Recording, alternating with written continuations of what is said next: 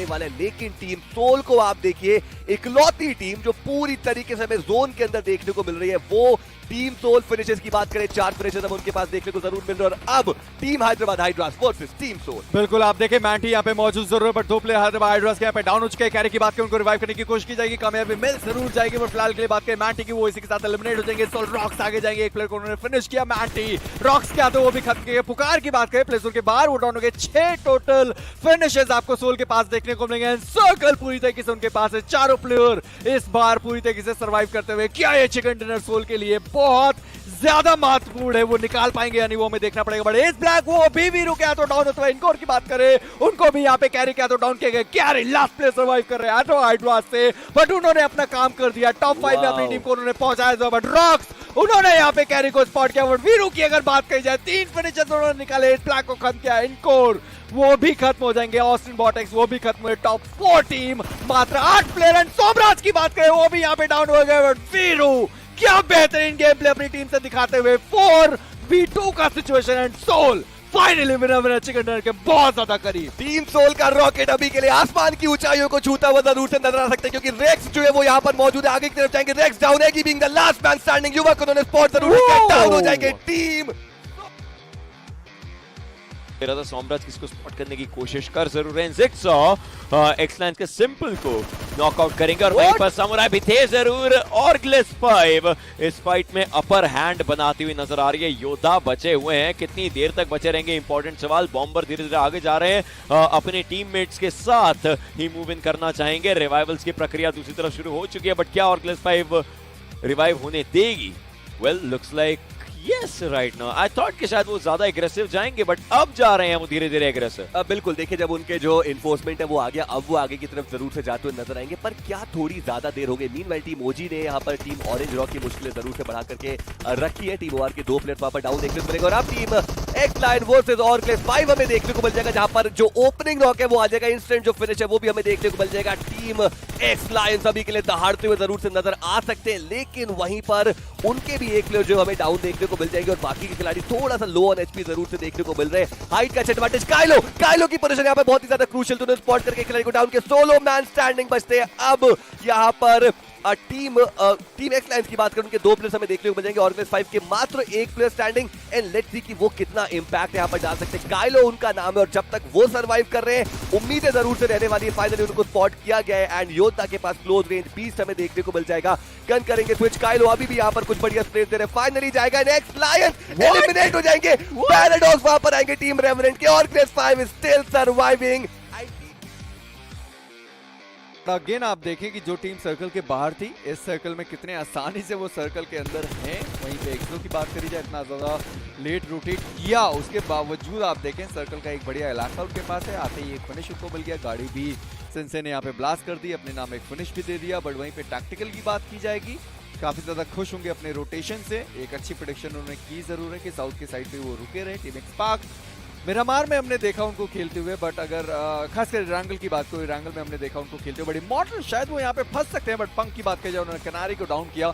चलिए एक्सो के जो बाकी प्लेयर्स थे, बढ़िया कवर फायर उन्होंने प्रोवाइड किया। दूसरी साइड पे और भी आरी के जो प्लेयर हैं वो आपको देखने को मिलने वाले। हीरो यहाँ पे मौजूद जरूर है। सनॉक में उन्होंने कोशिशें अच्छी करी थी, एक फिनिश उनको मिला था। किनारे की बात करी जाए, वो यहाँ पे डाउन है। एक्सो के प्लेयर रश करने की कोशिश करेंगे, बट इनकोर दूसरे साइड पे एनिग्मा सैगी को डाउन करेंगे। इसी के साथ इनकोर के हाथों ही सैगी खत्म हो गया। बट हीरो चलिए उनकी पोजीशन यहाँ पे रिवील हुई जरूर है। ग्रेनेड तो ज्यादा कुक कर चुके हैं, बट मुझे लगता है हीरो डाउन हो जाएंगे। डैमेज पड़ा जरूर था, बट वो ग्रेनेड अपने ही प्लेयर को डाउन करते हुए। और आप देखें 2 प्लेयर एक्सो के डाउन, प्लेयर्स की एचपी बहुत ज्यादा कम, पंक काफी ज्यादा दूर अपनी टीम से। एग्जैक्टली, और सामने जो रिवाइवल की प्रक्रिया है वो भी स्टार्ट हो चुकी है। लेट्स सी कि रिवाइवल इनका एग्जीक्यूट हो पाएगा नहीं। मीनवाइल वो जो बाकी के खिलाड़ी थे टीम आर स्पोर्ट्स के, वो भी यहाँ पर ज्वाइन करते हुए नजर आएंगे। पार्टी तो अब थोड़ा मुश्किल जरूर से हो सकता है टीम एक्सो के लिए, हालांकि एक प्लेयर को रिवाइवल जरूर से दिया जा चुका है। पंग जो है वो भी यहाँ पर क्लोजिंग करते हुए नजर आएंगे। तो इन्फोर्समेंट तो आ चुका है दोनों ही टीम्स का, और अब यहाँ पर जंग जो है वो बहुत जल्दी हमें छिड़ती हुई नजर आ सकती है। ग्रेनेड का भी के लिए इस्तेमाल किया जाएगा, थ्रोएबल्स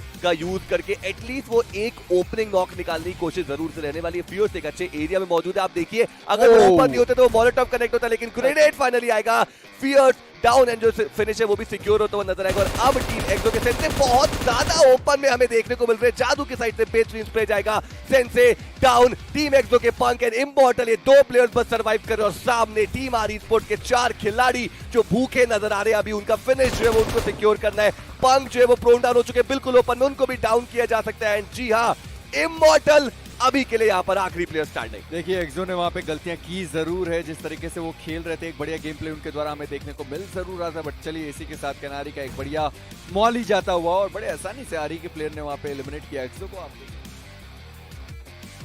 प्लेयर आराम से बैठे हुए हैं, लेकिन क्लच को लेफ्ट राइट दोनों डायरेक्शन में देखना पड़ सकता है। जो लो ग्राउंड टू हाई ग्राउंड की फाइट होती है कभी कभी दिक्कतों में आते हैं प्लेयर्स, लेकिन क्लच उन्होंने लेफ्ट हैंड साइड देखा नहीं। अब जाकर के देखेंगे यहाँ पर लेवी, उनके पास थॉमसन, 50 गोलियां रहने वाली हैं। नेट्स यहाँ पर किए जाएंगे बट एक नेट जाता है DT69 का, एक प्लेयर को डाउन करते हुए टैक्टिकल के, और साथ के साथ अच्छे ग्रेनेड यहाँ पर किए जा रहे हैं लेवी के द्वारा। वेल ये आखिरी नेड हो सकता है, कहीं ना कहीं ऐसा लगता है इसके बाद आगे ही मूव करने का चांस रहेगा। And well yes they are forward. जी बिल्कुल, but tactical again same situation, same कहानी उनके साथ भी रिपीट होती हुई। बैक टू बैक मैचेस उनके काफी खासा खराब गए हैं। अभी भी आप देखें कि वही वो जो मैचेस हैं वही चलते हुए आपको दिखाई देंगे। क्लच डाउन है, मोस्ट प्रोबेबली फिनिश किए जाएंगे। बट किड की बात करी जाए, वो सामने प्रोन्ड है T69, क्या उन्होंने देखा नहीं, उनको बिल्कुल भी अंदाजा नहीं शॉट्स कहां से है। बट किसी और ने जरूर उनको वहां पे स्पॉट किया। प्लेयर वो पीछे मौजूद थे, किड को स्पॉट करते हुए। वाइल्ड अकेले बचेंगे अपनी टीम से, और टैक्टिकल की एक बार फिर से सेम कहानी एलिमिनेशन के कगार पे। यहां अगर एलिमिनेट हुए तो आप देखें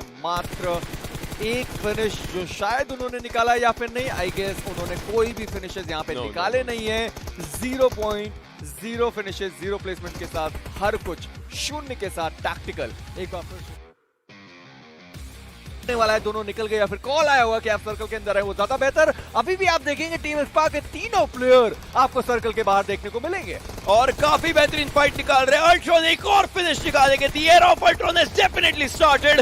मावी भी यहां पर पिक्स निकालेंगे एंड देखते ही देखते टीम एक्सपॉक्स सफाया करती हुई यूडॉक के प्लेयर्स का स्काउट QBU का इस्तेमाल कर रहे हैं। बट अल्ट्रॉन को यहां पर डाउन जरूर किया जाएगा। सुल्तान अब जाकर के खटक रहे हैं टीम एक्सपॉक्स पर, एक और प्लेयर को डाउन कर चुके हैं। Scout is the last one standing. काफी लो एचपी पर सुल्तान ने इजीली उनको पिक कर सकते हैं। देखिए कितना ज्यादा डैमेज यहां पर स्काउट को भी दिया जाने। टीम एक्सो का बैक टू बैक बढ़िया परफॉर्मेंस हमें देखने को मिलता है। वो फियर्स भी वहां पर बच जाएंगे। और आप देखिए एक प्लेयर जो नॉकड आउट थे उनका भी रिवाइवल मिल चुका है। तो चारों प्लेयर्स के साथ टीम एक्सो तैयार है लेट्स एक्सो करने के लिए। अगर हम बात करें टीम हैदराबाद हाइड्रास की, 2 खिलाड़ी उनके हमें देखने को मिल जाएंगे। जो मेजर मैन एडवांटेज है वो टीम एक्सो के पास जरूर से रहने वाला है, लेकिन उनको जाना पड़ेगा जोन के अंदर। एक्सो वर्सेस एनिग्मा गेमिंग, ये फाइट हमें जरूर से देखने को मिल सकती है। बिकॉज अगर एक्सो को यहाँ पे सर्वाइव करना है तो वो एक स्क्वाड को जरूर से वाइप आउट करना पड़ सकता है। लेट्स सी ये फाइट हमें कितनी देर में स्टार्ट होती नजर आएगी। But again team x park की अगर हम बात करें, काफी बढ़िया एक कंपाउंड है वो हमें उनके पास देखने को मिलेगा। स्मोक एक आएगा एनिग्मा के बिल्कुल सामने एंड वहां पर वो कनेक्शन बनाएगा नहीं। एंड टीम एक्सो के पंक अब वहां पर ग्रेनेड करेंगे। वो एक कंपाउंड में जितने भी जो स्लेट से हर जगह से वहां पर ग्रेनेड जाएंगे। सेंस से यहां पर ओपनिंग नॉक निकालेंगे। एनिग्मा के मात्र 2 प्लेयर्स सैगी एनेगी। लेट्स सी यहां पर क्या 2v4 आएगा या फिर टीम एक्सो जो है वो इस फाइट को जीतते हुए नजर आएगी। एक बढ़िया क्रॉस एयर जो है वो वहां पर बिठा करके उन्होंने जरूर से रखा, एक प्लेयर को डाउन करेगा। और एगी जो है वो सोलो मैन स्टैंडिंग, पंक को भी उन्होंने डाउन किया। Eggy is still surviving, the hopes are still alive for Enigma gaming. Revive करने के लिए जा रहे हैं। टीम एक्सो की बात करें तो अब वहां पर जो एक खिलाड़ी बचते सेंस से उनको यहां पर क्लोज इन करना पड़ेगा। रिवाइव के लिए जाएंगे। जी हां, ये भी अब एक रिवाइव के लिए जा रहे हैं, लेकिन ऊपर रिवाइवल पहले एग्जीक्यूट होगा। ऊपर रिवाइवल पहले होगा, प्लेयर्स नीचे आ सकते हैं, लेकिन यहीं पर एगी को आप देखिए पीछे की तरफ कूद के पीछे है। दोनों प्लेयर्स यहां पर हैं जरूर फाइट लेने के लिए। एक्सो को बाहर का रास्ता दिखाते हुए एनिग्मा के players, what a brilliant move, what a brilliant move, काफी बेहतरीन तरीके से। और रेक्स यहां पर खुद को हील अप भी करना चाहेंगे, उनको फर्स्ट हिट मिल जाएगी। लेकिन यहीं पर टीम एक्सपाक आगे जा रही है। ये स्पार्क अब तो नहीं रुकना चाहते। एनिग्मा के प्लेयर्स आउटनंबर्ड है, 3v2 का सिचुएशन। रेक्स के पास हील करने का समय है या नहीं, वो भी एक इंपॉर्टेंट सवाल बन जाता है। और एगी खुद को 75 एचपी पर लेकर के जाएंगे, रेक्स खुद को 75 एचपी पर लेकर के जाएंगे। गिल को थोड़ा सा पीछे रखा गया है। अल्ट्रॉन और मावी पूरा तैयार है फाइट लेने के लिए। थ्रोएबल्स इस समय शायद ना हो, बट फाइट लेने का पूरा स्टांस है। एगी को डैमेज जरूर दिया जाएगा। और इस सर्कल के अंदर बहुत कुछ बदल सकता है। आखिरी जोन शुरू हो चुका है, 9 सर्कल रहेगा ये। एक्सपार्क यहां से पॉइंट्स उठा सकती है, एनिग्मा यहां से पॉइंट्स उठा सकती है। दोनों में से जो भी टीम पहले जाएगी 12 पॉइंट्स उनको मिलने वाले हैं। लेकिन क्या कोई थ्रोएबल प्लेयर्स को मिल रहे हैं? ओ, एक स्टन बैन, जो कुछ भी है सब कुछ फेंका जाएगा यहां पर अपने ओपोनेंट्स के लिए। लेकिन उसके बाद भी कोशिश यही बनती है, एक और स्टन का इस्तेमाल किया जाएगा। क्या ये स्टन सच में जाकर लेगा किल? नो, उनके ऊपर स्टन यहां पर लगा नहीं है, अभी भी उनकी विजन प्रॉपर है। बट एगी, क्या वो तैयार है आगे फाइट लेने के लिए? वेल, दोनों प्लेयर्स ने एक दूसरे को देखा, गिल और रेक्स ने, गिल और एगी ने। गिल को डाउन किया जाएगा 2v2 में। इस पूरी फाइट को लेकर के आ चुके, बट रेक्स को यहां पर खुद को हील अप भी करना पड़ेगा। जैसे ये प्लेयर्स आगे जाएंगे, they have to go all in. M4 यहां पर एगी के पास, M4 यहां पर रेक्स के पास, हेलमेट पूरा का पूरा डैमेज इस प्लेयर का, बट ये गोलियां पड़ती है मावी की तरफ से। और एक आखिरी प्लेयर एनिग्मा को डाउन किया जाएगा। टीम एक्सपार्क वेल, अभी भी वो फाइट लेने के इच्छुक हैं, अभी भी वो फाइट लेने के लिए जा रहे हैं। अभी भी आप देखें 247 वो भी रुकी हुई है, रेकनिंग वो भी वहां पे रुकी रहेगी। बट एक्स की बात करी जाए, वो यहाँ पे डाउन रहेंगे। स्लेयर वो भी डाउन हो चुके, मुझे लगता है बॉट जो थे, बॉट स्लेयर वो खत्म भी हो जाएंगे। और पूजा इसी के साथ अब्रार के द्वारा डाउन किए गए। मैक्सी की बात करी जाए, उनको भी यहाँ पे डाउन किया जाएगा। अगेन 3v3 की एक प्रॉपर फाइट चलती हुई, मुझे लगता है जोन से बहुत ज्यादा डैमेज पड़ने वाला। मिस्टर स्प्रे आगे जाने की कोशिश, पनिश किए गए। 2 प्लेयर यहाँ पे डाउन हो चुके। स्क्रिल्स एंड अब्रार मोस्ट पर भी 2 प्लेयर सर्वाइव करेंगे। एंड क्लोज रेंज में यूएमपी का कोई जवाब नहीं। अब्रार पीछे जाने की कोशिश कर रहे थे, नाकामयाब। स्क्रिल्स आखिरी प्लेयर अपनी टीम से सर्वाइव करते हुए एक बार फिर से रेकनिंग ई स्पोर्ट्स का बहुत बड़ा खराब डिसीजन और एक बार फिर से खराब प्रदर्शन उनका इस मैच में। ये रिवाइवल जो यहाँ पर मिल रहे हैं, जरूर से एक टर्निंग मूवमेंट हो सकता है। लेट्स सी यहाँ पर क्या होने वाला है। स्क्रिल्स फिलहाल यहाँ पर रिवाइव देने के लिए जाएंगे। और अब आप देखिए 247 के जो एक खिलाड़ी है वो ऑलरेडी जोन को प्रायोरिटाइज कर चुके हैं। तो राहुल वर्सेस यहाँ पर मैक्सी एंड स्क्रिल्स हमें देखने को मिल जाएगा। एक 1v2 का कॉम्बैट हमें देखने को मिल रहा है। ये एक अच्छा डिसीजन जरूर से रहने वाला है। 247 का एक प्ले को स्पॉट के डाउन किया। 1v2 247 राहुल वहां पर एक 1v2 क्लच करके जाएंगे। अब उनकी हेल्थ देखिए सर्वाइव नहीं कर पाएंगे, बट 2 फिनिशेस अपनी टीम के लिए उन्होंने बटोरे जरूर से है। एंड मेंटल यम की बात करें, वो ऑलरेडी जोन के अंदर। जी बिल्कुल। बट नेक्स्ट सर्कल आप देखें, नेक्स्ट सर्कल किसी के पास नहीं है। सभी को इस वक्त ओपन में आना है, खासकर स्काईलाइट। इनको तो काफी ज्यादा ओपन में निकलना पड़ेगा। बट वहां पे आरआईपी बीजो के जो प्लेयर है मुश्किलों के लिए बढ़ चुके हैं। सेंसे का ये ग्रेनेड, क्या गॉडल का खात्मा बन सकता है? चलिए थोड़ा सा दूर गया, चलिए दूर गया, फर्क नहीं पड़ता। क्लच गॉड डाउन, जी गॉड एक बार फिर से इकलौते प्लेयर जो अपनी टीम से सर्वाइव करेंगे। सेंसे जा जरूर है वहां पे। फ्लिक वाइटी जो आखिरी प्लेयर बचे हुए थे उनको डाउन किया गया। 10 प्लेसमेंट पॉइंट तो गॉडल को मिलने ही वाले हैं। बट जी गॉड वहां पे क्लच गॉड को रिवाइव करने में कामयाबी उन्होंने हासिल की। क्लच गॉड एक बार फिर से सेंसे के द्वारा डाउन किए जाएंगे। जी गॉड लास्ट प्लेयर अगेन अपनी टीम से सर्वाइव जरूर कर। आप सेंसे को देखें, काफी ज्यादा दूर अपनी टीम से निकल चुके हैं। मोस्ट प्रोबेबली स्काईलाइट के हाथों वो डाउन होते हुए दिखाई दे सकते हैं। बट पंख पीछे मौजूद थे। गमला बॉय को डाउन जरूर किया गया। बट आप सोमराज को देखें, कितना ज्यादा दूर निकले कम से कम सर्कल के अंदर। It's God like versus Skylight gaming and team x. जो लेट्स सी यहां पर क्या होने वाला है। जी गॉड को एक बार फिर से डाउन किया जाएगा, लेकिन स्काईलाइट गेमिंग अभी के लिए प्रबल दावेदार इस पर्टिकुलर मैच में। विनर अच्छे कंटेनर निकालने के लिए फियर्स को भी वापस स्पॉट किया जाएगा सोमराज के द्वारा। क्या बढ़िया ऑफ गार्ड एंगल उन्होंने क्रिएट करा। देखते देखते गॉड लाइक का सफाया। टीम एक्सो वर्सेस स्काईलाइट गेमिंग, हमें ये आखिरी फाइट हमें जरूर से देखने को मिल सकती है। इट्स अ 2v4 जहां पे जो पोजीशन है वो भी पूरी तरीके से रिवील्ड है। टीम एक्सो के खिलाड़ी की पंख जो है, जो कि डाउन थे, उनको यहां पर फिनिश ऑफ किया जाएगा। और अब धीरे धीरे जो प्रेशर है वो बिल्ड होता हुआ सेंसे को स्पॉट करके डाउन किया जाएगा। Fear being the last man standing. एक 1v4 काफी ज्यादा मुश्किल स्थिति में वो जरूर से नजर आ रहे हैं। एंड लेट्स सी कि क्या यहां पर हमें कोई क्लच आता हुआ नजर आएगा। लेकिन जोन का जो प्रेशर है वो भी आएगा, इसलिए उनको टेक डाउन किया जाएगा। Skylight gaming well they will be taking that winner अच्छे कंटेनर। जिस चीज की हम बात रहे थे, अब इसमें देखिए उनकी कोई गलती नहीं, लेकिन उनके ओपोनेंट को पता है कि हमें कहां से शॉट पड़ सकते हैं। और वहीं पर सुपारी गैंग इस बार तो अच्छी शुरुआत करती है। 7C के प्रिंस को नॉक किया जाएगा, फिनिश भी करेंगे। बट योद्धा गिर के नॉक हो गया और मुझे नहीं लगता कि वापस कोई जाएगा उनको बचाने। लेकिन निखिल के ऊपर रश होता हुआ 7C के प्लेयर्स ऑलरेडी आ चुके हैं। मेजी यस बिल्कुल। बट स्प्रे गॉड को आप देखिए, डैमेज काफी ज्यादा हो चुका है। ग्रेनेड को करने की कोशिश, इतने ज्यादा ओपन में अलादीन आने की कोशिश कर रहे थे। बट चलिए निखिल को वहां पे स्पॉट किया गया था, डैमेज दिया गया। बट डी सिंह पीछे मौजूद थे कवर फायर प्रोवाइड करने के लिए। निखिल की बात करें, वो नीचे जरूर आए, उन्हें पता है कि यहाँ पे ऑलरेडी एक प्लेयर आ चुका है। स्प्रे गॉड की बात करी जाए, देखते पीछे निकलते हैं, फिर फाइट लेने के इच्छुक वो हो सकते हैं। चलिए दोनों जो प्लेयर बचे हुए थे वो आ जरूर चुके हैं। बट सारंग की बात करें जाए, उनको पीछे से भी शॉट पड़ने वाले हैं। डैडी आएंगे, उन्होंने सारंग को यहाँ पे डाउन किया। स्प्रे गॉड अकेले बचे हुए हैं। ऐसा लग रहा है कि 7C को समझ नहीं आ रहा ओशन कि उन्हें एक्चुअली में करना क्या है। स्प्रे गॉड को आप देखें, पहले वो नीचे थे, उन्होंने हील किया, वो दूसरे साइड पे गए, अगेन उनको डैमेज पड़ा, अगेन वो ऊपर की साइड पे फिलहाल के लिए हील करा। बाकी जो इनके तीसरे प्लेयर आए थे सारंग और अलादीन, उनको तो सच में भी नहीं पता चला कि उनको करना क्या, और मुझे लगता है 7C का जो खात्मा है वो हमें देखने को मिलने वाला है। यस बिल्कुल, अगेन सेम चीज, मौली आपको लगी हुई है, अगेन आप मौली के अंदर और ज्यादा जा रहे हो।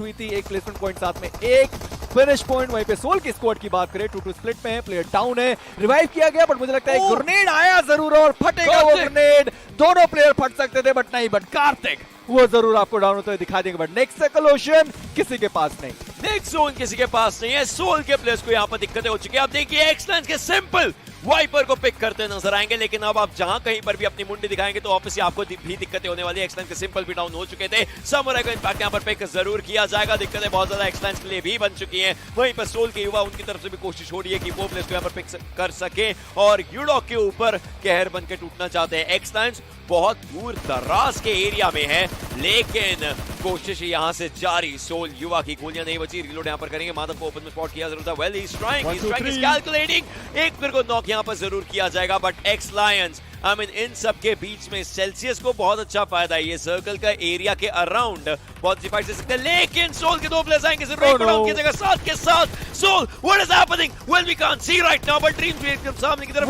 डाउन करेंगे प्लेयर को। What just happened? Dreams, what a dream he is living right now. But Veeru एक प्लेयर को पिक करेंगे, आखिरी प्लेयर सरवाइव करता हो वीरू यहाँ पर। Rocks does even have HP on him. बिल्कुल दिखाई तो नहीं दे रहा, बट चलिए कम से कम अब जरूर दिखाई देने वाला। बट सेल्सियस के जो प्ले डाउन है, एटलीस्ट उनको यहाँ पे फिनिश किया जा सकता है। बिल्कुल जो प्ले डाउन से खत्म किया गया माधव, वो भी खत्म हो चुके। ड्रीम फिनिश हो चुके, सोल के पास 5 फिनिशेस हैं जरूर, बट कार्तिक को आप देखें अभी भी ग्रेनेड्स करे जा रहे। वीरू एचपी कम है, वहां पे अपने आप को हील करना पड़ेगा। मैक्स वो भी खत्म हो चुके। युवा वो ग्रेनेड पटा विक्सी का, वो भी डाउन हो जाएंगे। मैक्स का वो जो फिनिश था वो एक्चुअली में योद्धा ने चुराया है। रॉक्स वो भी योद्धा के द्वारा डाउन किए जाएंगे। क्रेजी की बात पे वो भी डाउन है। रॉक्स खत्म हो चुके। मुझे लगता है last player Veeru most probably अपनी टीम से सर्वाइव करते हुए इस वक्त दिखाई देंगे 5 फिनिशेस के साथ।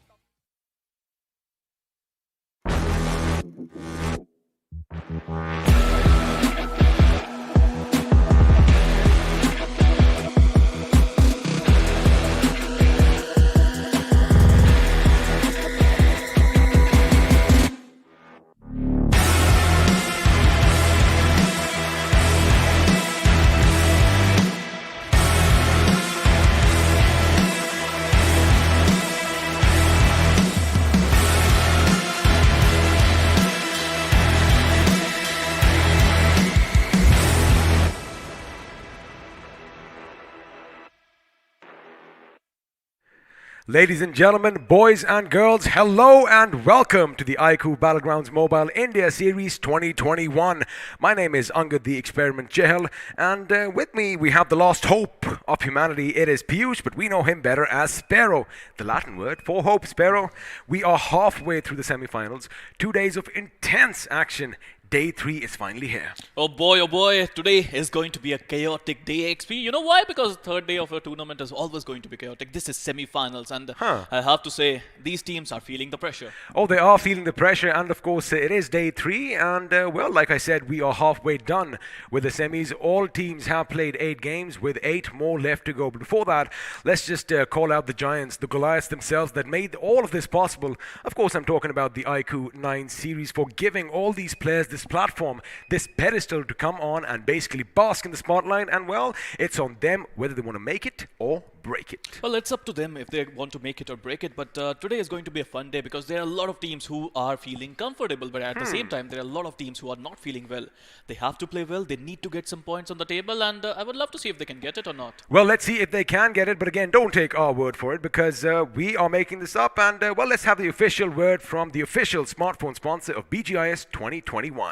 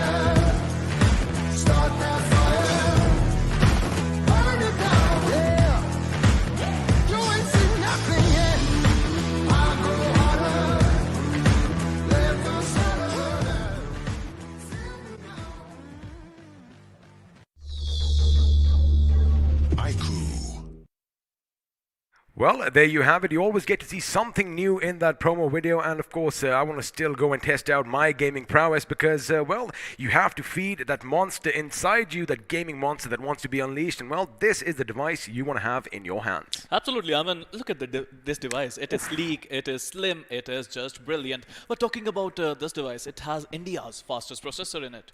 It has India's fastest processor. If you thought that, the one before this was fast, which, by the way, it was, this one is going to throw that out the water because, well, we are using the Snapdragon 8th Gen 1, which, like my friend Sparrow mentioned, is the fastest available in the country as of now. Of course, the wattage has been increased to 120 flash charge, which means, well, you go from 0 to 100 real quick and, well, 18 minutes to be precise. Well, 0 to 118 and 0 to 50. If you're in a jiffy, if you're in a hurry, you can charge your device to 50% in under 6 minutes. 6 minutes? Yes, 6 minutes. Wow.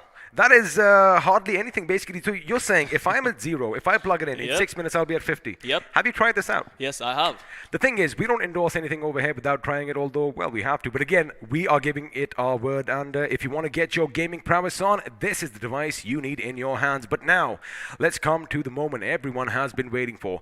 It is day 3, and, well, the action is going to be breaking out sooner or later. But again, let's find out what all this fighting is for. Why are we trying to put each other in the ground? Well, a lot of money is involved, and yep, just blink twice because that is a lot of zeros. 1 crore is the total prize pool here, Sparrow. And you've become the champion, you're going to get 50 lakh rupees. Number second, if you come second, you will get 25 lakhs. Number third, if you come third, you're going to get 10 lakh rupees. But alongside that, there are a lot of other prizes to be won as well. XP, if you become the most valuable player of this tournament, you are going to get 1 lakh rupees. I mean, of course, you do have all those individual prizes because although this is a team game, well, you sometimes have some standout individual performances, and for that we of course have the Lone Ranger as well, the Rampage Freak, most finishes by a squad, and the Redeemer. And all these coveted titles, they have 50,000 rupees attached to them. So again, if you do finish first, well, you still have chances to make a lot more money. And now, speaking of money, let's have a look and see how all the teams are going to compete against one another because Sparrow, the name of the game is get more points than your opponents. Well, absolutely, you need points, and to get points there are 2 ways. Either you finish your opponents, or either you survive and get those 15 points. Of course, if you get the chicken dinner, you're going to get 15 total position points. Number 2 will get 12, number 3 will get 10, 4, 8, they will get 6, 4, 2, 1 as mentioned on your screen. But XP, to be honest, I think it's all about getting those finishes as well. You need position points, you need finish points, and if you can get both, you're going to be a champion. I mean, normally you can do with either or, but the thing is, if you want to make sure you have that top spot, then of course you need a balance between both. Now, we have mentioned points. Let's have a look and see where all the fighting is going to take place, because if you have a look at the schedule, you will see that Erangel is going to be where we start things off, and as I love saying, you better know your A, B, and C's. Well, you need to know about your A, B, and C's. And talking about match number 2, we are going to witness Miramar, then we'll see Erangel once again, then we'll see Sanhok, Miramar, Erangel again. And I have to say, XP, all these groups, today is going to be so much interesting. Today is going to be important for every single one of these teams, because a lot of these teams, they won't like to be in bottom 8 after the day number 3. I'm pretty sure it's not a lot of these teams. All the teams would not like to be at the bottom, but again, we did kind of see a trend when we went from day 1 to day 2. Now, day 1, whichever team were on page 3, remember, 24 teams are competing for just 16 positions in the grand finals, and we had a little bit of an upside down yesterday. The tables were turned as a few names, I'm going to say it out loud, Team Xbox and Seoul were at the bottom, but look at where they are now. So if your favorite team is at the bottom, well, chances are they could just come back up. And you know what? Let's just actually throw some light on what happened yesterday, because day 2, boy oh boy, we had some explosive games right from the beginning. Well, there are 4 teams, I think, who played really well yesterday, and they were not able to play well on the first day. But let's have a look at overall standings. Don't trust me, trust the numbers. And here you go. Talking about numbers, we have Skylights Gaming at number 1 with total 111. They do have those 1-on-1 points. Of course, 2 chicken dinners in hand is going to be handy as well. Coming up in second, and a big leap, I must say, is Team XO with 102 to their names. Now, OR Esports are in third with 89, Godlike in fourth with 88, and well, fifth and sixth are going to be shared as far as the points go. But the Hyderabad Hydras, they are going to have an advantage because, well, we are going to give precedence to position points over finish points. Well, day before yesterday, they were in the bottom 5. Yesterday, it was a brilliant day for Hyderabad Hydra. They They managed. comeback. The comeback is real, and we all love a good old comeback story, and Hyderabad Hybras is writing that story. Meanwhile, talking about number 9 on the second page, we have Team Enigma with 66 points, and Udog India at number 10, 11. We got Tactical Esports with a couple of chicken dinners to their name. Number 12, we got Reckoning, again a team who managed to make a comeback.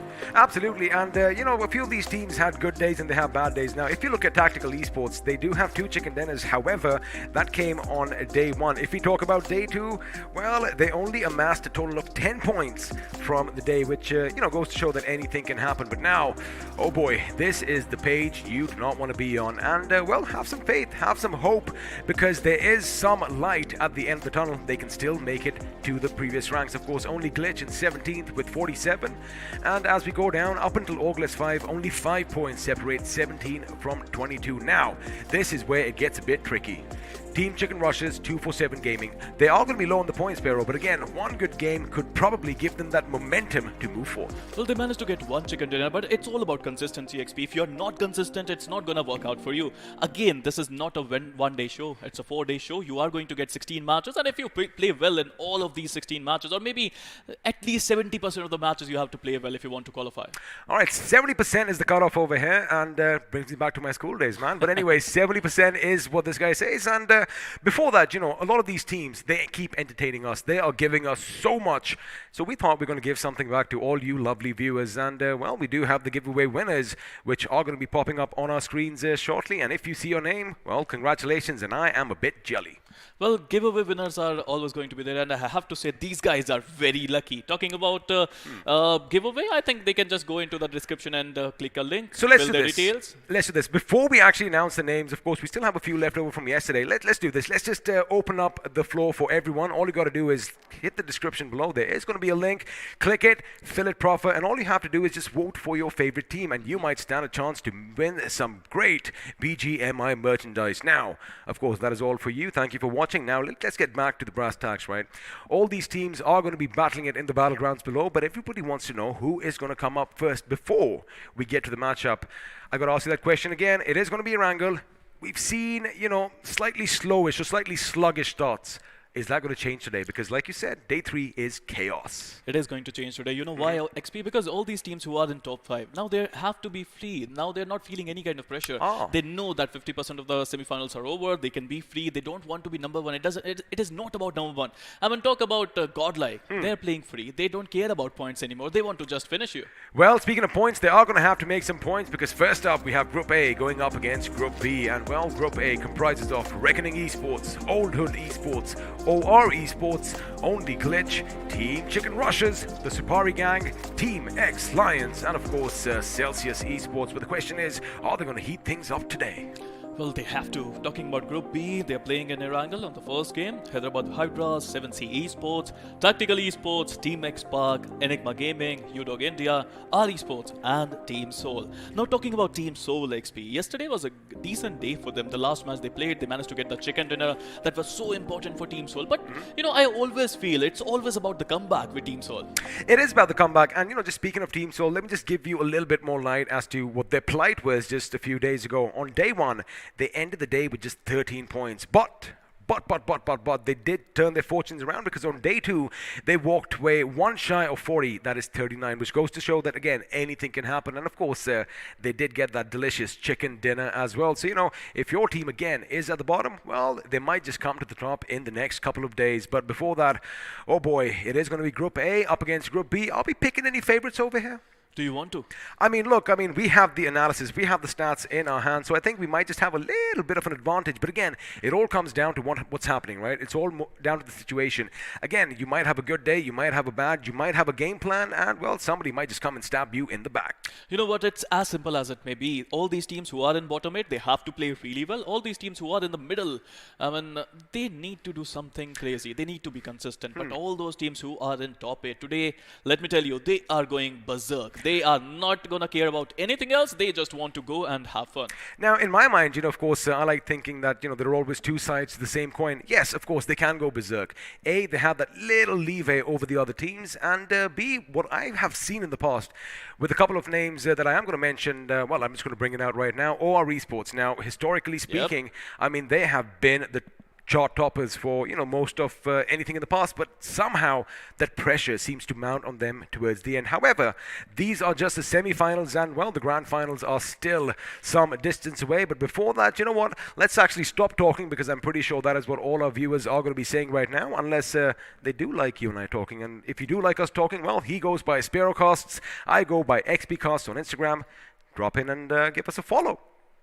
Well, of course you can do that. I mean, come on. I have to do that. I have to do that. mean, look at this gentleman. Look at the beautiful tie shirt and the trousers. You have to follow XPcast. Meanwhile, talking about the match, it is Erangel XP. It is going to be the match that everyone loves, right? Every single player, if you ask them, Erangel is the basic map. They love it. It's beautiful. It has everything. It has bridges. It has mountains. And believe me when I say that, they're going to break those bridges. They're going to blow those mountains. They're going to finish those compounds, because they need to have some chaos. They need to have some points. Oh, I am not going to go against you at that. But before that, let's just do one thing. Before all the chaos, before all the death and destruction is going to ensue in Erangel, let's just have a look and see how it looks like without any life on the island. Well, you'd not want to be packed up and shipped off in a container like we see just right over here.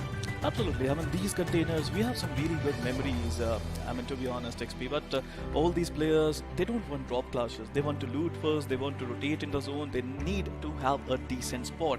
Apart from Godlike, of course, I mean, they don't care about it. See, Godlike, they have this mentality, right? As soon as they have sufficient loot, and for them, sufficient loot is basically a gun with some ammunition. I mean, let's be honest about it. A ban, maybe. A ban, maybe, but, you know, I mean, yeah, actually, they can still ban the opponents, because what they like doing is they like going on the prowl. They like going on the hunt, and if they hear some commotion in the distance, well, chances are if you're fighting with the team, you better watch your backsides, because Godlike just might be there. Look, we are talking about Godlike, we are talking that how aggressive they are playing, but you know what they are doing? They are trying this lobby. They are practicing. Oh yeah. They're not looking to bully anyone. They are learning from it. It's a strategy-based gameplay, and Godlike is doing just that. See, I love the fact that you have just the right things to say about Godlike, but again, you know, that comes from experience, because you and I have experienced their gameplay as well as, you know, the experience that the players have on their own. So yeah, all of that definitely makes a difference, and chances are in the finals they might just do something different. But for now, ladies and gentlemen, boys and girls, the game is about to start, because, well, the Big Bird is going to take to the skies, and well, the weather is going to be nice, clear and sunny, and the temperature is about 27 degrees now. Go, Capitan, where are we flying to? We're flying from the Sosnovka military base towards shooting range. I mean, this is going to be a really nice plane path for a lot of teams who likes to go towards Jojopol Hospital, Gadka, Kuwari, Ferry Pier and Primorsk, including Pochinki School, Rozhok and maybe Severny. But all these teams who wants to go to the eastern shore, it is going to be difficult for them. They need to travel a lot of distance if they want to go there. Well, lucky for them, the map is littered with all these amazing vehicles, and sooner or later you are going to see some Koenigsegg's, you're going to see some McLarens, even some Teslas, because, well, we all love our skins. But for now, if you talk about dropping off, the X-Lions are going to be dropping off, and it looks like they are heading straight down, because they do like dropping towards the southern aspect of the Sosnovka military base, while Enigma are going to be heading towards the military compound itself. Keep an eye on another team in the mix.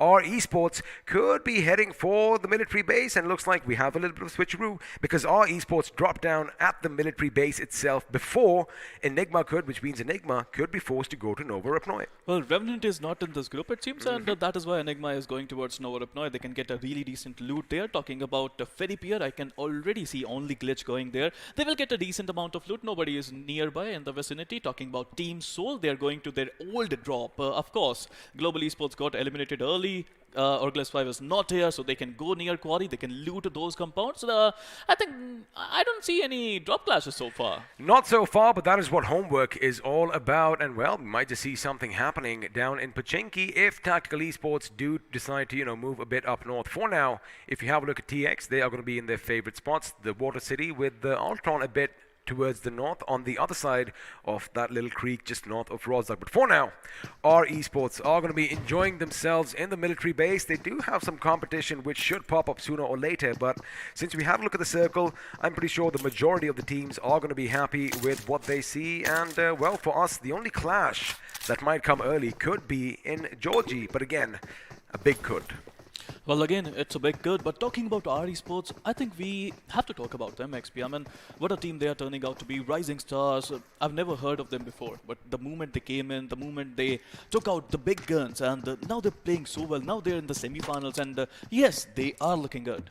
Let me tell you something about our esports. Again, we weren't expecting something from a team that, wasn't as well known, but when the Canary sings the song of death, well, a lot of things can happen. On day one, our esports ended the day in the third position, Sparrow, with 53 points to their name, and well, that is of course going to help them move up the ladder. Now, if you talk about the overall standings, as of right now, they are going to be in the sixth position with 71. So, if you talk about day two, it wasn't as flamboyant as one would have expected because they only got 18 points. But again, you have some good days and you have some bad. Now, talking about points, Hyderabad Hydras on your screens. What a comeback with 71 to their name. Beautiful comeback. I mean, after day one, they were distraught. I had a word with a lot of players there, and they told me that they will make a comeback. And here you go, man of their words, it seems. They managed to make a comeback. Now they're looking good. Now they can be aggressive. You know what? It's an aggressive team. Their natural gameplay is quite aggressive, and I think today they can play like that. They probably could. And something interesting that, of course, we did see on our map is because, we did kind of expect Enigma to head towards Nova Ruknoy, as you did mention. But what seems to have happened is the circle actually did form when they were mid-drop. And because of that, they've actually kind of changed it. Thank you so much. That was perfect timing. Have a look at that. They have pretty much moved up to the main island near Milta, which means, come what may, they still have a little place in this new circle. But that could also mean sooner or later, they could go up against the Chicken Rushes, or, beg your pardon, Celsius Esports, as Dreams, well, he is getting a bit too close for comfort for Sagi. And on the other hand, we have 7 Seas nearby as well. So, we could see something break out soon. But the question is when, because as we are approaching, wait a second, looks like something has happened because the X-Lions roared and, well, someone just went down. And the Lions are rushing as well, XP. They're not shying away from this challenge. Meanwhile, Jadoo, who's known for his survival instinct, is gone. He is already, I think, eliminated early on in the game. Meanwhile, Team R Esports, we were talking about them, not a good start for them. All 3 of their players, they have to do something. Meanwhile, let's revisit the action. Let's have a look at the show. Yes, let's do that because although Jadoo is down, let's see if the magic has fizzled out because have a look at these shots. Mother from distance, he spots him. He has that M16, the burst fire comes in, but it's going to be a DP28 that finally puts him down. And well, as a result of that, the team we were talking about are going to have an early casualty, and now Canary, Rockstar and Hero are going to be a bit on the back foot. I mean, to be honest, that's how Lions attack, right? They wait for you, they look for the opportunity, and all 4 of them shot at the same time. So there was no option RE Esports Jadoo to survive there. Meanwhile, talking about Enigma, you were talking about the rotations.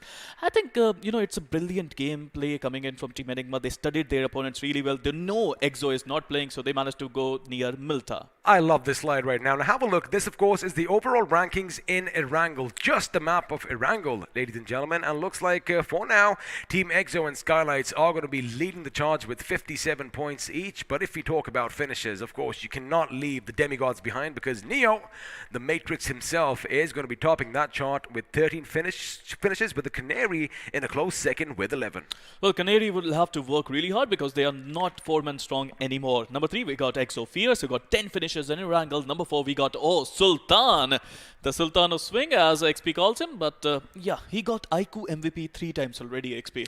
I think this could be his day, it seems. Oh, absolutely. I mean, you don't name yourself Sultan unless you definitely feel like a king, or, well, that might be your God-given name. I guess he is using it to perfection. Now, 3 times MVP, well, he has the treble. Let's see if he can do a lot more because I think you and I, we both know that he definitely can. For now, Team X-Spark, boy, oh boy, looks like they did need that little bit of a push yesterday from us because ever since then, A, they won a chicken dinner, and B, the next game, although they didn't get the chicken dinner, they still finished in the number 1 spot at the end of the game. Let's see if they are going to carry that momentum, if they are going to carry that confidence forward in this one, as Ultron is making sure he parks his car so that no one around can see him. No, it's all about teamwork, about Team X-Spark. If they want to win, they need to perform. All 4 of them needs to perform really well. Meanwhile, we talk about Scout a lot, we talk about Mavi a lot, but I think it's time we talk about Gil and Ultron. These 2 players are just as incredible as the rest of them, and I would love to see if Ultron can come back in form. They already got 6 finishes in the last game yesterday.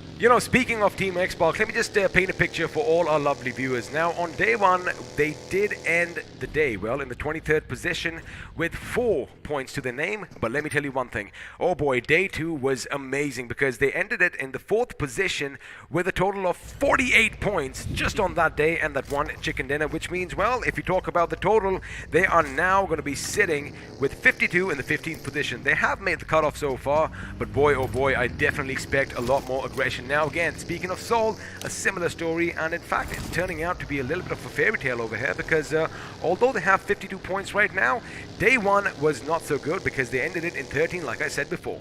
Well, every day they come here, every day they try to perform. A lot of fans are behind them, a lot of expectations are behind them. But on other thought, let's have a look at this fight. Meanwhile, RE Sports, they found Enigma players, but I think these are just ceasefire signals are going on right now. Well, looks like a ceasefire might just be called in some time because the enemy has run away for now, but of course they are letting them know, hey, we might be a 3-man squad, but we are still here and we are packing quite some heat. Now, of course, our esports are going to fall back just a little bit, making sure they capitalize on all these buildings. Of course, this double-story blue building is somewhere where I would love heading because you can have a good lay of the land, and if the Lions are going to be coming behind them, well, they might just get shot at first elsewhere. Enigma Gaming realized that, that place is already occupied, which means, well, they are going to move further inland, and judging by the map, oh my goodness, perfect timing. For now, they don't have any opposition in their wake, but the thing is, where is that first circle going to go? Because, well, that is going to dictate whether they're going to stop anytime soon elsewhere. You do have a look, a few teams are going to be on the move as well, but I do expect something happening with Seoul because they are so dangerously close to Old Hood Esports. Or is that, oh well, I beg your pardon, wait a second, I don't want to confuse myself. Yes, it is also the esports. But look at the zone there. I mean, Erangel is filled with surprises. Every single time we see Erangel, we see something like this.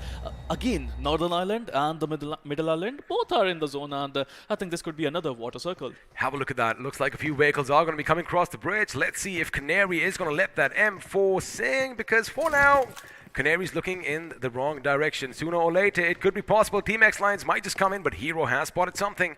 And looks like for now, the Lions have only taken damage from the blue zone. Now the question is, from his Eagle's nest, or rather from the nest of the Canary, is he going to lay down some shots and, well, start an engagement? Or are Team X Lions going to take the path that his teammates have taken and, well, just escape to safety? This is a right move coming in from X Lions, I have to say. I mean, they managed to make the right decision. They have to enter the zone. Some shots were fired. I would love to see Yoda is going to survive this one, and I think he would be able to survive this these gunshots from RE Sports. Talking about RE Sports, they lost a player early on in the game, and now with 3 players still surviving, they need to focus on the zone. Oh, they need to focus on the zone, but of course, there still is a lot of real estate on the eastern front of this new circle. However, for now, Hyderabad Hydras driving dangerously close to Seoul. I would have expected one of the Seoul members to actually shoot because he is riding shotgun with his buddy, but it looks like Striker just struck some fair in them as he is going to drive past without any bullets on that beautiful paint job. And you know what? I wouldn't blame them. I mean, nothing should happen to that Carrera, and if it does, well, it could be problematic. But the thing is, wait a second. I think I got it wrong. That's his camera. Yep. For a second, I was like, wait a second, that does not look like a Porsche. But anyway, coming back to the game, that car we all know, that is the McLaren 570S. Of course, this isn't a racing game. I should concentrate more on the fighting. And well, speaking of fighting, shots are being fired as teams are going to come close to one another. There you have it.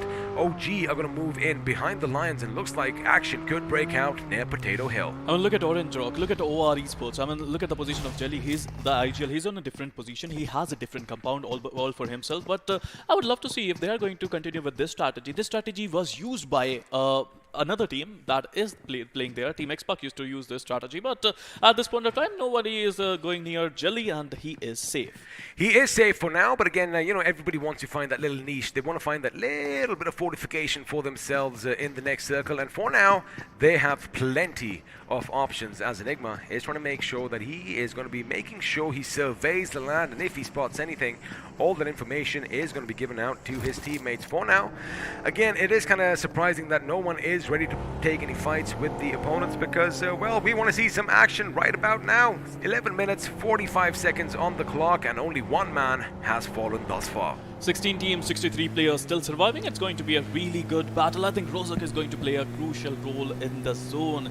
It's in the 100%. I think the next circle could be on Rozok, and believe me when I say that Rozok, the chaos that is going to happen there is going to be immense. Orange Rock, beg your pardon, OR Esports, I think they have a brilliant spot in the zone. And you know, even if the zone goes towards the northern region, I mean, Jelly is there, they can easily rotate towards him. And also keep one thing in mind, you know, Jelly is going to be making sure in case they need to shift up north, well, we're going to find out in about 5 seconds. I do believe Rozok is still going to be in play. It's going to be a northwestern shift, if we are not mistaken. Well, I'm completely wrong. Rozok is still in, and this time we are going to move to the southeast, which means Enigma Gaming are in the dead spot center for all the action to come for now. Or they do realize that, wait a second, the zone, well, although it still is in our favor, they want to make sure that they go and take the fight to Enigma Gaming. And for now, looks like action could break out. Ace Black in that black matte car over there racing behind his opponent, but looks like Jelly might just get out. Jelly might just shoot, and well, there's only so much little space for him to get those bullets in, but looks like Manti is going to be taken down. That could be problematic as Wexy and Evo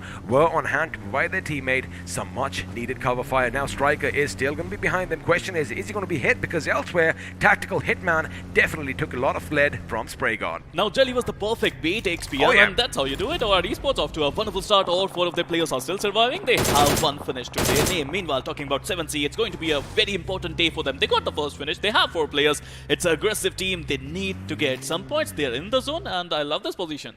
It's a lovely position, absolutely. And of course, you know, they are in prime position. But for now, let's have a look and see what's happening. Carry is going to be taken down as well. Wexy is going to be on hand with that AK. Aces Black is going to go down as well. Oh my goodness, they just lost the ace up their sleeve, and now it could be problematic for Hyderabad Hydras. Looks like we might just see another day of, well, not so flashy gameplay in the beginning and a comeback later on. Elsewhere, looks like Soul is taking the brunt of an attack from UDog, who are definitely Fearless, as Fearless is going to take the better of Rocks, and looks like they are down to one man. Viper down on his knees, but the question is, where is his teammate? Well, Viru is a little bit far away, and he is not going to be able to help his teammate out right now. But let me bring up Viru. There you have it, perfect. He is in, well, pretty much between a rock and a hard place, because although he has UDog behind him, well, looks like we do have OH creeping in from the north. Now it's time for Viru to use the I'm not here strategy. He needs to calm down. He needs to be, I think a lot of his points should be of position points. He needs to be calm, relaxed, and wait for his chance to come. And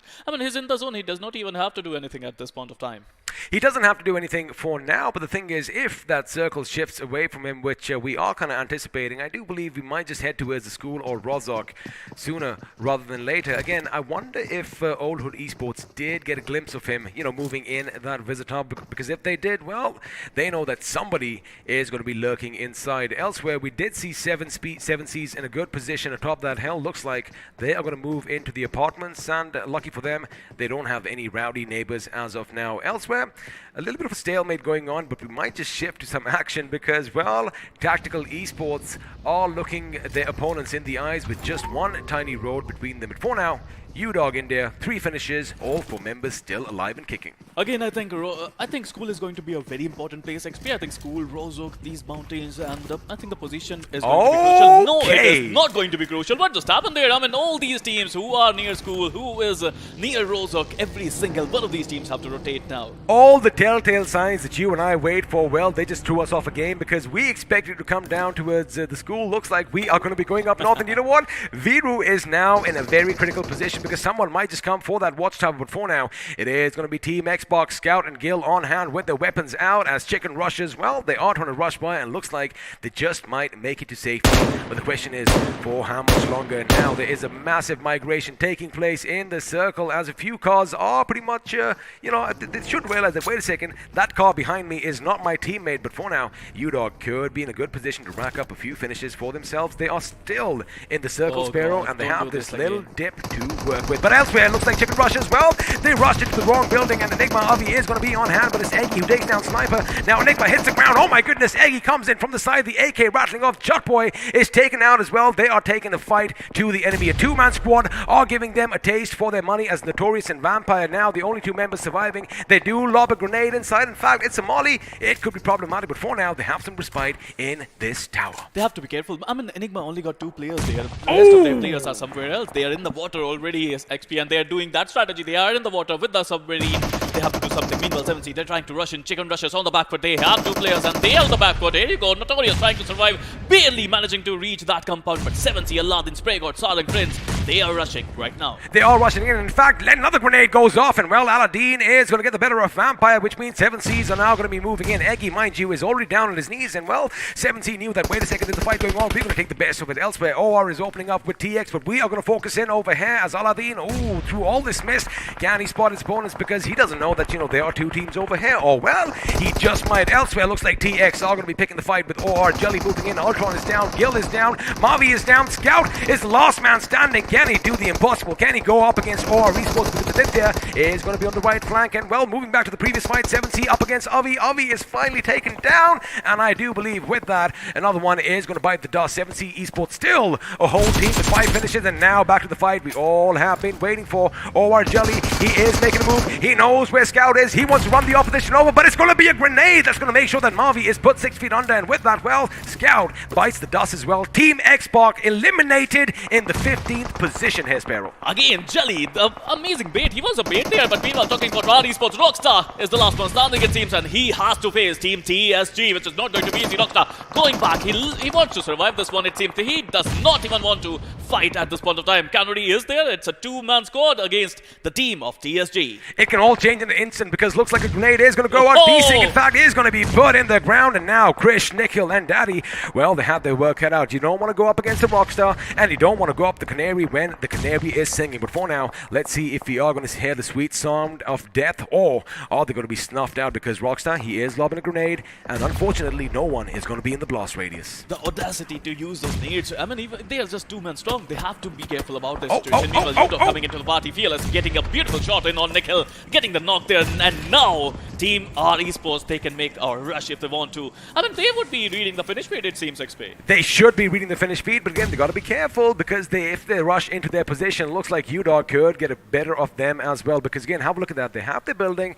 and if they want to go out, well, they might just expose their position. UDOG, on the other hand, boy, oh boy, what a prime position to be in. They have the center of the circle, they have the hill, they even have a few dips to work with. But for now, Krish, with that grenade, he knows where Canary is. He lobs it. It is going to go boom, but is the little bird going to go with it? Yes, it does, as Canary is going to be brought down, and now the reverse rush is happening because Rockstar is the last man standing for his team. Krish is going to move in, and sooner or later, he is going to make a little bit of visual confirmation. Rockstar making sure he is anticipating that. He is going to drop a few grenades, but boy, oh boy, that Mark 14 comes in, but Krish is on fire, but doesn't really matter because, well, they did the job as the Sparry Gang of making sure that our esports are out in the 14th position with just 1 finish. They lost a player there, but I would like to see the zone now, XP. The zone is in the favor of UDOG India, and they have the beautiful place. They have that mountain.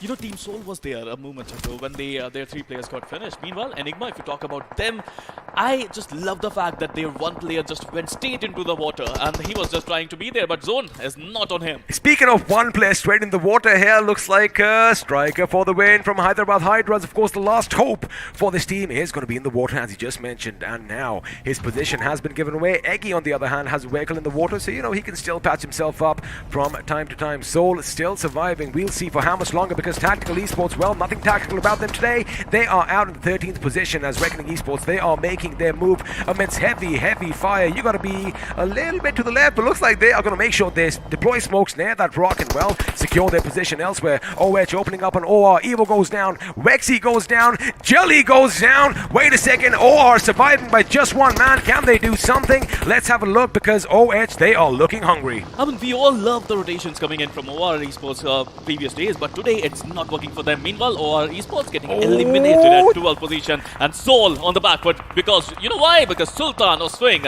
is going to rush the sniper tower. He's got to be very quiet if he doesn't want anyone to hear him, because for now, looks like his position is given away. He is going to burn, and now you're going to drop and roll there, Viru. Can he get it in the nick of time?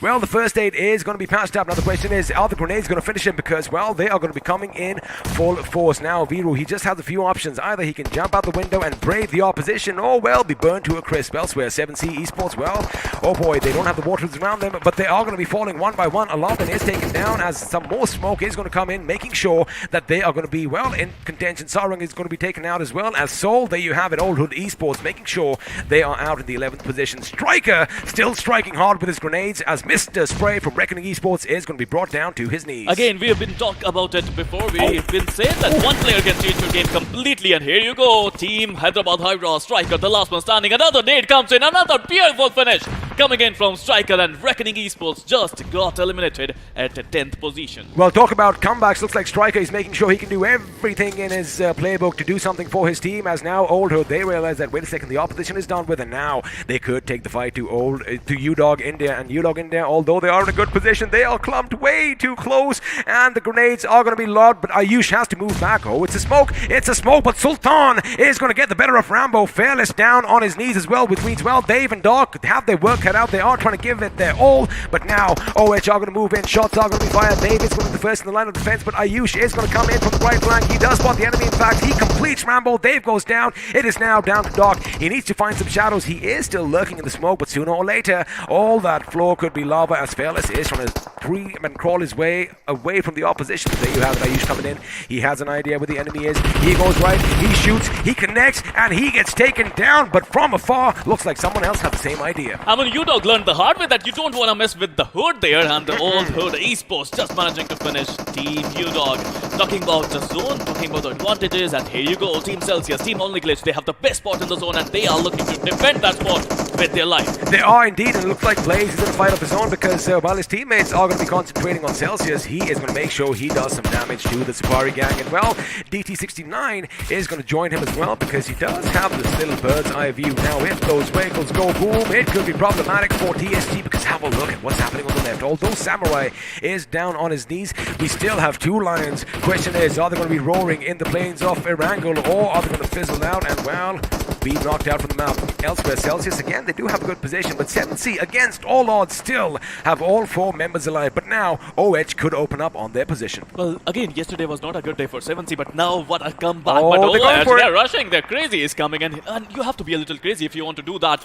But the nades are coming in. Sprigod with a brilliant nade, getting the better of Ayush there. Another nade must be coming right now. Oh my yes, goodness! It's happening, it's coming. Cloud Blast took out. Crazy it seems, and 7C, they are rushing in. Spray God is not spraying bullets, but he is going to be spraying all those fragmentation grenades in every single direction, and while that little gorilla is going to go a little ape, looks like he is going to get the few finishes for himself. Now Simple, oh boy, he is not in a simple position. He needs to be lurking behind the enemy. The Lions doing something they do in the world. They are going to slowly close the gap between the prey and the predator, and soon as they find an opportunity, they are going to get up, they are going to let loose a few shots, and let's see if that's going to be the case, because he has a big gun in his hands. And well, talking about Madhav, he's already started, as Sultan is going to fall down from OH, and now Madhav could be in a good position to lay down some random lead in that smoke, and sooner or later they could connect, but the Old Hood is going to be going out with 8 finishes to their name. And now 7C's Prince, he realizes, oh boy, we have some predators near us, and now they are going to give them all their attention. Well, 7C, they are showing their class today, and the X-Lions, they're on the back foot, but they are in top 5 with only 2 players still surviving. Meanwhile, talking about TSG, they only got 1 player. This is going to be a close game. Team 7C, they want to take out X-Lions first before they move into the zone, and they are right. They have to take them out if they want to enter the zone. Also got to keep in mind, make sure that the right side of your screens are going to be smoked out, because, well, you did just notice Aladdin did get shot from the right of our screens, and, well, the ones doing all the shooting are the boys from Celsius Esports. Now, Celsius do look in a good position, but have a look at those optimistic grenades thrown by OG. It's going to be smoke. They want to make sure they get their position, because have a look at that. The Dacia is behind them. The buggy is going to be taken, and, well, they are on the move. A 4-man squad is going to be moving in, but wait a second. He banged his car against the wall. It looks like OG Levi could take some damage from the blue, but who is taking damage from bullets is Aladdin. As Simple, well, I said they were in a good position. Unfortunately, Sarung was on hand to wipe out the Lions. We are down to the final 4 teams, 13 players still alive, and, well, Celsius and 7C could be locking horns sooner rather than later. Well, not a good time to get knocked there. I mean, the zone was coming in. Team 7C, they lost a couple of players there. They have to enter the zone with 2 players still surviving. They need to make sure they get this chicken dinner, but numbers game advantage in the favor of Team Oh Celsius. my goodness. They are turning up the heat XP today. How are they still alive? I mean, these guys are made of metal or something, because Levi Levi, in fact, he did take 2 grenades to his face, but he makes sure that Karthik from Celsius is brought down. But now it's not the grenades, but the fire that's going to burn them. And well, DT is taken out by Krish on the other hand, and now he's going to throw another one. Oh, just a bit too long. Had it touched OG Bot Slayer's feet, well, he could have had another little man being roasted alive. But for now, Krish, he does need to take it easy. Of course, he is the last man standing for his team. He does have that M249, and well, if he goes, if he has those superpowers, let's see if he is going to fly till the very end. Now, OG Levi, he knows he is in a bit of trouble as he does hit the deck for some much needed cover. Celsius in a good position. They have isolated 7C. Oh, Prince almost getting knocked out, but Sauron was on hand to lay down some suppressive fire. Again, that's impressive. 7C, they managed to revive all their players. Team Celsius on the back for dreams. His dreams would not become a reality in this match, to be honest. Meanwhile, Team 7C, all four of their players are still surviving with 9 finishes to their name. They're looking good for a chicken dinner. Only glitch. They would revive their players as well. And you know how they are surviving? They are glitching it out. Oh my goodness, talk about surviving. Celsius are giving it their all as Sarung is brought down with a massive shake of the screen, and well, the grenades are going off, and now Wixky wants to join as well on the other side as DT69 from Only Glitch is brought down to his knees. Now Celsius, they do have a good position. The fact is they have that little bit of cement, a little bit of concrete. Oh my goodness, that grenade just bounces away from it. Get the target. Oh wow, looks like they just got a taste of their own medicine as Levi with a massive grenade takes down Max, takes down Dream, which means Wixky is the last man standing. Can we see something else? Because again, OG, they are in a good position. They do have that little bit of a split coming in, and well, that might just make all the difference. But keep in mind, Krish still alive at the back, and well, one good grenade could spell trouble for anyone. Well, the Indian superhero Krish is still surviving, and I would love to see how long he can survive. Meanwhile, SprayGod, He knows. He knows. Well, he knows. He knows that there are a lot of enemies nearby, but we are yet to see some surprises coming in from Krish, and I would love to see. Meanwhile, Team Celsius, they're trying to revive their players. If they can enter the zone, this is all about an open area. The Lord is in the zone, and a lot of teams are trying to get there. Meanwhile, Only Glitch still there. He's gone Wrong down. position, wrong positioning coming in from his end, but Dreams just got revived there, and he managed to get the better of 7C. A little bit of a mistake coming over here because Celsius Esports were given enough time to revive themselves, and now there were 3 because Only Glitch have been eliminated this time with the combination from Celsius and 7C. That is a massive Molotov. Prince could burn, Sauron could burn. That is all she wrote, ladies and gentlemen, against all odds. It's going to be the final 2 against TSG. Celsius Esports turning up the heat here in game number 1, winning the chicken dinner again. They were given too much time here, Sparrow, and well, they capitalized on that. Brilliant smoking. I would love to say the use of utilities at its level best. Team Celsius, they managed to come, they turned up the heat, and they managed to win. This guy is feeling the heat right now. I think I need to loosen my tie over here. That was just spectacular. Again, you know, if only SprayGod or the boys had them moved in on the position, one more grenade, one more Molotov could have been trouble. But they were calm under pressure. They got the boys up. Each man had a job, right? One of them dealt with 7Cs, one of them dealt with OG, and well, looks like they are the OGs over here because they did get that chicken dinner in game number 1. Well, once again, the theory has been proven right. One player can change the game. One player can get a lot of points. And yes, I'm talking about TSG. Krish, he managed to get the 2nd position in this game, XP. He did, and let me just tell you one thing. It's not just the position points. He did, partake in the finishes as well. 4 finishes to his name is no small feat, of course, on such an important day, and of course in game 1. But boy, oh boy, Celsius, we were talking about it. They needed to turn that temperature up just a little bit, and that is exactly what they have done. Now, just in case by some, odd moment, you guys were a bit late to the action, well, we have you covered because the highlights are popping up on your screen now. And let me say one thing, action was aplenty right from the beginning. Absolutely. I mean, we started off with X-Lines trying to get some really good early finishes, and they managed to do just that. They took out Jadoo early on in the game. Team RE Sports were left with only 3 players, but then we saw the brilliance of Jelly. The bait was right, and OR Esports, they managed to get the better of Hyderabad Hydras, at least 3 of their players. Now, this fight was also epic. Enigma, they did try the best. Of course, they did manage to get, 2 knocks on the rushers that were rushing. That, of course, is chicken rushers. But then 7C Esports, they heard the commotion. They're like, hey, you know what? We want to have some fun as well. And with a few precise grenades, Vampire was taken out. And, well, that is all she wrote for that team. Now, elsewhere, RGE, off to a good start. They did get a couple of finishes on Enigma Gaming. However, oh boy, they did seem to fizzle out at the end. Now, speaking of OR, the final fight did take place between OR and TX. And, well, once again, OR came out on top.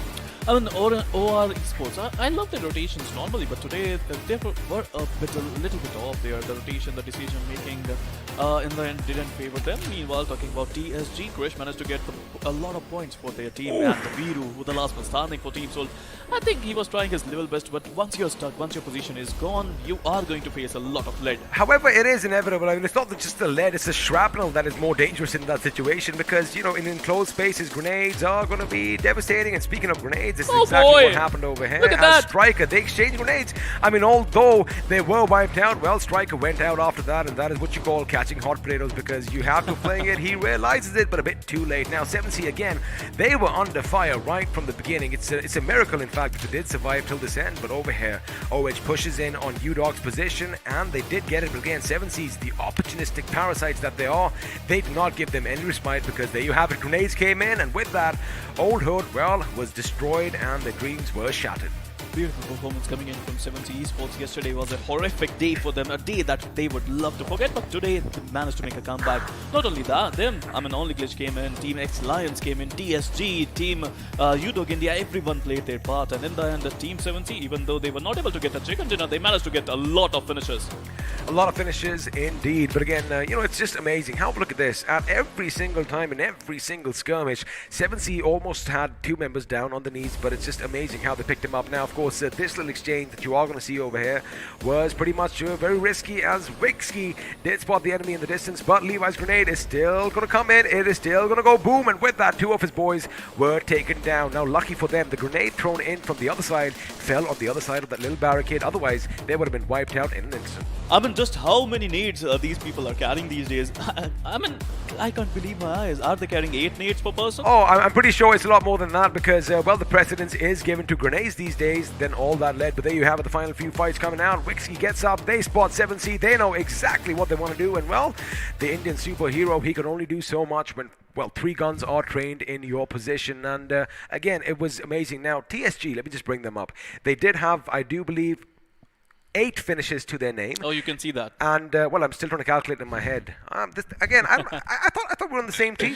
Aren't we on the same team? Oh, we are on the same team. We are supposed to be a duo over here, buddy. Sparrow, you're not supposed to throw me under the bus. But anyway, we all know who did win that chicken dinner. Let's have a look and see how all the other teams did because, well, the point standings are popping up on your screens now. And in the first position with 21 points, it is going to be Celsius. And in second, 7C Esports again with 21. But Celsius get that chicken dinner. Well, of course, I mean, the chicken dinner is going to be super important for Celsius. They wanted this. They managed to make a comeback. Yesterday was not that great for Team Celsius. Today, they managed to make a really good comeback. 7C Esports at number 2 with 21 total points. Why are you looking at me like that, XP? Well, I'm looking at you because, again, I love the fact that, you know, the game is so exciting. And again, Sparrow, we are on the same boat here. Of course, the Safari Gang in the third position with 20, Old Hood with 12. And, well, a lot of teams did get a taste for blood in this round. I did like OR Esports. Like you said, you know, either you get the finish points or you get the placements. Looks like this time they went for those finish points. But again, we've had a look at the teams. Let's have a look and see which man or woman is going to be crowned the iQOO MVP from this game. iQOO MVP is going to be the Indian superhero. That is going to be the Supari Gang Krish with 4 finishes to his name. And oh, this man can survive. He knows how to survive. Well, look at the healing as well. He got the 303 as a healing. It's not just survival over here, Sparrow. Even at the end, you know, when most would not even make a peek, he was still laying down some lead. He, in fact, took down a couple of members from Only Glitch. But let's have a look and see who's going to be joining him in the top 5 players. And, well, 7SP are definitely going to be making a little bit of mention over here with Spray God and Aladdin. UDog Fearless, good game until they were finally knocked out. I mean, they had the best position, to be honest. They had the best position, but they were stuck down by 2 teams. One side, 7C came in. Other side, I think it was All Hood Esports who came in, and they were relentless. Number 5, we got Celsius Vixie, who was great. I mean, the nade usage coming in from Team Celsius, the Molotovs, the nade, the smokes, everything was just amazing. But talking about stats, let's... my goodness. I'm sorry to cut you off, but again, have a look at the grenades here, Sparrow. 132. That's why you asked that question. XP, how many are they using? But the thing is, 12 of them made sure that, you know, players were sent to the depths of hell. And I guess it definitely has to be one of the highest stats in the games that we have witnessed. Absolutely. The number of nades that were used in Erangel was brilliant. Total healing was 8,368. Total knocks, look at the number of knocks there. 74 people were knocked in that game, while 58 were finished. Let me just take a second because 74 is a ridiculous number. Yep. But of course, these are all the numbers, all the facts and figures. Let's have a look at the finish to damage performance graph. And well, looks like you do have your high towers, your skyscrapers this time with 7C, in fact, leading the charge as far as damage is concerned with 72 points. Brilliant gameplay coming in from 7C. They were under a lot of pressure. I mean, yesterday was not great, but today they managed to make a comeback in the first game. Celsius Esports, again, 1559 damage. They managed to get 6 finishes. TSG, look at the damage there, 1668 damage for 8 finishes. They played really well. The Chicken Rushers also, I mean, they were trying to get some points. They got only 1 finish there. One finish, 375 points of damage. Of course, they are going to make sure that they try and better those stats. Now, a few things are going to be standing out. Let's have a look at X-Spark and Soul. Not so good, but again, I mean, we know them as not slow starters per se, but they need some time to get in their groove. And, well, once they get in the groove, we saw exactly what happened yesterday. I agree with you on that. I mean, it's all about rotations. It's all about making sure that you enter the zone at the right time. Timing is going to be key. And how many teams got stuck in rotations? I mean, we saw Team X-Spark, we saw Team OR, we saw Team HH, we saw Team Reckoning Esports who got stuck in rotations and they were not able to do anything. Well, I mean, yes, they did get stuck in rotation, but, you always have a few options. Now, let's have a look and see what is going to happen on the leaderboard because the overall standings are going to be coming in, and Skylights, of course, they are still going to be at the tippity top. They haven't played a game yet, but they still are going to hold on to their position. Team XO are still going to be in second. In fact, the only changes I'll see is the Supari Gang moving up to 5th, and well, Celsius making their position a little bit more firm in the 8th spot. One good game and here you go. Team Boom. Celsius found themselves in top 8 and the safer spot. Meanwhile, talking about the Hyderabad Hydras, our esports, the Supari Gang, everyone played their part to perfection. But let's have a look at the other teams. Number 9, we still got Enigma. I mean, before the game, Enigma was still there. Now they are still at number 9. Well, nothing mysterious about their position thus far, but again, like you said, a couple of good games could be in their favor. TSM are dropping down because, well, they haven't played this game. 7C are going to be moving up the spots as well because they definitely needed a good game for themselves. 66 points is what they have after 9 games played, and well, we do see Tactical again over here with 2 chicken dinners. However, they seem to have fizzled out, or maybe it kind of seems like, the tactical book has been pretty much given for everybody else to read. Well, absolutely. I think I was thinking the same thing. You just took the words out of my mouth. I think everyone... That is why we are vibing. Well, absolutely. I mean, everyone just read Tactical Esports, it seems. And, the best thing about Tactical, when they have the zone, they are going to win the game. It seems like that. But they need to have the zone first. They do need to have the zone, and well, let's have a look at the third page. And although Seoul are going to be slipping down a few spots, keep in mind it is just going to be the first game of the day. They still have a few more games in hand. The same goes for Team X-Spark, just 1 game down, and their fortunes can be turned sooner rather than later. Now the thing is, a few more groups are going to come in. Auglist 5 are going to play the next game. 247 are going to play the next game. Korip, Mizo, and Revenant are going to be playing the next game, and now they have that little bit of a chance to finally make some points for themselves. Oh, look at Team Chicken Rushers. They need to do something. They need to get their 1 game sorted because, they have played 9 games. They're in the bottom 2. They need to figure out a way to get some points. But talking about all the other teams, 1 good game can get them to a really decent position. But, we always say that we have to live in present, but I'm thinking about the future. I'm thinking about tomorrow. After tomorrow, last 8 teams are going to get eliminated, and believe me when I say that, it's going to be bloody close. It is going to be pretty close. In fact, it is going to be a bloody finish as well, and I did mean all that blood is going to be spewing all over the place. But I think all our viewers, they are going to get sick of us saying the same thing. 1 good game. Maybe we might have a little bit of a graphic generated by the production team. Just paste it whenever we come on screen, because chances are we are going to say 1 good game can make all the difference. Well, 1 good game, 1 good play coming in from a single player can also make a lot of difference. I mean, TSG Krish, look at him go.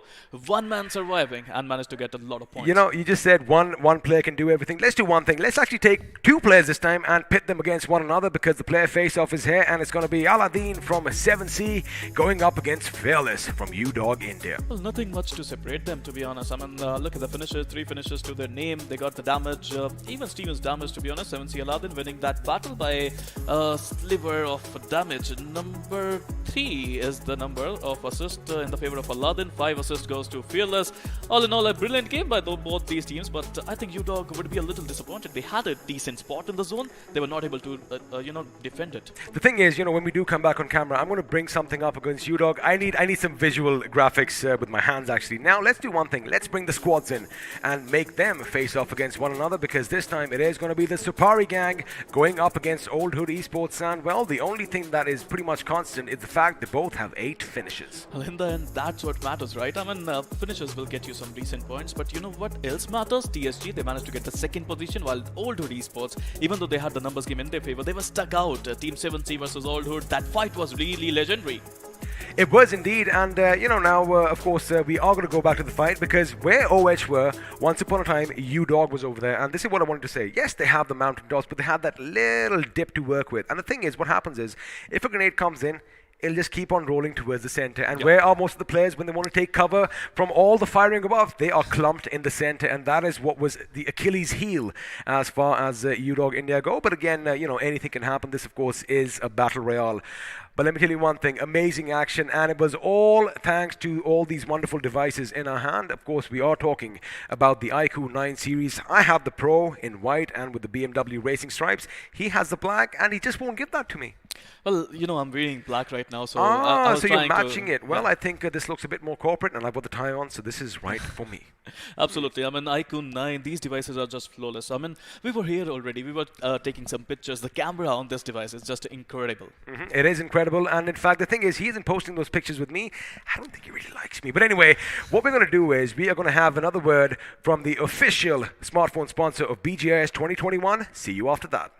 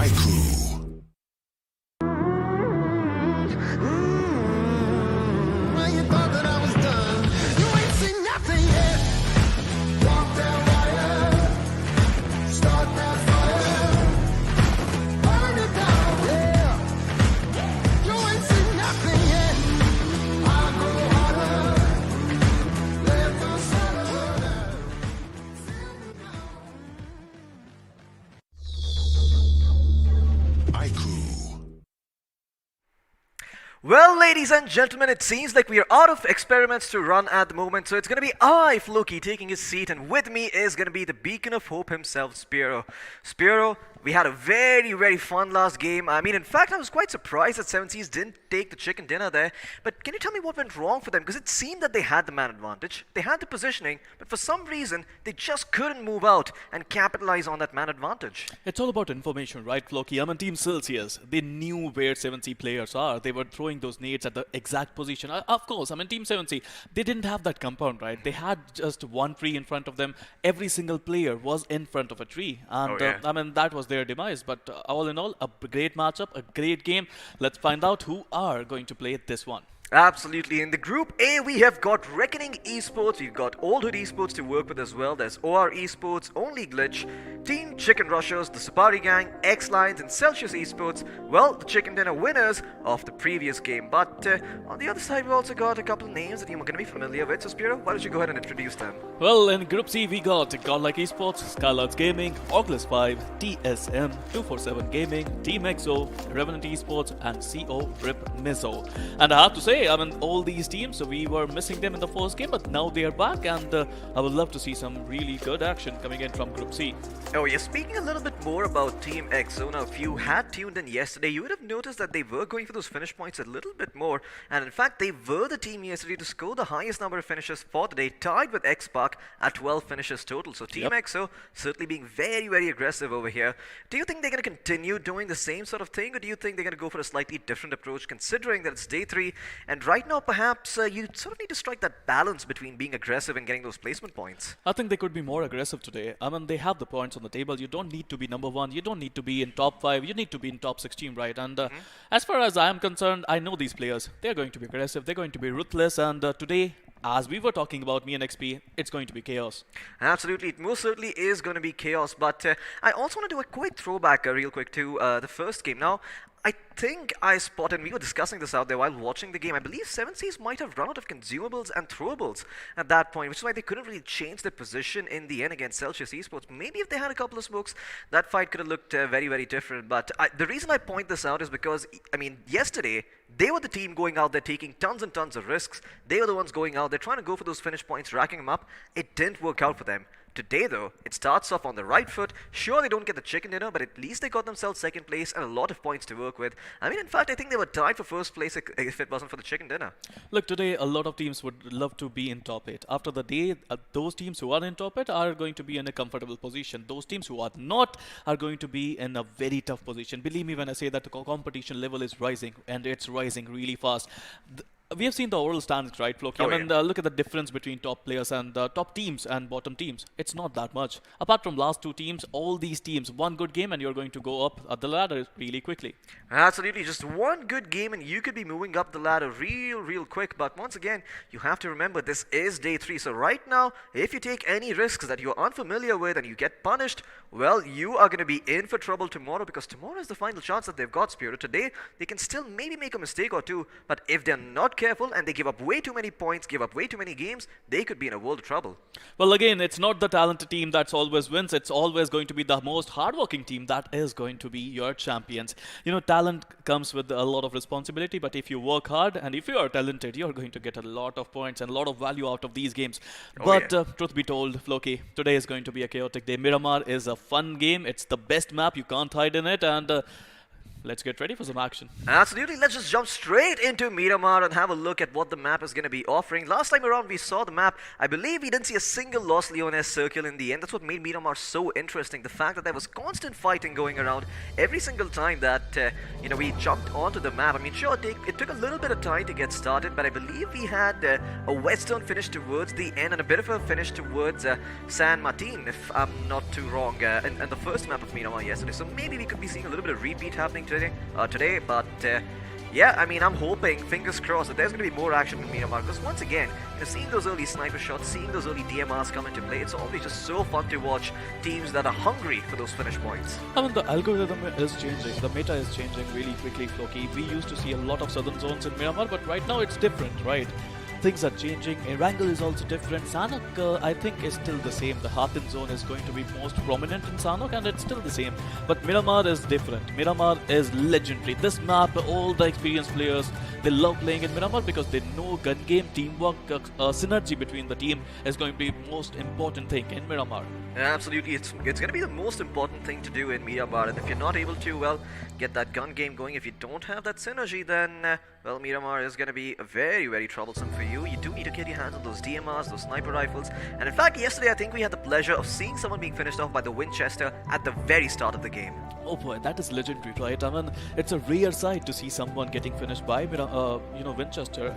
Of course, in that range as well. I mean, it was a faraway shot. I think it was 300 meters was the highest distance finish in that game. Oh boy, doing that with Winchester is going to be always difficult. But talking about the game, now it's time for some action, Floki. Miramar, dusky Miramar, the land of DMR and snipers, and we are going to witness some amazing gameplay. The bird is going to fly, and Floki, tell me about the zone. Tell me about the plane path. Well, if you have memorized your Miramar, then you would know right now we are flying right over the area of Porto Paraiso, and we're going to be making our way straight towards the center of Monte Nuevo and La Trilera, making sure that the northern parts of the map, such as Torre Humida, even Water Treatment and La Cabrera, are going to be a little bit harder to access. On the other hand, though, Los Leones, Impala, Junkia, Chumacera, Minas del Val, Val del Mar, all should be much more easily accessible. And in fact, let's have a look at the performance of the teams on Miramar. Skylights Gaming taking the lead.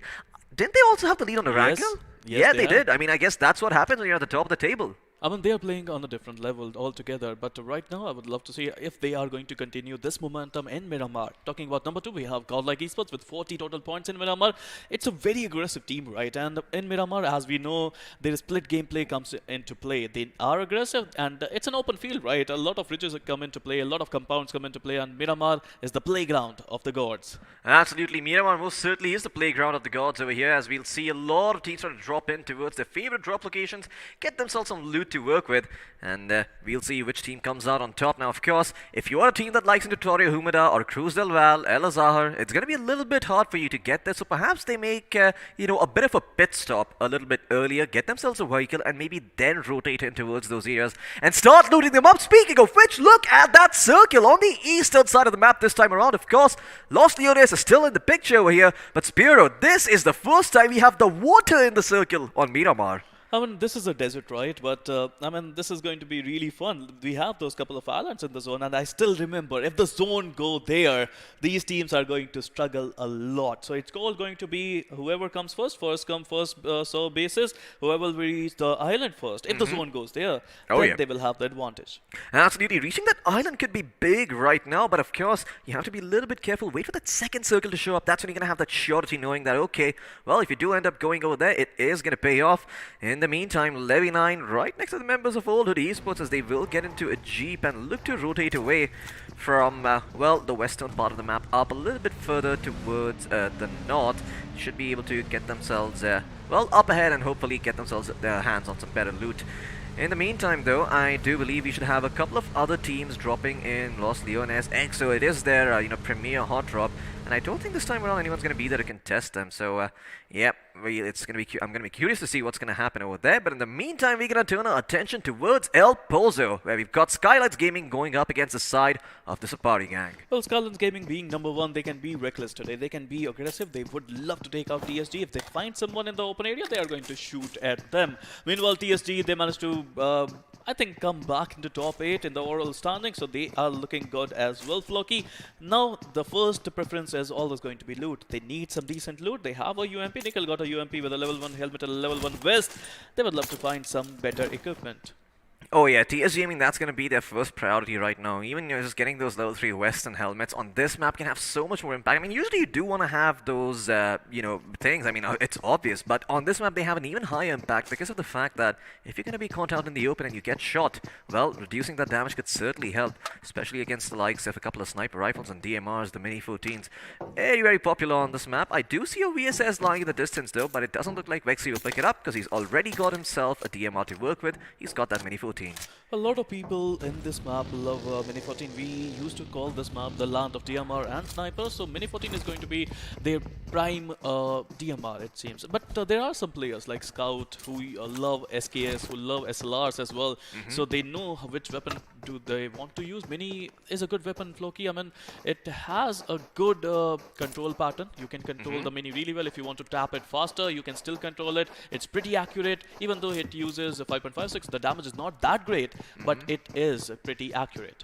Absolutely. I mean, I think that's what matters more. Just having the range on that weapon and the ability to just tap fire continuously accurately can just be really, really beneficial, right? Because what other weapon does that? You've got the M4 and the M16, but they are considered to be more of those AR weapons. The recoil on those when you're firing single shot can be a little bit hard to reset compared to the Mini. And well, if you are going to be going for those tap shots, then you might as well have the Mini, which is a lot better at those medium ranges. In the meantime, Godlike uncontested once again in Hacienda del Patron, House of the Patron, as they like to say. And well, they've got their hands on the Mirado, and they should be making their way a little bit east towards the map, because that is where the circle is. Yes, they're rotating at this point of time. I mean, Jonathan, he needs to be a little bit careful. They're scratching the VIP vehicle, it seems, but that's okay, Floki. That's completely fine. The Golden Mirado is not going to lose its shine. Talking about Godlike, it's always going to be a split gameplay for them, but let's move on to the action right now. Skylights Gaming, as I was saying, they want to, fight. They want to fight today. Oh yeah, they most certainly want to take up a fight over here. Skylights Gaming, not a team that usually does go for those early fight spirit, but today might just be the day to do so, right? Because they've got yourselves, a decent lead. You're in the first place, and might as well try something a little bit different, but it looks like it might have been a little bit too early, as Pukar is going to be knocked down by the Uzi. Coming in from Daddy, now prepping up that nade. Oh no, Pukar could be in a world of trouble. That nade is going to find his mark. No, it bounces off from the left over here. Krish going to go in and try to finish what Daddy's done, but he actually do so? Well, he's got the M249 to work with at close range. That thing is a beast, but he needs to find those angles to work with. Well, he does spot out one of the members over here. Gamla Boy could be in a world trouble. Somraj also coming under heavy fire in the meantime. Looks like Erangel will be knocked out by Somraj in the meantime. Daddy is going to pull out his Uzi. Will it connect? Yes, it will. Gamla Boy is going to be taken out. And Skylights Gaming, they will pay heavily for trying to take a fight against the Sapari gang, as the Sapari gang are putting them 6 feet under. Only one member still standing. Skylights Gaming is actually going to be Pokar up towards top. He's been dressed back up. He's been able to heal himself. Can he win out the 1v1? He's trying his best, but still, it seems that Daddy is standing behind that tree, behind that cover. Free firing over here. Can he win that? No, he cannot. Skylights Gaming will prevail. Gamla Boy and Somraj should be able to get themselves back up on their feet. And guess what? There's no one to come in and third party them because there is no one else around El Pozo. The tabletoppers, it was risky, it was reckless, but in the end, they managed to take out Team TSG and they managed to win that brutal fight. It was brutal, Flocky. It was indeed a magnificent fight coming in the favor of Team Scarlet's Gaming. They managed to lose one player. Destroy is done and dusted, but they still have 3 players and they will feel good about it. I mean, they are the tabletoppers, of course, and they managed to win this close fight. Oh, yeah. I mean, the best part about this is that sure, they lose one player, but they know for a fact now that if they want, they can try and play aggressively. A bit too close for comfort, not gonna lie. I mean, Pokar had to be rezzed up and healed back up for them to get that clutch going, but in the meantime, we're gonna hold that thought because OR might have something to say to the Lions themselves. The Lions, well, not in a bright just yet, but looks like that doesn't really matter because they will still win at least one 1v1. Simple will be taken out though, and looks like X-Lions, they might have to tuck tail and run over here. Have to be a little bit afraid over here. You know, they're not Lions anymore. They are a bunch of scaredy cats. And when they're split up, they're not particularly strong. Goa Esports, they've got 4 people around here. And I think they will take Yoda down no matter the cost. Yoda is stuck there. I mean, he's a warrior. We all know that. His name says that, but he needs to do a clutch if they want to win. All of his teammates, the cavalry is not coming to save Yoda. It's either a clutch or it's oh no! Make sure Yoda does not have enough delivery at this point in time because that nade could be the last nade that he was known. But here you go, he's coming and he's flashing it. Okay, he managed to get a couple of them. He managed to get the third one, yes. No, not yet, but he could. Reloads come in. He managed to get the third one. Now Yoda, he's roaring, and now the cavalry should come in, Flocky. It's now going to be 1v1. Yoda coming in with a beautiful clutch. No, he wouldn't be able to. Orange Rock, oh, I beg your pardon. OR Esports still surviving, and they're still fighting. My God, that was a bit too close for comfort over there. I mean, X-Line sure is they get a little bit of cherry on top over here, but are they going to come in and finish the job? They could potentially get themselves a couple of finish points if they start moving now, but it doesn't look like that was the call. My God, no one was expecting him to be able to take out multiple players like this. Oh no, Madhav could be in a world of trouble. Those players have been aggressive and he will too be taken out over here. OR, well, taking advantage of the fact that X-Lines are not communicating with each other, and as a result, OR will walk away with one extra finish to work with Samurai, the only warrior on their side, keeping their dreams alive. Everything was great. Yoda played a brilliant part. He died, you know, a death of Yoda, it seems. The warrior. He died a glorious death. But look at the samurai. I mean, he's in reverse here. He has to take a U-turn, it seems. Oh boy. I'm disappointed with Madhav at this point of time. I mean, that was a sacrificial jump. It was not needed. Oh yeah, I mean it certainly wasn't needed over there. I'm quite surprised that it was that was such a weird fight. You know what? Let's have a look at it again because I'm not too sure what the hell went wrong there. So Yoda, firstly, this is a mistake coming in from him. He pops it in his own direction, then he starts running out with a Thompson. He gets one. Okay, he gets himself one knock to work with over here. As he's going to turn around and then he's going to get the second one as well as they run straight into his line of sight.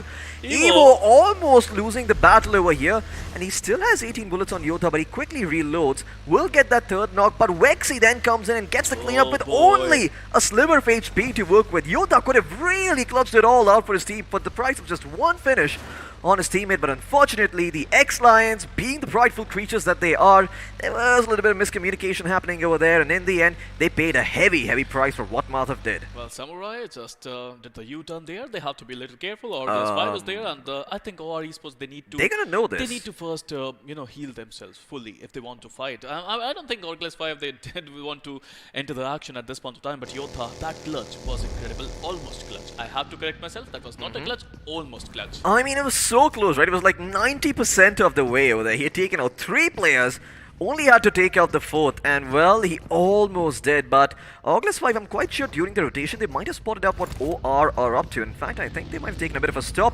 Well, the circle, it is going to go away from Los Leones, further up towards north. We are going to the junkyard, which is right in the center of this place. Not a place you usually see the circle shifting towards, but man, is it going to be interesting to see what that junkyard has in store for us. As, well, only Glitch and Skynet's Gaming, they have the best positioning not to the circle, but I'm going to have to hold myself over here, Spirit, because it does seem that TSM are going up against the side of Core Rip Mizo. I mean, TSM, they were superstars, right? In round 3, quarterfinals was decent, was average for them, but in semifinals, they're yet to show their class. They are yet to show why they are team solo mid, why they are feared by every single one of their opponents, it seems. Meanwhile, talking about Reckoning Esports, what a brilliant performance coming in from them yesterday. They would love to get some decent points. Meanwhile, Aditya, he got a brilliant opportunity. If he can spot some Orgless 5 players, he can make them Orgless if he can finish them. Oh yeah, he most certainly can. I mean, OR, they're gonna have to try a little bit hard though, because they've got 3 players going up against 4, so you always have to keep that in the back of your head.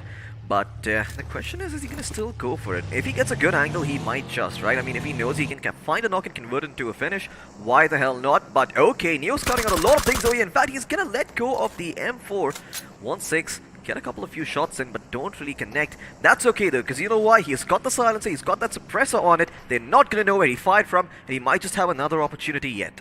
This is going to be a really incredible battle. Team Revenant, look at the flanks coming in. 2 players are still in the compound, 2 players are flanking. That's a good move coming in from Team Revenant. They know how to defend this compound. Meanwhile, Team Godlike, this is in the center of the zone. They would love to take this compound. They don't want that compound. Let me correct myself. They don't want the compound. They want to get some finishes. They want to fight, and they're looking for just that.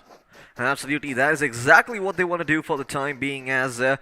well, the circle, it should be imploding on itself, as Experiment often likes to say, in just a little bit. Orgless 5 taking the bigger route around from the eastern part of the map. They're taking the big road in towards Junkyard, and oh boy, it's gonna shift further northwest towards Hacienda del Patron, and Junkyard is gonna be there, but not a lot of it. In fact, it's gonna be in the middle of no man's land, this circle. A little bit of Elzar, a little bit of Hacienda del Patron, a little bit of Junkyard. It's got everything on top.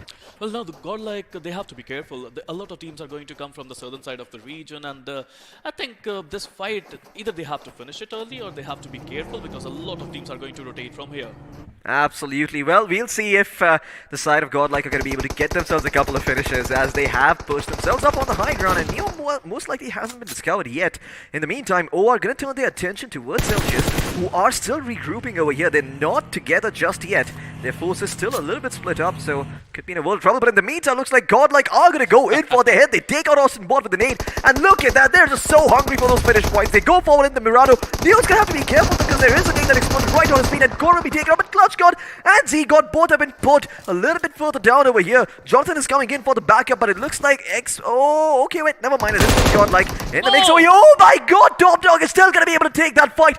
Jonathan standing strong. The nade is going to fly loose. Top Dog will be knocked down, but Paradox is still standing. Now a 1v1 between him and Jonathan, who's going to come out on top. In fact, from the elsewhere, from the other side, from the long range, you got Flick YT firing upon Godlike. Everyone wanting the rest, but Z God will bite the dust.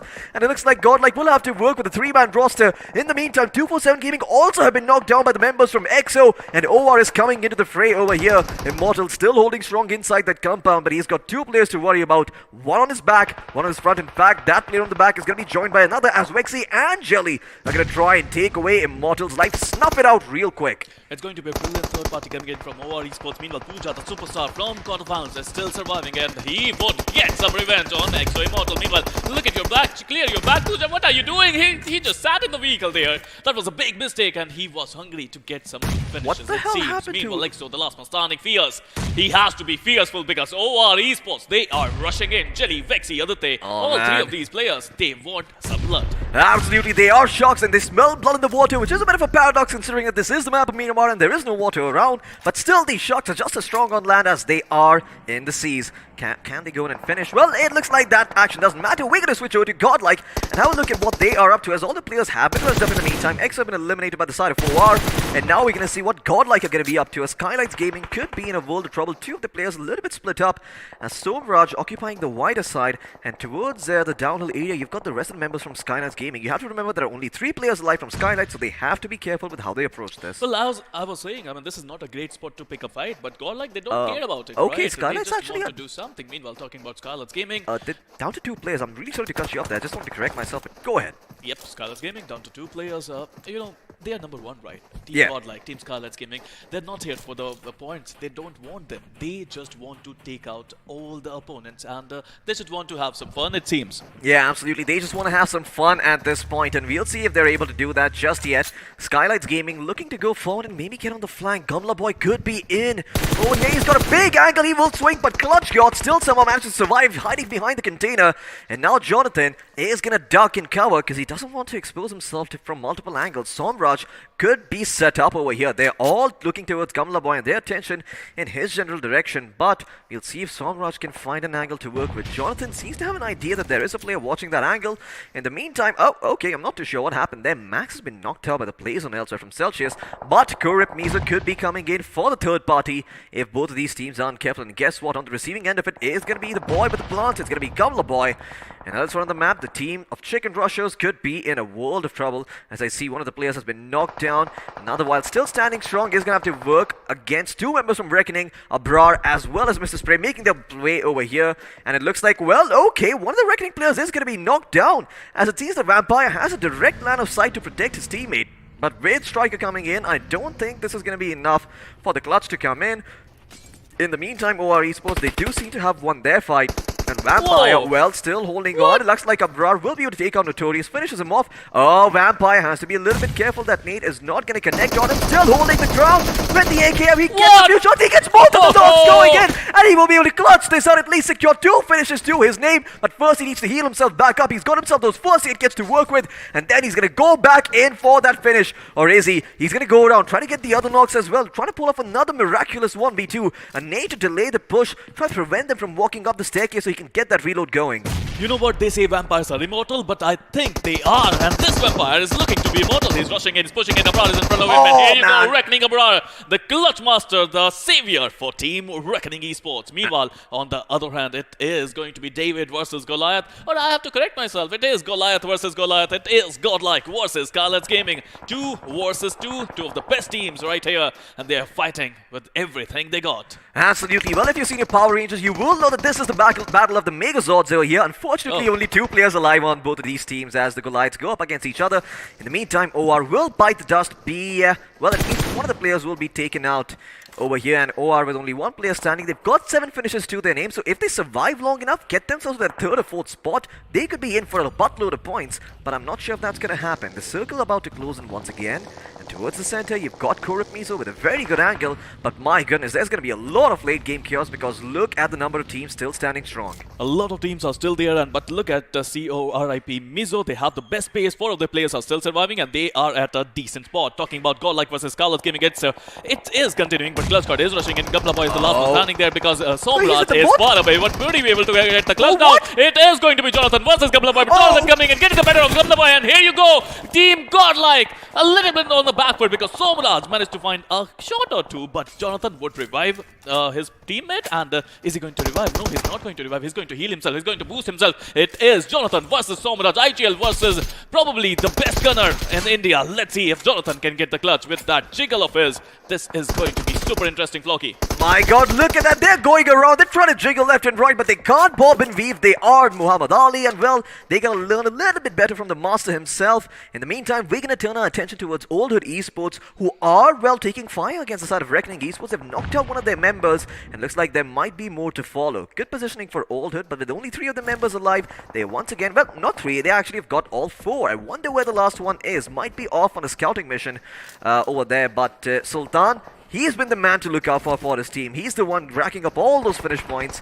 And man, he might just get some more over here. Reckoning Esports, they're not on the high ground, they're on the low ground, and they have to be careful. Team Reckoning, they need some points. They managed to finish out Chicken Rushers, but they lost to one of their players in the form of Skrills. Maxi, Abrar, Mr. Spray, although they got some decent points on the tables yesterday, today is a new day. They need to perform again, and in front of them is Old Hood Esports, who managed to get, I think, top 3 finishes, top 3 positions, no, top 4 position in the first game of Erangel. Talking about the zone, this is a beautiful zone for RIP Mizo. They have a really good spot. Talking about good spots, Team my god, only Glitch got a good spot as well, but this is not a good place to use some nades for Orgless 5. Oh, okay, but it looks like Levi still has got a good positioning going, so he's going to let rip a couple of ones over here. We'll see if any of those connected. Now the smokes are going to start pouring in from the side of Orgless 5 as they're going to mitigate the damage against the enemy players.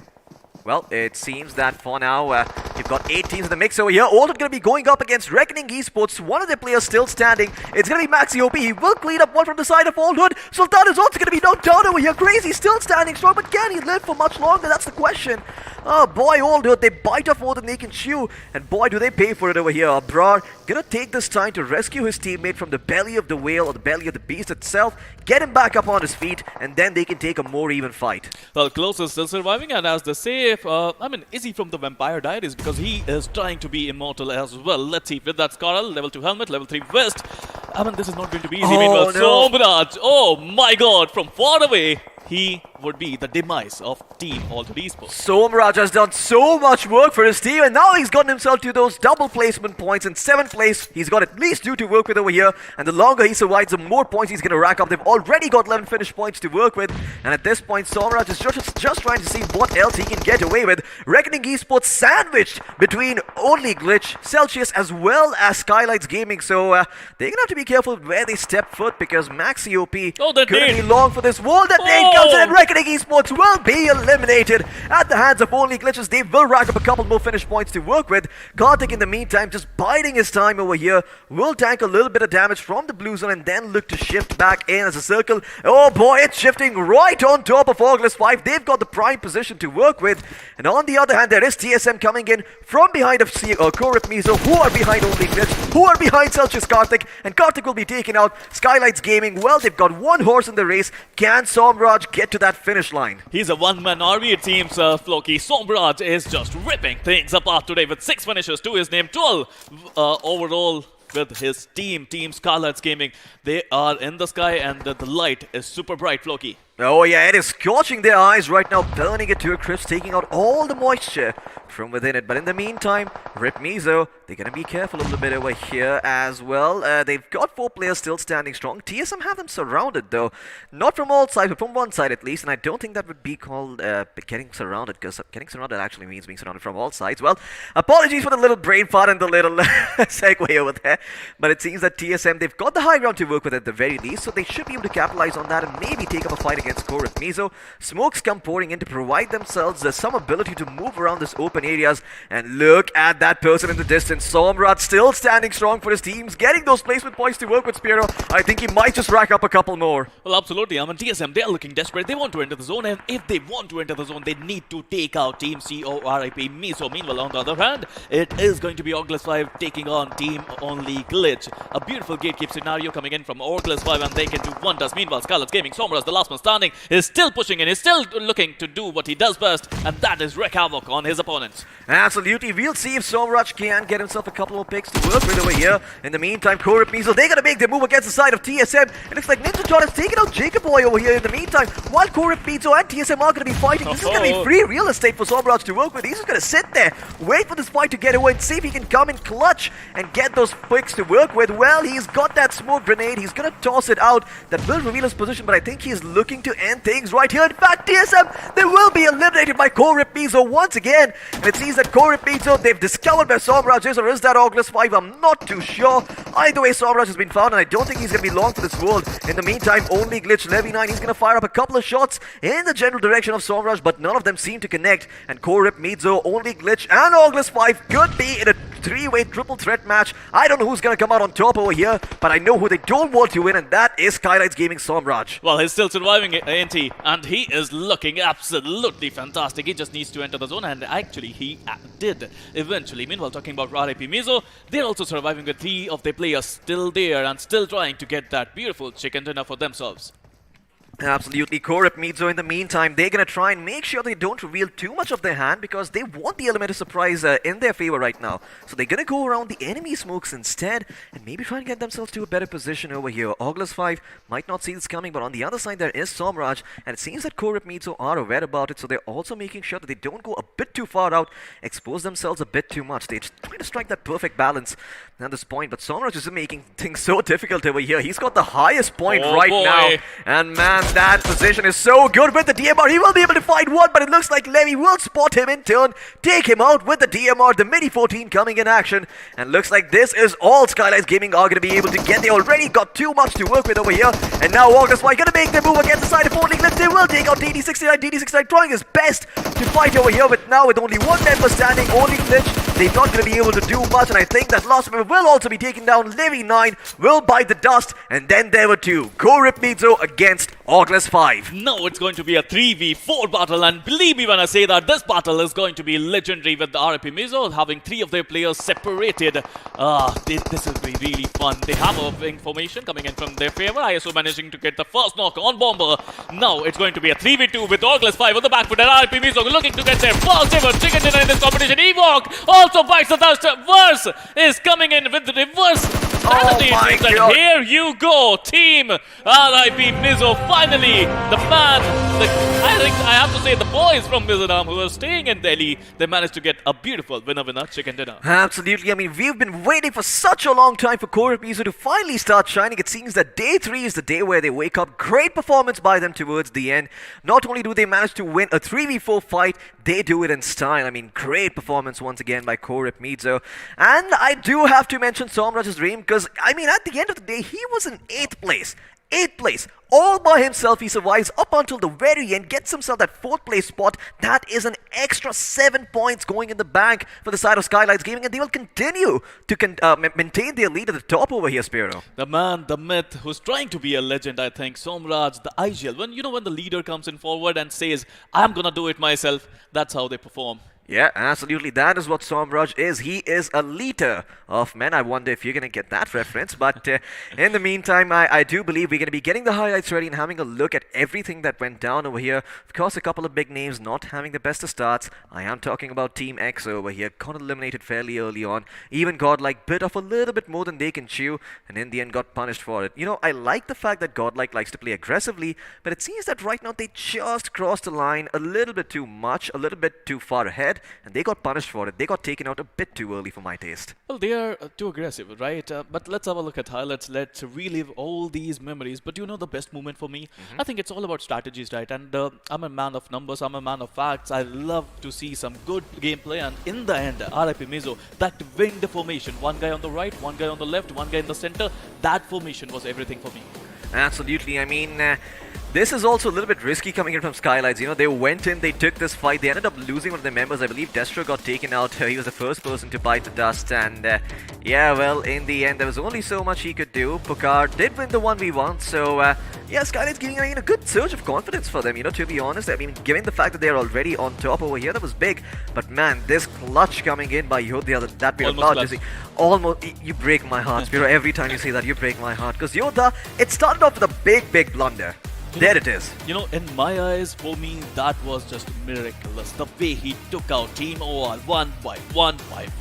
I mean, I don't understand where Evo was looking. I mean, look at him go. Evo was looking somewhere else. He had no idea. He had no idea where Yodha is coming from. But in the end, it was just one man versus Vexy. Yodha versus Vexy, and Vexy managing to win that fight. That was not easy at all.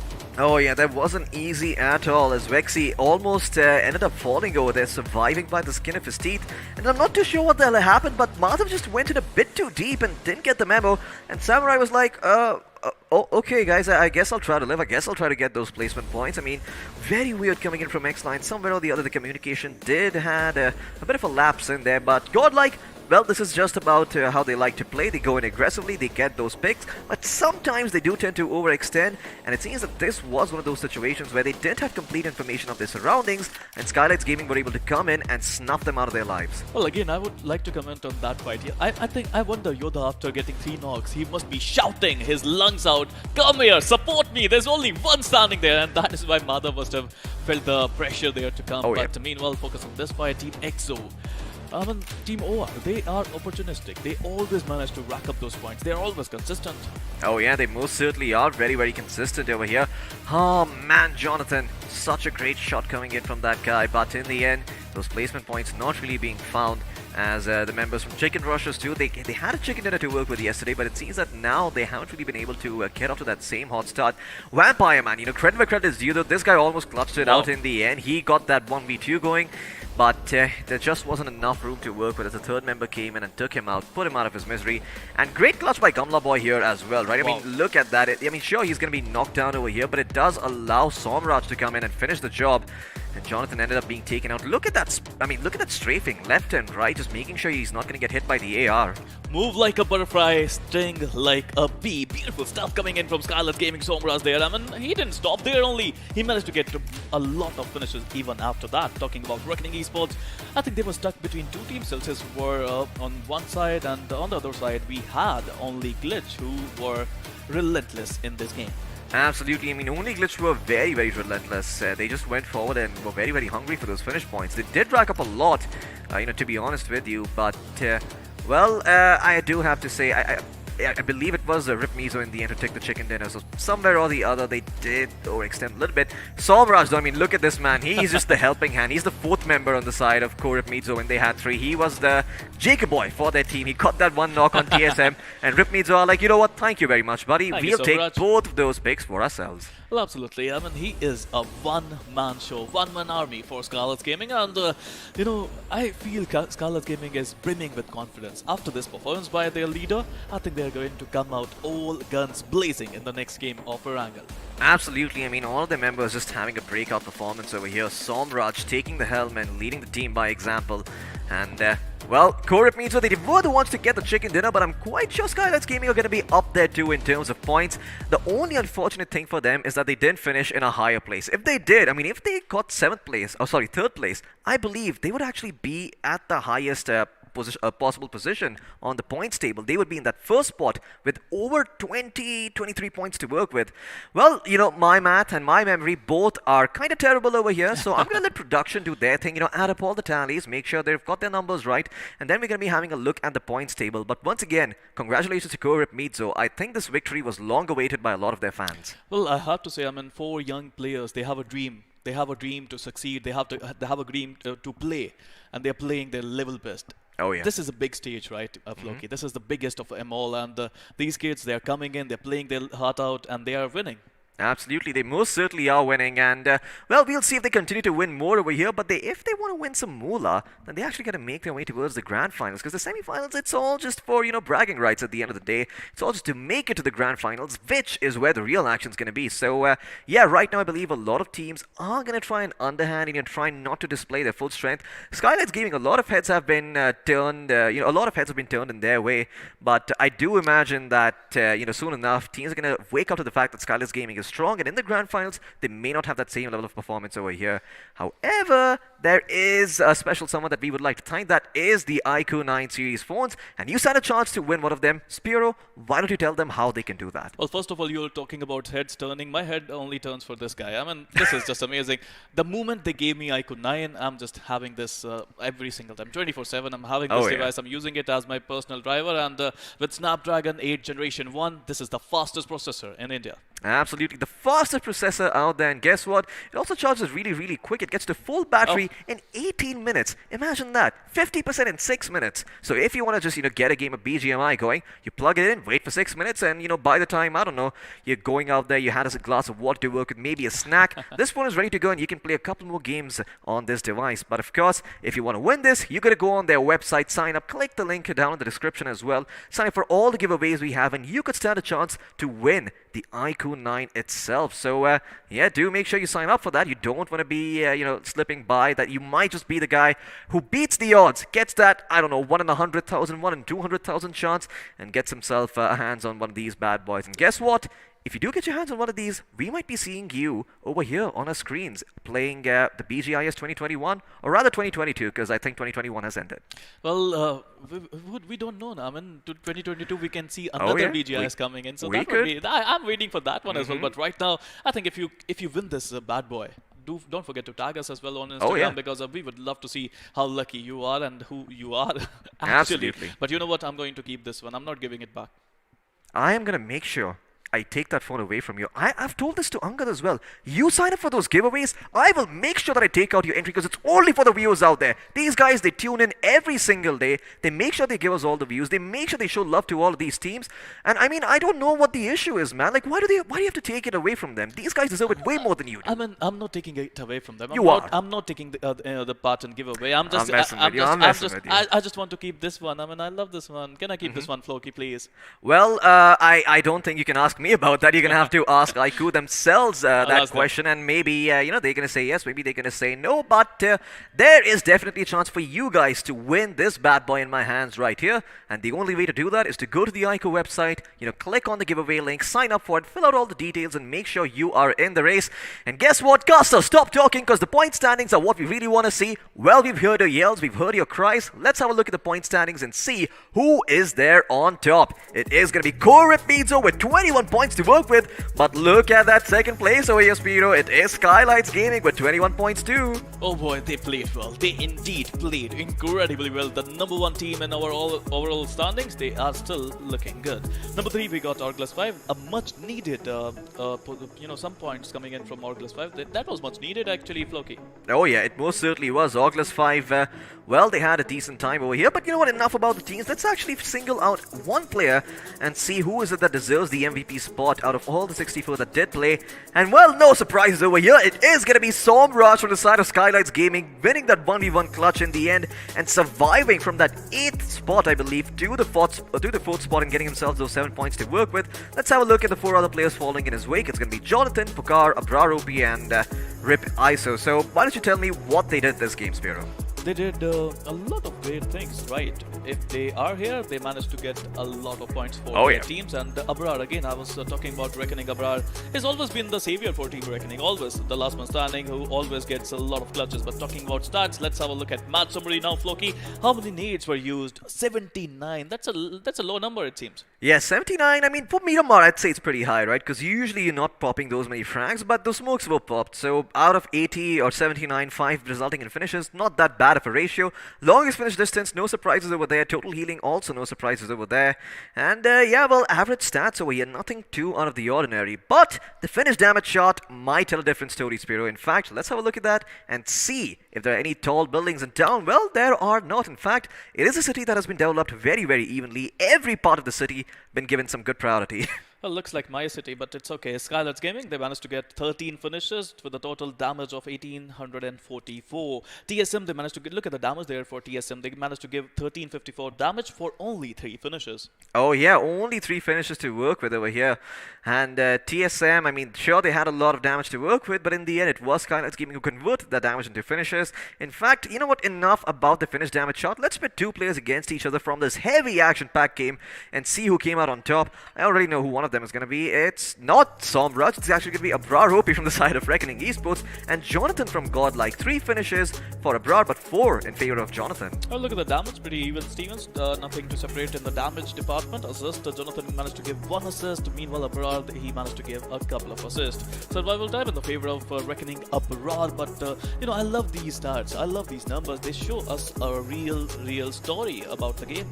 Absolutely. Well, now that we pitted 2 players against each other, let's put 2 squads against each other and see how they end up coming up in the head-to-head. OR going up against the side of iQOO Battlegrounds, and it's going to be iQOO Battlegrounds who, well, did get themselves that first place finish, but somewhere or the other, it does seem that OR have a few stats that are comparable to theirs. I mean, look at OR Esports. They are relentless, they are ruthless, they managed to get 7 finishes, but look at their positioning. They were out at number 10. And when you are going out at number 10, still you have 7 finishes to your name. That shows how aggressive you were. Absolutely, very, very aggressive play coming here from OR Esports, but can they continue being aggressive like this? Because we did see X-Lions nearly clutch it out. It was very, very possible that they could have been eliminated even earlier. So you know what, I'm going to stop talking about that and I'm going to be having a look at the overall standings, seeing what they are all about. In that first place spot, it's going to be Skylights Gaming. No one knows about that. But in second place, EXO... I mean, everyone just maintaining their spot. Once again, TMS. And I hyped it up so much. I was thinking, oh, we're going to see some changes over here. You know, got to get my voice up, got to be a little bit more energetic. None of that stuff. It's only TSM and Celsius moving up in the world. Your time will come, Floki. Your time will come. Still a lot of matches to go. Meanwhile, talking about number 3, we have OR Esports. Number 4, we have Godlike Esports with 93 total points. Number 5, it is TST who played their 10th game, it seems, for a total of 88 points. Number 6, we have TSM. Number 7, Celsius were turning up the heat. They played their 10 games as well. Only 6 to go for them. Absolutely. Well, let's have a look at the other side where there are a couple of teams hanging out. And 9th position, you've got Only Glitch, who've also moved up. Olded also moving up as well. But all of these teams do have one extra match over everyone else. So these stats, while they do seem nice for now, they are going to be a little bit deceptive. We are only going to have a good idea about who's on top once all the games have been played. Rip Mizo, though, on the other hand, they are moving up in the world. They've got themselves at 15th spot with 63 points to work with. Although everyone from that 12 to 16 spot very, very close in terms of points. So it could be anybody's game over here. Well, started from the bottom, now we are here. RIP Mizo, they found themselves in top 16. Let's have a look at the bottom 8 teams who are in the danger zone. I would like to give it a name. I would like to give it red zone. This is going to be the red zone for teams. They need to be careful about it. Number 17, we got Team X Lions. They played their 10th games. Only 6 games to go. They need to make a comeback. Number 18, we have Oracles 5. They played well. They managed to get the 2nd position. But right now, they found themselves in the red zone. Absolutely, they are still in the red zone over here. You've also got Tactical Esports, Seoul and X-Park following in their wake, but once again, they haven't had an extra game to work with, so don't be too quick to judge. Maybe they could move up in the world, maybe they could get themselves, a couple of points to work with, and well, your favorite teams, Seoul and X-Park, could be making their way to the top as well. Although, a couple of these teams, they need to work a little bit harder. Chicken Russell and 247 Gaming, I'm talking about them, because they are at the absolute bottom, and it's going to take a couple of chicken dinners for them to get to the top. I mean, it's time to go all out. Just stick to your basics, go all out, be a little aggressive, be a little open. Now is the time. They only got 6 matches to go. Just come, entertain the crowd, and let's see if you can qualify or not. Absolutely. Well, you're going to have to wait for a little while we go on a bit of a break over here, as we are going to give the players a little bit of a rest. They need to breathe, they need to get their tea, and so do we. I mean, we're tired of talking for so long, so you know what, we're going to be cutting to a short break, after which we will be back with game number 3. It's going to be Erangel once again. Don't miss out on it. You're watching the Battleground India Series 2021, powered by the iQOO 9.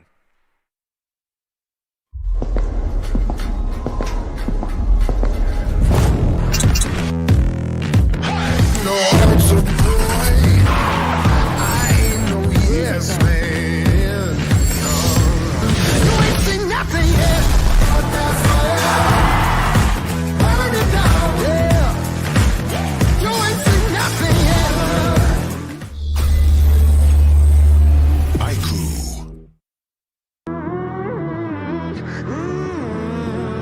When you thought that I was done, you ain't seen nothing yet. Walk that wire, start that fire, burn it down, yeah. You ain't seen nothing yet. I go harder, let the sun burn.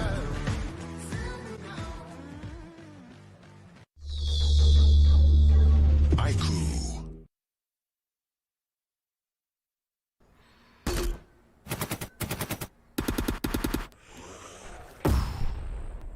Enemies ahead.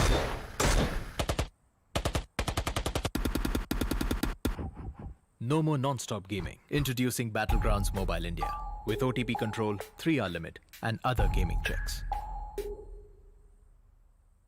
Battlegrounds Mobile India. Game responsibly.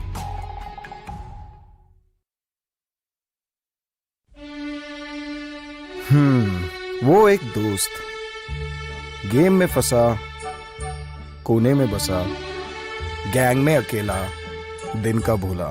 Time आ गया है for them to look up. रुक रुक रुक, pizza है यार. हाँ, ये बेटर है. ध्यान से. ओके ओके, फोकस कर. अरे ऑसम यार. कोई नई स्ट्रैटेजी ट्राई करें. क्या बात है. श्योर, एकदम श्योर. मतलब मान गए गुरु. तो जैसा मैं कह रहा था, जब ये हद से ज्यादा हो जाता है ना, तो फन, फ्रेंड्स और लाइफ से ध्यान हट जाता है. तो कुछ भी करो, पर कैसे भी मेक देम लुक अप. अरे वाह, जल्दी समझ गए. Well done boys.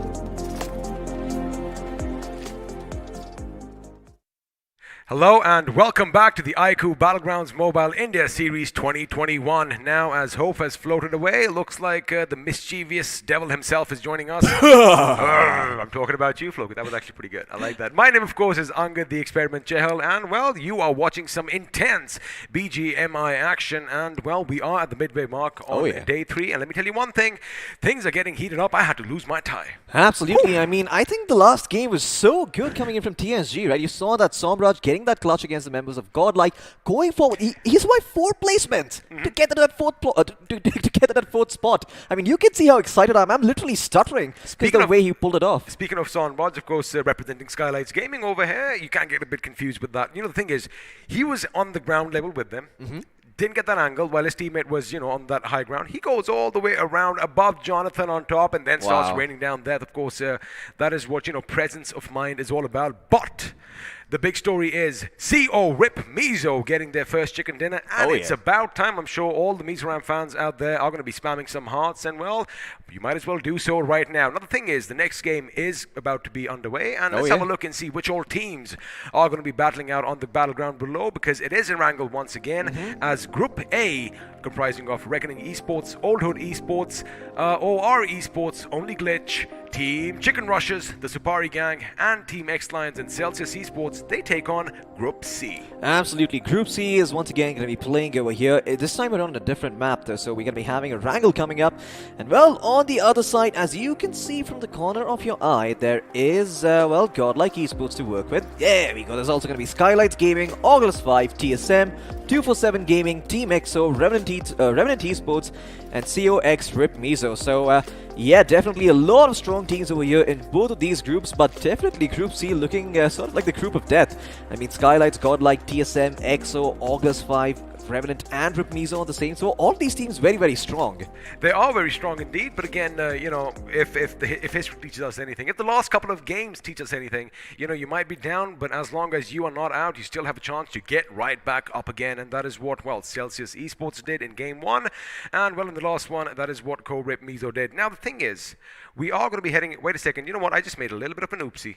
We still have Game 3 to go, so we aren't at the midway mark just yet because, well, the next game is going to mark that event. But before that, before we get down in all the carnage, before death and destruction, before vehicles go boom, before all that smoke is deployed and, you know, everyone is going to be choking out, let's have a look and see what Erangel looks like with a nice little bird's eye view, which should be coming up on your screen shortly. Now, I want you to play along as well. I want you to play along. Let me see if you can actually know which all places we are visiting, because, you know, everybody thinks that, you know, they know Erangel the best. Let's put you to the test. Absolutely. Well, I am going to give you the mantle first. You are going to guess the first place, then I'll guess the second one. All right, you know what? Build the power plant. No, I said it first. You're going to have to do the next one. This is not fair. Alrighty. I said it first. Alrighty, this time 1 to Floki and 0 to XP. Let's see if that's going to change, because coming up next, please give it an easy one, production. Let's not, you know, put up... I just wanted to zoom in onto the grass. Alright, name that patch of grass. Yeah, there you go. You think you know your Erangel, punk? Alrighty, we are in a warehouse, but the question is where? Well, if you look a bit carefully, it is in the middle of nowhere, because that place is, oh my goodness, they had to do a number on me. Well, that is a gas station north of the bridge on the western side of Sosnovka military base, and, well, everybody should know that, of course, with the infamous cliffs nearby. Absolutely. I think second place, by the way, might have been the warehouse near Georgia. Which well, bridge I is could this be wrong. now? Which bridge is this now? Come well, on, this is the bridge fans. from Sosnovka. Yeah, but on the other side, towards a ferry pier, I think. That is that bridge, if I am not wrong. I hate you. Is it? It is, right? I kind of hate you right now. It It's is. alright, you do get it right. Of course, this is the police station. I like how you at kept the me in end suspense. Of Yasnaya, and you know what? I think we're done with the game. We're going to let the viewers do all that. Now, the thing is, it is going to be Erangel once again, and you know, things are going to get heated up as well, because you know, we did mention it is going to be A going up against C, which means Celsius Esports once again have a chance to walk away with yet another chicken dinner in Erangel. And like I said, they're already heating things up. I had to lose my tie. I hope I don't have to lose my shirt next. Absolutely. Well, Skylights Gaming Fire did me. Yeah, well, or maybe, you know, they will not. You know, they'll be very, very impressed, inspired. Maybe production's going to start working out as well. We're all going to get a little bit more fitter over here in the studio. We could use some exercise, of course. But, yeah, I do want to say that the side of Skylights Gaming, they've been on the tippy top of Erangel and Miramar. If you remember those stats that came up on our screens a little while earlier, we saw them getting a bunch of points to work with. And right now, we're going to be having a look at the Sosnovka military base. We're going to be flying all the way from there towards Georgopol, making sure that the the northwestern part of the map is slightly inaccessible over here. Northeastern, I'm talking Kameshki, I'm talking Stolber, Severny perhaps not as much, but Lipovka as well. Going to be a little bit harder to access.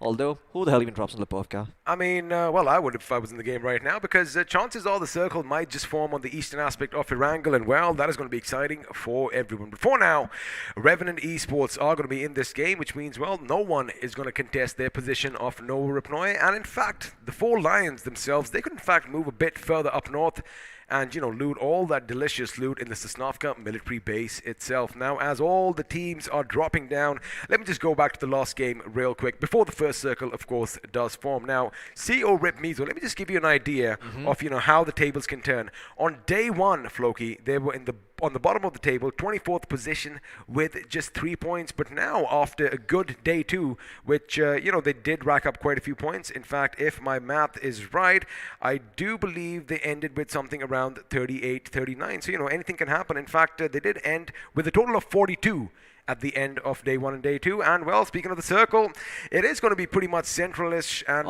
looks like the Lions are going to be happy with their position. Absolutely. Sosnovka military base is still going to be in there, but Revenant Esports, I wonder if they're going to go forward and try and take up a fight against the Lions, because last time around the Lions, they nearly clutched it out. I believe it was Yodha who caught the 1v3, almost took out Vexy against OR, pull off the 1v4, but in the meantime, looks like Godlike are coming under fire over here, or are they the ones taking the fight to the enemy? Well, looks like they did have some commotion in the distance, and, well, they do have an Uzi and shotgun, of course, with a couple of other weapons nearby, which means they are going to be willing to take a fight or two, you know, knowing the fact that whoever did drive by, well, they aren't going to have any weapons on them. But the thing is, Flick, on the other hand, is going to find himself in a bit of a predicament. Now, he is running out in the open as well. Unfortunately, no weapons, but sniper. He isn't really wasting any time. Looks like we are going to have a fight break out early. It's going to be Celsius moving in on TST's position, and, well, the superhero Krish has been brought down, but can his teammates redeem him? Can they get some redemption over here? Because Desync is going to come atop the bunker. He is going to jump down, but Dreams, well, he just might be a nightmare for them. He aims, he shoots, he gets him down, and, well, Desync is having a tough time right now. Absolutely, Desync is also going to be taken down over here. I was actually going to say that they might have forgotten Dreams over here, but they might have left him just for this exact purpose. They didn't know if Dreams went out of there or not, so they weren't really careful with their positioning. Dreams capitalizes and they end up getting themselves 2 finishes. And guess what? There's even a buggy nearby, so he can still rotate out of here if need be. Some sloppy play coming out here from the side of TSG, but maybe they can still redeem themselves if they find Dreams. No, he will zig and zag, bomb and weave, float like a butterfly, sting like a bee. His hands can't hit what his eyes can't see.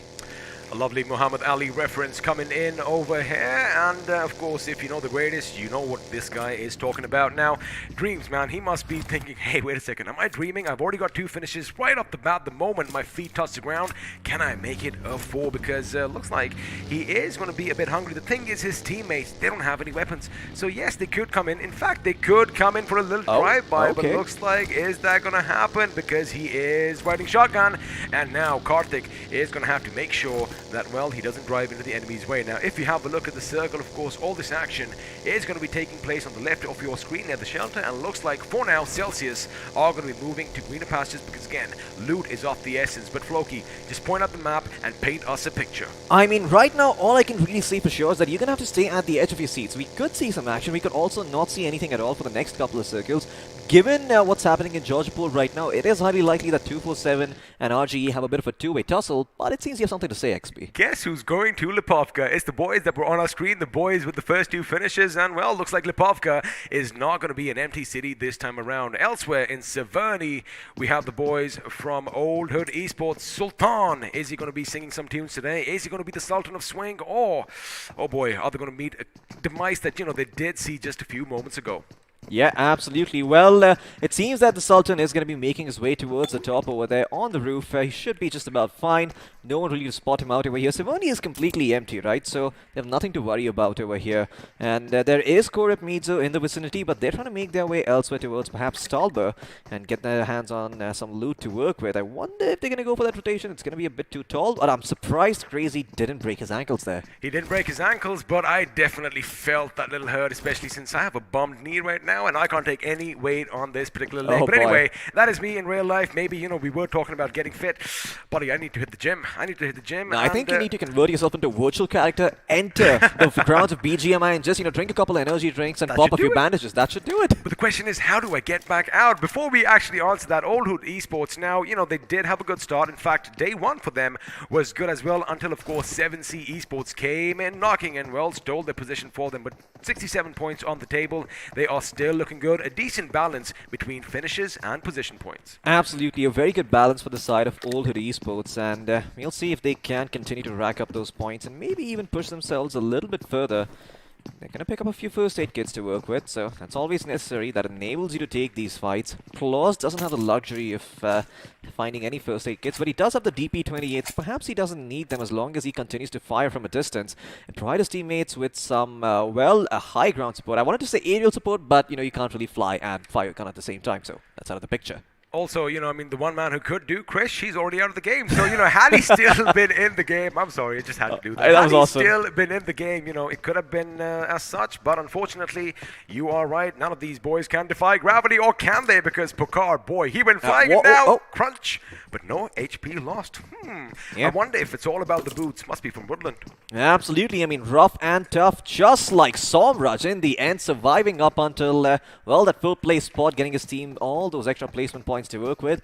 Great performance by that man. Regardless of what happens for the rest of the day, I feel like Somraj went above and beyond, and he definitely got his team a lot of points to work with. Literally above and beyond, because, he was, above the enemy. Oh, yeah? And he did shoot from beyond. But now, the Lions, not the best of days for them, Floki. We did see them, try and do something in Game 1 in Erangel. Let's see if this time around they do change their strategy, because you don't want to be caught, amongst all those hyenas, because, yes, they will stay away, but only for so long. Once they smell blood, once they sense some weakness, well, all that little laughing comes in, and, well, the hyenas are going to come in and steal your prey, maybe even take you down along with them. For now, TSM out on the move. Of course, this is just north of Pachinki, so looks like they might be heading to the church, or, well, those compounds that seem to be scattered all around to the north. And, how would you have rated their game so far, Floki? I feel like TSM have been doing well. They realize that the best thing to do at this point is not to show their entire hand. Instead, just stay under the radar a little bit, do enough to make it into the next round. Sure, if you get yourself a couple of chicken dinners, hey, that's amazing, that's great, but that's not going to be the primary focus. Instead, it's going to be about consistency and getting to that top 6, top 8 spot every single time. And if they do manage to, push themselves ahead of that 7th spot, get those extra placement points that you start getting from that 6th to 1st place, well, all the more better for them, because that's how TSM like to play. They do have the highest record for the number of finishes found in a game so far in PGIS 2021. So I don't imagine there's a lot threatening them, because they know what they're capable of. It's just that right now they don't deem it necessary to be that aggressive. Okay, I like how RNT, the Revenants, are placed up on the bridge on either side. We do have them on high ground as one lone brave man is going to go forth, and that man is Paradox. Lucky for him, the enemy in the form of XO are going to be popping up on your screens in due time, or rather not, because looks like somebody in the distance is on the move. But let's just shine the spotlight on this squad right now. Not the best outing for them on day 1. Day 2, they definitely did practice what they preached, and did take quite a few squads to church. However, they need to up their game if they want to make it to the grand finals. Absolutely, they're not in a very good spot at this point. They are somewhere in the middle of the pack, but once again, they are on Quagmire, so they're going to have to be a little bit careful with where they place their foot. Well, let's have a look at the circle. It's going to shift further up north, so the X-Lions will have to rotate, and unfortunately for them, both the bridges are being guarded over here. In fact, the eastern bridge is being guarded even further by more teams. Well, further up north, looks like a couple of teams might just collide. Have a look at that. CO Rip Mizo could be shooting at Old Hood Esports, and sooner or later you could have a few shots rattle. Maybe a vehicle or two could go boom, as I do believe the members of Core Rip Mizo, they have alighted from the vehicles, and as of right now, I do not see any traces. And speaking of traces, there you have it. The first few shots are going to be fired. Now, lucky for OH, they did have the terrain to help them out, because, they just went, they were not in sight, and if you can't see your enemy, chances are you can't shoot them unless, of Oh, course, yeah. you have those grenades in your hands. Absolutely, and I don't think Corp mates are going to be too motivated to go forward anyway, right? Because they know they've got themselves a good position. Yeah, they're at the edge of the circle. Yeah, maybe the next circle comes in and screws them over a little bit, but it's a lot better than venturing out into the open and taking a big risk, especially when all of these teams have already rotated in towards the center. I mean, the density of teams towards Pochinki and School is going to be quite high at this point, because I do believe they are still inside the circle. They are inside the circle, but looks like we might just have some action break out at the edge of the circle down south. Well, as I say that, the two teams that I am keeping an eye on the map feed that we have for ourselves, well, they are going our separate ways, so I'm going to say boo to that. But for now, Go Rip Mizo, they are going to make sure they do get some loot in Rozhok, but now talking of loot, Pokar. My oh God. boy, if he picks up that big bad machine gun, well, he could be devastating, but it looks like he is going to come under fire, and he's going to move quick, because Auglis 5 from up top are going to be laying down some lead, but for now, it's going to be Evo up top who's going to have to hold his ground, as 4 hungry members of the Old Hood are coming back to reclaim what is there. Now, Evo does throw a few grenades. He is going to keep the enemy at bay. The question is, where is the rest of OR? Speaking of which, Wexy is going to make a little bit of an appearance on your screen. Now, the thing is, they can't really do much from that position, Yep. so Evo's got to bide his time while his teammates start moving in. Absolutely. His main priority right now is to delay. He's going to throw a couple of nades and maybe even a molly to that effect. The smoke is going to make them reconsider over here, but Old Hood, not too concerned, will still push through it. And they seem to know now that there is someone over here. They just don't know it's OR. And that nade, it's, well, it does indicate that whoever's up there is a little bit scared. So they maybe try and go in and get themselves a pick. Wexy also on the other side, he's covering that terrace, so it's going to be a little bit easier for him to help his teammate out. Well, it could be easy, but looks like his position here, Floki, was given away because a grenade just blew up on the other side of the rock that Wexy is hiding behind. Now, OR, they are spread out. The push is coming in. Evo is unfortunately going to be taken down, and he crashes to the ground. Now, if they do shoot from up top, this is where Aditya could be instrumental, but Crazy gets out of harm's way in the nick of time. Now, Wexy is going to be pivotal over here. Evo is going to be probably finished, and, well, let's see if Wexy stops that on the other side. However, Godlike are taking the fight to Celsius. Things are going to heat up as Molotovs are going to go. Grenades are going to go in with one grenade. Neo is going to get the better of Dreams. Z-God comes in as well. Jonathan wants to have some fun as well. Now, Karthik is the last man standing for Godlike. In comes Clutch God, but the question is, do they really need him? Because, well, when you have 3 demigods moving, well, they might just need him. Jonathan goes down. Jonathan is finished. Z-God comes in and finally puts Celsius in their place, but Godlike getting a squad wipe, losing 1 man, but boy, oh boy, that was a nade barrage. Somebody called in an artillery strike. Absolutely. Godlike continue with their aggression, rack up a couple of finish points. Sure, they will lose a limb, but it might be worth it. On the other side, though, I'm quite sure this was not. Evo gets taken out over here. In fact, Jelly will find one with the nade. Now that the tides have turned, the battle is even Stevens. Can we see Jelly go forward and take out Ayush? No. He's still going to be playing this a little bit slow. Another nade pops in, but Ayush still somehow survives over here. And you can see Jelly just playing this a little bit slow, buying time for his teammates to come in. That is what he wants to do. Make sure the backstab comes through. My question is, why aren't Ayush and Vexy moving in? Because this is the time they need to go and help their teammate out elsewhere. Looks like Jelly is going to get the better of Claus. As Claus, well, Santa's days are over. And now, with the Scar well suppressed, he is going to get better of Ayush. And, well, in the blink of an eye, Ayush is going to be put in the ground as well, which means now they have the number advantage elsewhere. Looks like the Revenants, they are going to get the better of the demigods and say, like, you know what, there's only one god, and we are going to be preaching that right now as Neo is brought down. But for now, looks like the apartments are going to be full of life as CR are moving in, and, well, they have the numbers advantage, but OH, man, they are separated a bit too far and wide. Absolutely. Older are going to have to be careful with where they step their foot, where they show themselves, they stay away from the windows at this point, because, well, there's going to be the members from OR on one side, and there's going to be Chicken Rushers on the other, and Vexy, well, he is hungry for some revenge over here. He's a little bit upset that he took out Evo early on, the man who did clutch out for his team, I believe, on the first day itself with the M249, if memory serves me right.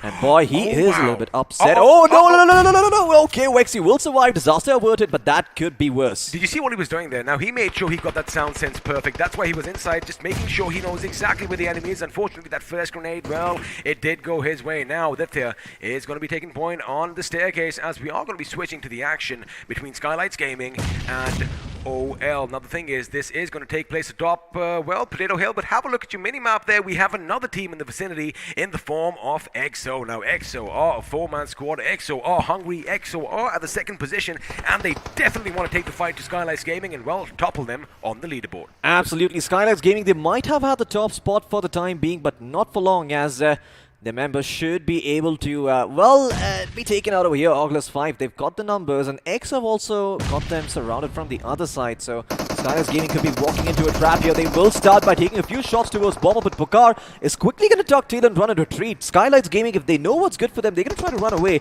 But Gamla Boy still hungry for some more, looking to get lucky. That nade doesn't really connect. Oh, it does, but it doesn't knock anyone out. Wait, did you just say the two words in the same line, Skylight Gaming's and run away? Once they lock their horns, once they are knee deep in all this carnage, oh boy, these boys do not back out. And well, let's see if Somraj is going to get a little bit of a knock with the grenade, because that is what he is trying.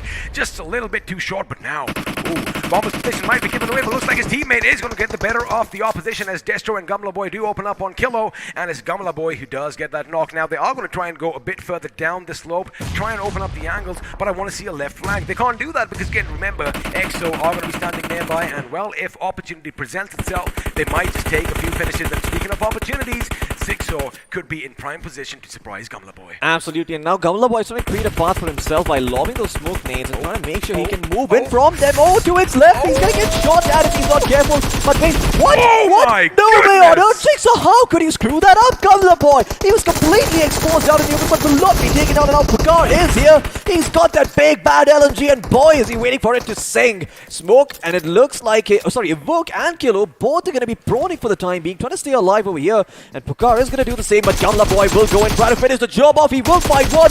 Bomber is gonna go down. Kilo will get a shot at return. What a great headshot coming in from that man. Pokar will finish off the job over here. Can they fight Bomber and Evoke? Oh, he gave it to the Kilo is gonna be able to take it out over here. It does look like finally Skylights Gaming will come out on top, and all four of the members still alive. They can be rest back up. Skylights Gaming, now they have to worry about EXO. Floki, he just gave his position away. Kilo did go in for that finish, and well, you see that muzzle flash, you know exactly where the enemy is, and it could have been the other way around because it did come down to a 1v1 situation. Meanwhile, back at the apartments, ladies and gentlemen, looks like a couple of more teams are going to be joining in. The Revenants are going to have a couple of buildings to themselves. OH have quadded, and you just pointed something out. If you actually had a look at the map, Skylights Gaming, they are all the way towards the southern part of the zone right now, so they've got the best position to work with. When they're going to come in, all the fights are going to be about to be over, and they will get the opportunity to third party everyone, maybe even get a chicken dinner to work with. But what I feel is that since most of the teams are on the southern aspect of the map, especially the apartments, again, it is going to be hot real estate. Well, they are going to give away sound cues. They better be crawling and creeping their way in through those forests. Otherwise, well, we could see a vehicle go boom, and with that, Skylights Gaming, well, they could be high in the sky. Now, the thing is, we are going to have another little bit of fight breaking out. TSM going up against 247 Gaming. Now, they have a little bit of a truce over here. They do have that no man's land in the form of that road, but looks like Pooja could have spotted something, or well, at least that colorful UAZ that is parked up there always reminds me of a block of cheese for some reason, as now she is going to hit the deck. Well, not he, just to let you guys know. Sorry to break a few hearts, but over here is Arceus, who does spot Aquanox. Unfortunately, the SLR let loose those bullets just a little bit too late, and there you have it, Skylights Gaming. They are rushing in. Forget the apartments. They are going straight to school. I mean, talk about going back to school. That is exactly what they are doing. Absolutely. Well, they have 3 different buggies for them, and they're going to try and make their way towards a piece of real estate, but it doesn't look like that real estate is free just yet. Korepedes are occupying that compound, and they will hold on to it. ISO trying his best to win this fight over here. He's going to be up against 3 members from the side of Skylights, so he's going to have to be a little bit careful. Those nades come pouring in, but he's still standing strong, and now backup arriving from the side of Rip Mizo. Well, Skylights Gaming, they quickly need to decide where they want to go, because if they stay for too long, they could be biting the dust here. Absolutely right, because they only have that one little tunnel to work with just on the bottom of the swimming pool over here, and well, if their positions are given away, they are going to be pincered soon enough, and well, CO could snuff out their lives elsewhere. Clutch God, oh boy, he is a one-man army. Let's see if that is going to be the case right now, because he has 4 hungry lions. The full pride is going to be in effect, as they are desperately trying to search him, and for now, they are just making a lot of noise. Well, Clutch God is going to let them know that, hey, I'm here too, as the 2 gods are going to go up against the lions. Now, Z-God on the right side of his screen has to move back, because A, the zone is going to force him, and now they could be in a prime position to set up a bit of a crossfire, and if X-Lions come out without any smoke, if they come out without deploying any grenades, I'm telling you, they could get something out of it. Mother, you better be careful. Fortunately for him, it was just a grenade, and speaking of being careful, Clutch God almost knocked off his feet. That second grenade just might do him in. Absolutely, those hay bales, well, they might be made of solid solid concrete because they do provide cover from all the bullets, but the nades can't be protected from Clutch God now out in the open. He's gonna have to be careful. The door is gonna be opened up as well. They're gonna lob a few nades. Still, somehow, Clutch God is still alive. What the hell are X-Lions up to? None of them peeking out just yet. They're afraid that there might be more godlike members. He's just around the corner. Oh my god, Yoda's not gonna check that. He is still somehow standing strong, and Clutch God will still make it out alive. What is happening? X-Lions not pushing at all. Meanwhile, on the other side, looks like action is going to keep breaking out in the apartments. OR Esports out in the 14th position with 2 finishes to their names. And well, the Revenant top dog, he does have plays in the corner. And now looks like Clutch God goes out. Looks like Z-God goes out. And with that, the play zone comes in and snuffs their life out. But of course, the X-Lions are going to be given all the credit. Godlike out in the 13th with 4 finishes. Now top dog made sure that Blaze was put, well, sent to the depths of hell as they have to move quick because the Lions could be charging in as well. And back at the school, ladies and gentlemen, XO decided they want to join the party as well, and Flick is going to be on his knees, but Sensei is going to be taken down as well. Reverse coming in with a few knocks and finishes off his own. He only has a few members. Wait a second, he didn't check his corners, and well, he paid a heavy price. Absolutely, reverse. Well, it wasn't the reversal he was hoping for over here. Jacob Boy is out of ammo on that UMP. I'm not too sure what he's holding it out for. He's got another weapon to work with over here, but first a couple of smokes. That nade! Oh my god, Jacob Boy is going to have to be careful because another one might just put him under. And now Korip Midzo, well, they're trying to regroup together over here. Flick White trying to make his way towards his teammate, but I don't think that's going to happen for much longer. In the meantime, it does seem that a couple of knocks are being exchanged. Levy has gone down. Simple has bitten the dust over here. Ninja Jot is also being taken out, and Revenant Esports, they are on the backstab, and only Glitch Slayer is going to have to be a little bit careful. The nade comes pouring in once again. He's going to lose a big chunk of his life, but we're going to turn our attention back towards Rip Mizo. There's Skylights Gaming, there's EXO, and there's XL to worry about. Again, the thing is, there are multiple fights breaking out on multiple fronts because right now, Destro is going to get better of Ninja. He goes down. I beg your pardon. That was Shadow lurking in the shadows. He's been taken down. Now TSM, although they have the ridge for themselves, they have some smoke deployed. The position is given away, and well, that is not somewhere where I want to be. But the thing is, you can spot the enemy if you are at the edge as well. And looks like Destro just learned that the hard way. Now, if I was talking about best positions, I would want to be in the school, but looks like Paradox is going to make sure OG are going to breathe their last. As I do believe, there you have it. Only Glitch going to be eliminated in the second, 12th position. But look at this.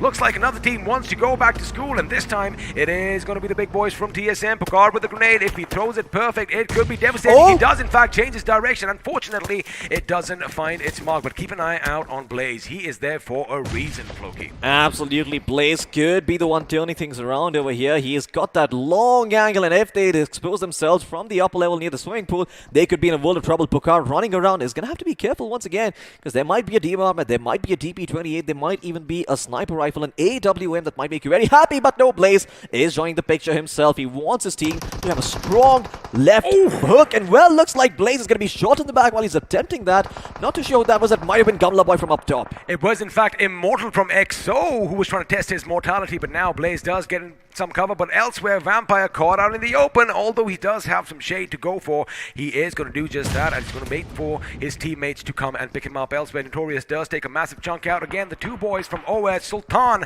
and Crazy, are making sure they give them a run for their money. Now the grenades are going to go boom. With that, are we going to see some more knocks? Yes, we are, because EXO from the school gets the better of Notorious, and well, their numbers are dwindling. I wonder if OH are keeping an eye on the kill feed, because if they are, they could rush in, and well, it could spell trouble for Team Chicken Rushes. For now, two of the members down on their knees, and Sultan and the boys, they are going to have to wait. Reckoning. Another team is going to be joining the party as Reckoning are moving in full force. Of course, they have to. All the action, ladies and gentlemen, is going to be down back in school, and Ninja is going to be the first in line of defense. He goes out. He, in fact, throws a grenade right on their faces, and Mr. Spray is brought down. A follow-up grenade coming in. That could be devastating. In fact, Mr. Spray sent to the depths of hell. Absolutely. Oh my god, Maxi might be meeting the same fate as well, and TSM looking to capitalize on the situation. Can Picard be taken out? But no, he's still standing strong. Couple of smokes being deployed, but Maxi nowhere to rest, and those nades come pouring in, and I do believe that vehicle is going to explode. Maxi OP will be taken out. Aquanox is also going to get a couple of picks. Reckoning Esports, once again, they might be the Wolves, but even the Wolves have to be a little bit wary when there are a couple of more animals around in the fray here. TSM, they try to push forward over here, but Skylight Gaming will still hold Little John. The only hope for his team still standing. It's only a glimmer of hope now, and well, it's been snuffed out by Destro. He's gonna get the credit for that finish as TSM are out in 11th place, and still that means that no positioning, or rather only one placement point is gonna go the way of TSM. They were hoping for more. The thing is, now Skylights, they have racked up 10 finishes already. These boys are looking good. Elsewhere, looks like Oed Sultan does come into fire, but again, he is the Sultan over here. He is going to survive. Jutboy is going to be taken down. Crazy is going to be taken down. There's going to be a one-on-one situation between Sniper and Sultan, but keep an eye on Paradox and Austin at the back because, well, if they expose just a tiny pixel, they could be taken out, but there you have it, Sniper. He's going to go with the CQB route, and in fact, he's going to make it up close and personal. There you have it. He gets the job done. In fact, it's Austin Box from the Revenants who is going to put a few bullets in his back, which means, well, Sniper, his CQB skills have not yet been tested. However, he does have the Molotovs, and all he needs to do is make sure he collects enough loot because, well, now the first aids are going to be very, very important. Absolutely, that is all it's going to be about. Maybe this might not be Sanhok just yet, but he could still go out there and heal in the blue. Austin Bot, that nade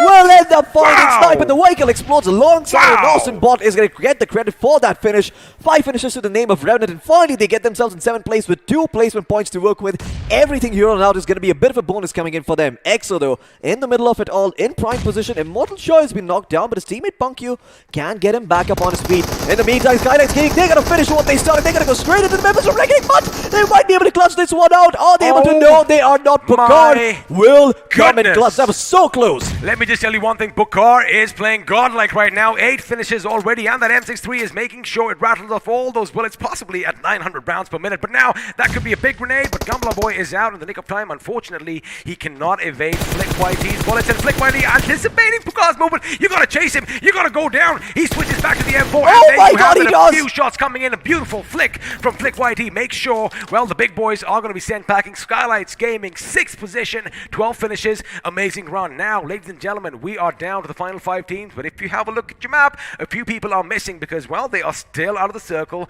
possibly going for those heals. But for now, the Lions are in a good position. They do have to take the fight to XO, however.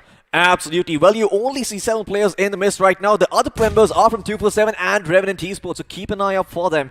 In the meantime, it does look like Revenant do have a decent position. There's also an airdrop to loot, so maybe they could get their hands on a couple of good weapons. But in the meantime, it does look like Flick YT will be taken out by Punkyu. And now X-Lions looking to capitalize on the situation. Can they go forward and eliminate the side of EXO? No, they cannot. Mega Arceus from the distance will connect a headshot straight to Austin's dome, and Austin has been taken out. Can he get the res? It doesn't matter if he's just a one-man over here. He still has 7 first aids, and now this is what he's waiting for. He is going to patch himself up, hoping against all odds that, you know, he does make it to the top 3 positions, because for now, Team EXO, oh boy, they are looking good, I think. They might just spot the enemy in the distance. Paradox, you better be careful, because you just might be seen by Punk. Now, keep in mind, Madhav, although he is down on his knees, Respite is not going to come his way, or is it? Because Yoda is going to move in. The play zone is finally going to claim Arceus for himself, which means now 3-man EXO, they have to make sure that they keep all the members away, because, well, they are going to go up against 6 oppositions. Now, Revenant, wait a second, looks like the revive could come in, and they are still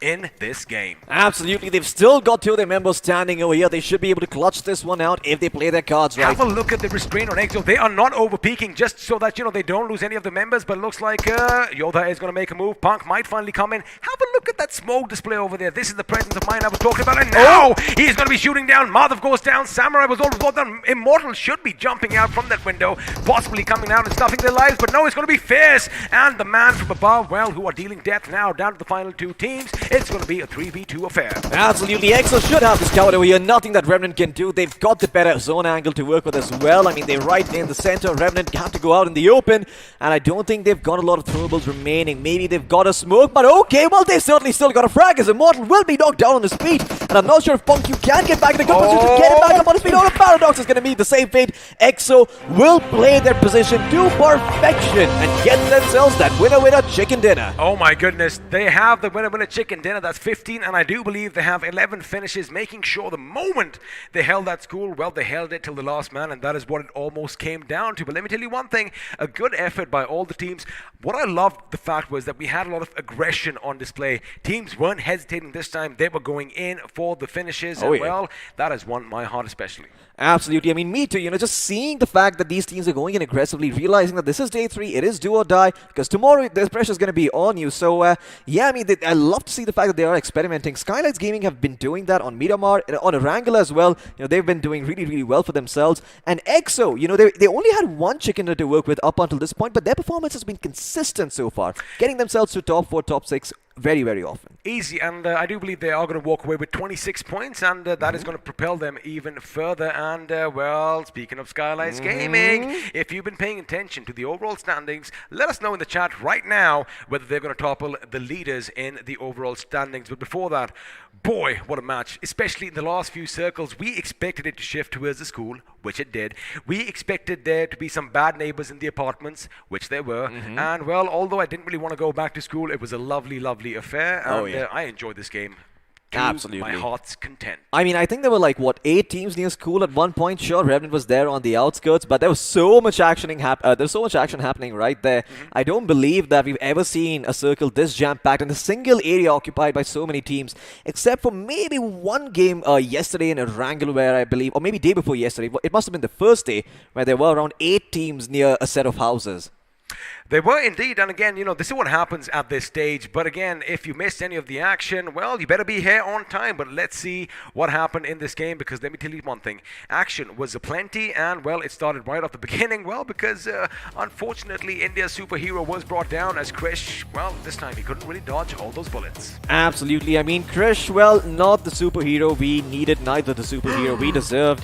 Well, it seems like he's not long for this world this time around. The Supari gang, once again, these guys have their on and off days. They're very similar to UDOG in that aspect. They get themselves a couple of chicken dinners to work with, and then they just got caught napping over here, much like Celsius. Oh my god, did they eat a bunch of nades over here.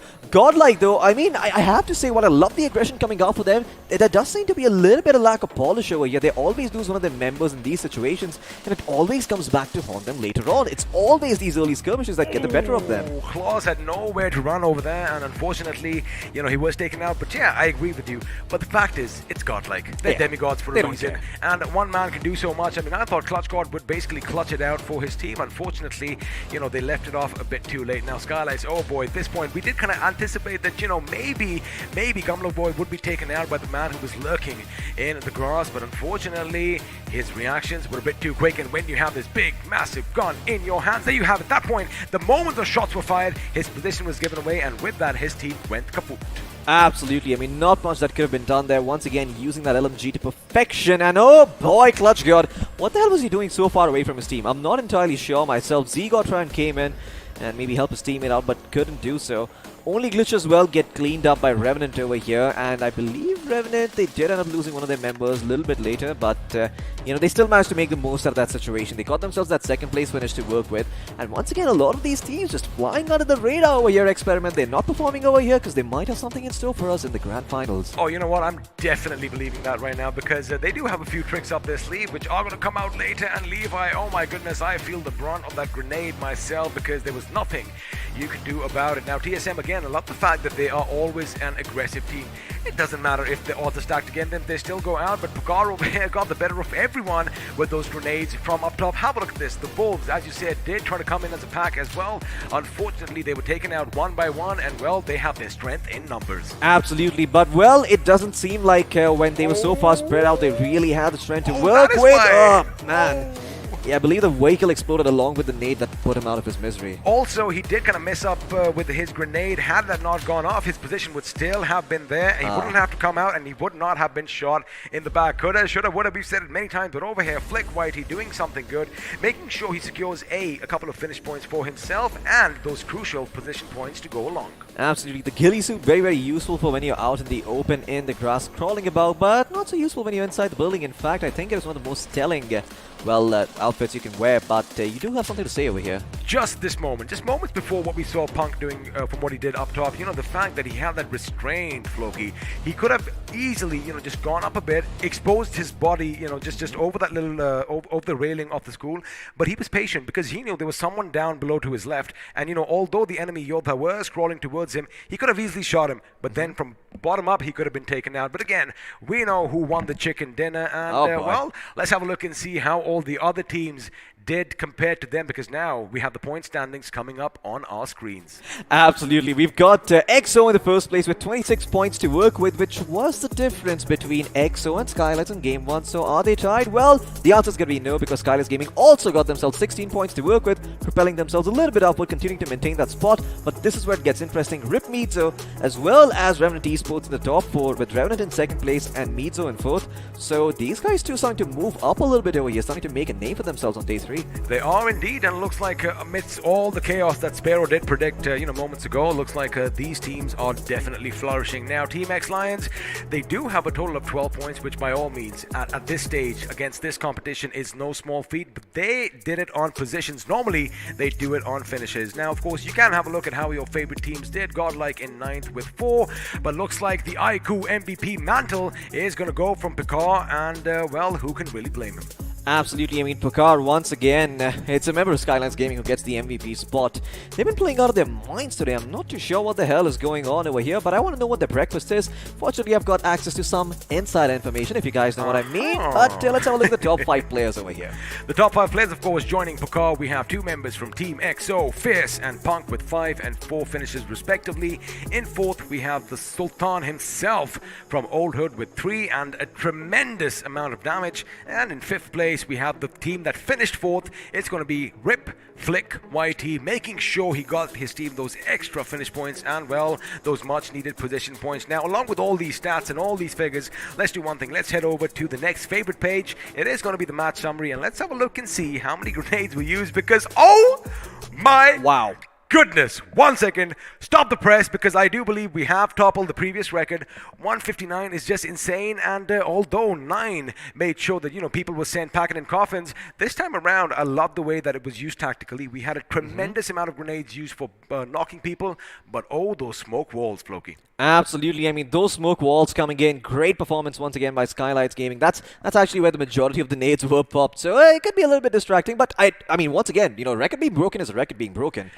And it kind of seems like, the school was not a place to be, because it looks like they were fumigating the place, the amount of smoke grenades that were in and around the building. But let's have a look at the finish to damage performance graph. And, well, although a couple of teams did do better than the rest, in fact, 3 of them, Skylights, leading the charge with 12 finishes and 2,095 points of damage, closely followed by your winners, Team XO, with 11 finishes for themselves, 1,797 points of damage. And again, Rip Mizo, they haven't been quiet right from the first game. They end up with 7 finishes and 19 points of damage. Absolutely. I mean, Rip Mizo are starting to make a name for themselves over here, but we've got another stat, and maybe a Rip Mizo player awaits us in the wings there as we move into a player face-off and put 2 players against each other, see who comes out on top. It's going to be Fierce from the side of EXO and Picard from the side of Skylights Gaming. Both players very, very aggressive over here, but who do you think had the edge? Well, the fact that, Fierce did survive a couple of minutes extra obviously does put him on top over here, because, again, they did walk away with those crucial placement points. But again, the finishes on Picard, I mean, that's why he walked away with the iQOO MVP mantle. Now, we've had a look at 2 amazing individual performances. Let's get their squads in, Floki, because I'm pretty sure we might see one of them popping up on our screens, or both, because the squad face-off is there. And there you have it, Team XO in first with, 11 finishes, and Skylights in 6th with 12. Absolutely. I mean, Skylights Gaming, despite being in that 6th place spot, they racked up just so many finishes to work with, and on top of that, I believe they got themselves 4 placement points to work with. So once again, a great performance coming out by these guys. So yeah, they continue to maintain their spot at the top. EXO, sure, they're clawing and scratching, but it just seems that the king is just out of reach over here. Well, the king is out of reach, and you know what they say, they better, well, I'm going to say the comment at the king, you better not miss, and they didn't do this time. But the thing is, I don't think the other teams got the memo, because Skylights Gaming, they did rack up 16, 17 points in this game, which means they still have that little bit of edge over Team XO. But anything can happen. I mean, Skylight Gaming's, boy, they are firing on all cylinders. Absolutely. I just want to see one thing now. We saw TSM breaking a record. They got themselves 100 points in 3 games. Sure, there's going to be a lot more games played over here, but I want to see a team reach that 200-point mark, and I think Skylights might be the first one to do it. Well, XO are definitely going to give them a run for their money, but keep in mind, we do still have 3 more games in place for you today on this day, after which we have 6 more, out of which all teams have to play either 2 or 3, because again, every team needs to make sure that they play 16. My maths might be a bit wrong right now, but at the end of today, everyone is going to have played 12 games each, and well, everything will be even Steven once again. But for now, boy oh boy, Skylights Gaming, I am well, not surprised, but I'm amazed by the aggression that they showed. And again, a lot of teams did stand out for me in this game. Absolutely, me too. I mean, I feel like a lot of these teams who weren't really able to do all that much performed really, really well, right? There was Revenant as well, a team that we have been sort of not really been batting an eye towards, because, well, they have been somewhere down there in that 8 to 16 spot, but now they're starting to move up in the world a little bit over here. Day two? Yeah, day 2, I mean, day 3, day 4, I mean, these are the only few days they've got remaining, and if they don't perform over here, we're not going to see them in the grand finals, and I think they realize that too, so now they're going to start showing their hand a little bit more. Again, the thing is, out of all the 24 teams that are battling it out in the semifinals, only 16 shall go forth to the grand finals. And, well, we are going to have to say bye-bye to 8 of them. But for now, we still have a lot more action. And, yeah, we're not saying bye-bye to you just yet. Unless, of course, they want us to. Are you in a hurry somewhere? I am not. I'm here all day long, I baby. just enjoy sitting over here, speculating with this gentleman to my left. Like I said, a gem of a person.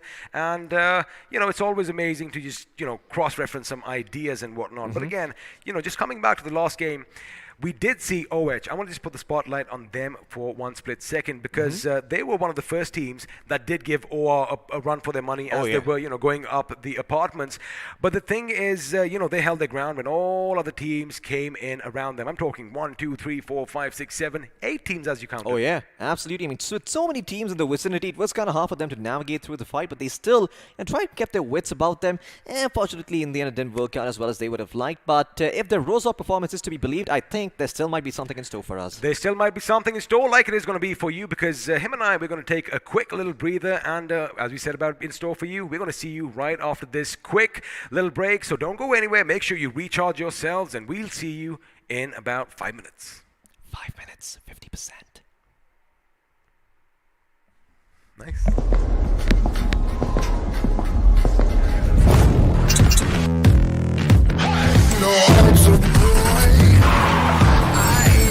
Yes, man. You ain't seen nothing yet. But that fire, burn it down. Yeah.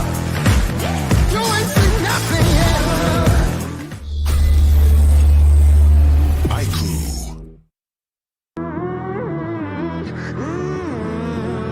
When you thought that I was done, you ain't seen nothing yet.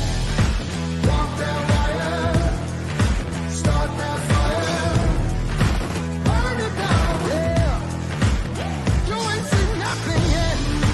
I go harder, let the sun burn.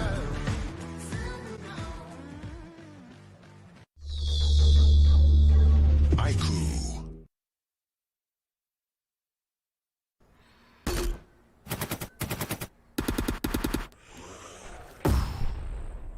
Enemies ahead.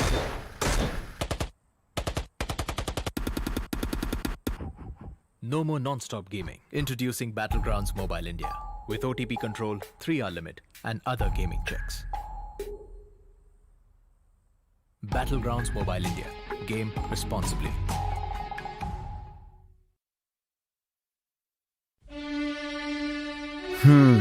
वो एक दोस्त game में फंसा, कोने में बसा, gang में अकेला, दिन का भूला. टाइम आ गया है for them to look up. रुक रुक रुक, पिज्जा है यार. हाँ, ये बेटर है. ध्यान से. ओके ओके, फोकस कर. अरे ऑसम यार. कोई नई स्ट्रैटेजी ट्राई करें? क्या बात है. श्योर? एकदम श्योर?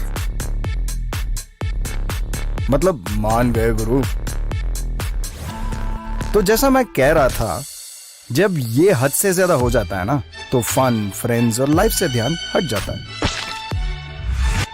तो कुछ भी करो, पर कैसे भी मेक देम लुक अप. अरे वाह, जल्दी समझ गए. Well done boys.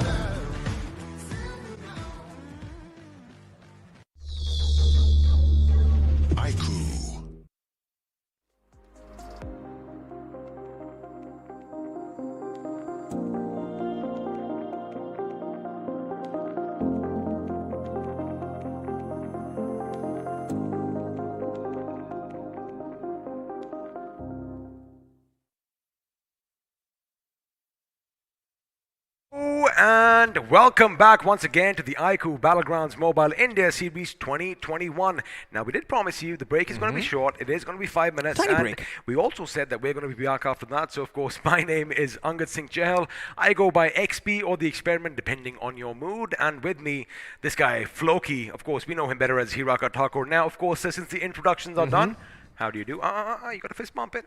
Boom. Let's have a look and see how all the teams are doing because the overall standings are popping up on your screen right about now. And well, at the tippity top, we still have Skylights Gaming. However, the lead has reduced by just a little bit. Absolutely. Now 16 points to work with for the side of Skylights Gaming. And once again, position points are what's going to be considered if they do end up being tied. As, well, they're not tied just yet. EXO are still 16 points behind. But if you don't consider EXO for a moment and look at OR, Godlike and the Sparty Gang, Skylights Gaming, they go to Jack for the next N number of games and still make it to the grand final, Zoe. I mean, their spot pretty much should be guaranteed. I mean, you know, I got to agree with you over there because the numbers are a bit too staggered, a bit too high for anyone else to actually catch up. Looks like we are going to have, you know, a couple of stories break out. Of course, the fight for the top position, the fight for the top 6, the fight for the top 10, the fight for the top 16. But now, let's have a look at the remaining members in the top 16 as we have only Glitch in the 9th position, which means, well, since Hyderabad Hydras in R Esports didn't play this last game, along with Enigma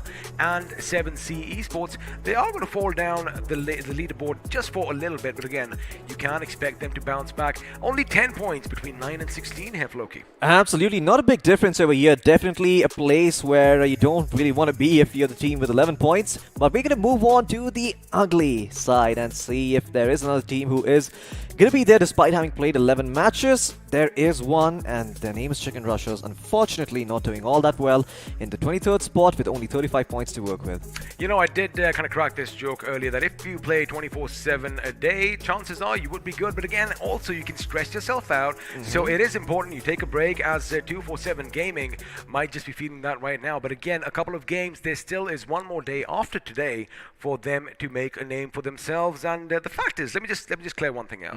They've already made a name for themselves because they have made it to the final 24 teams in the BGIS 2021. And let me tell you one thing, that is no small feat, especially since we had thousands and thousands, in fact lakhs of teams register for this tournament. Absolutely. I mean, if nothing else, even the teams who are in the bottom 8, they don't walk away empty-handed. I know this is going to sound cliche, but they get the experience of playing against the best and seeing just how cutthroat these lobbies are.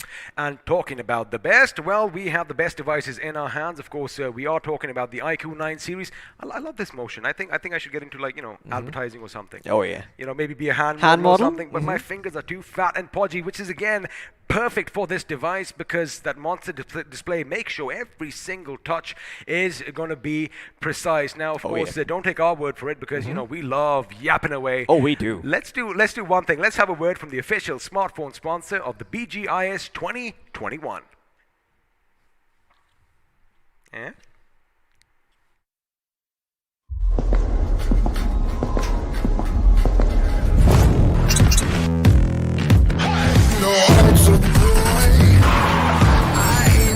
Yes, man. You ain't seen nothing yet. But that fire, burn it down. Yeah. You ain't seen nothing yet. iQOO.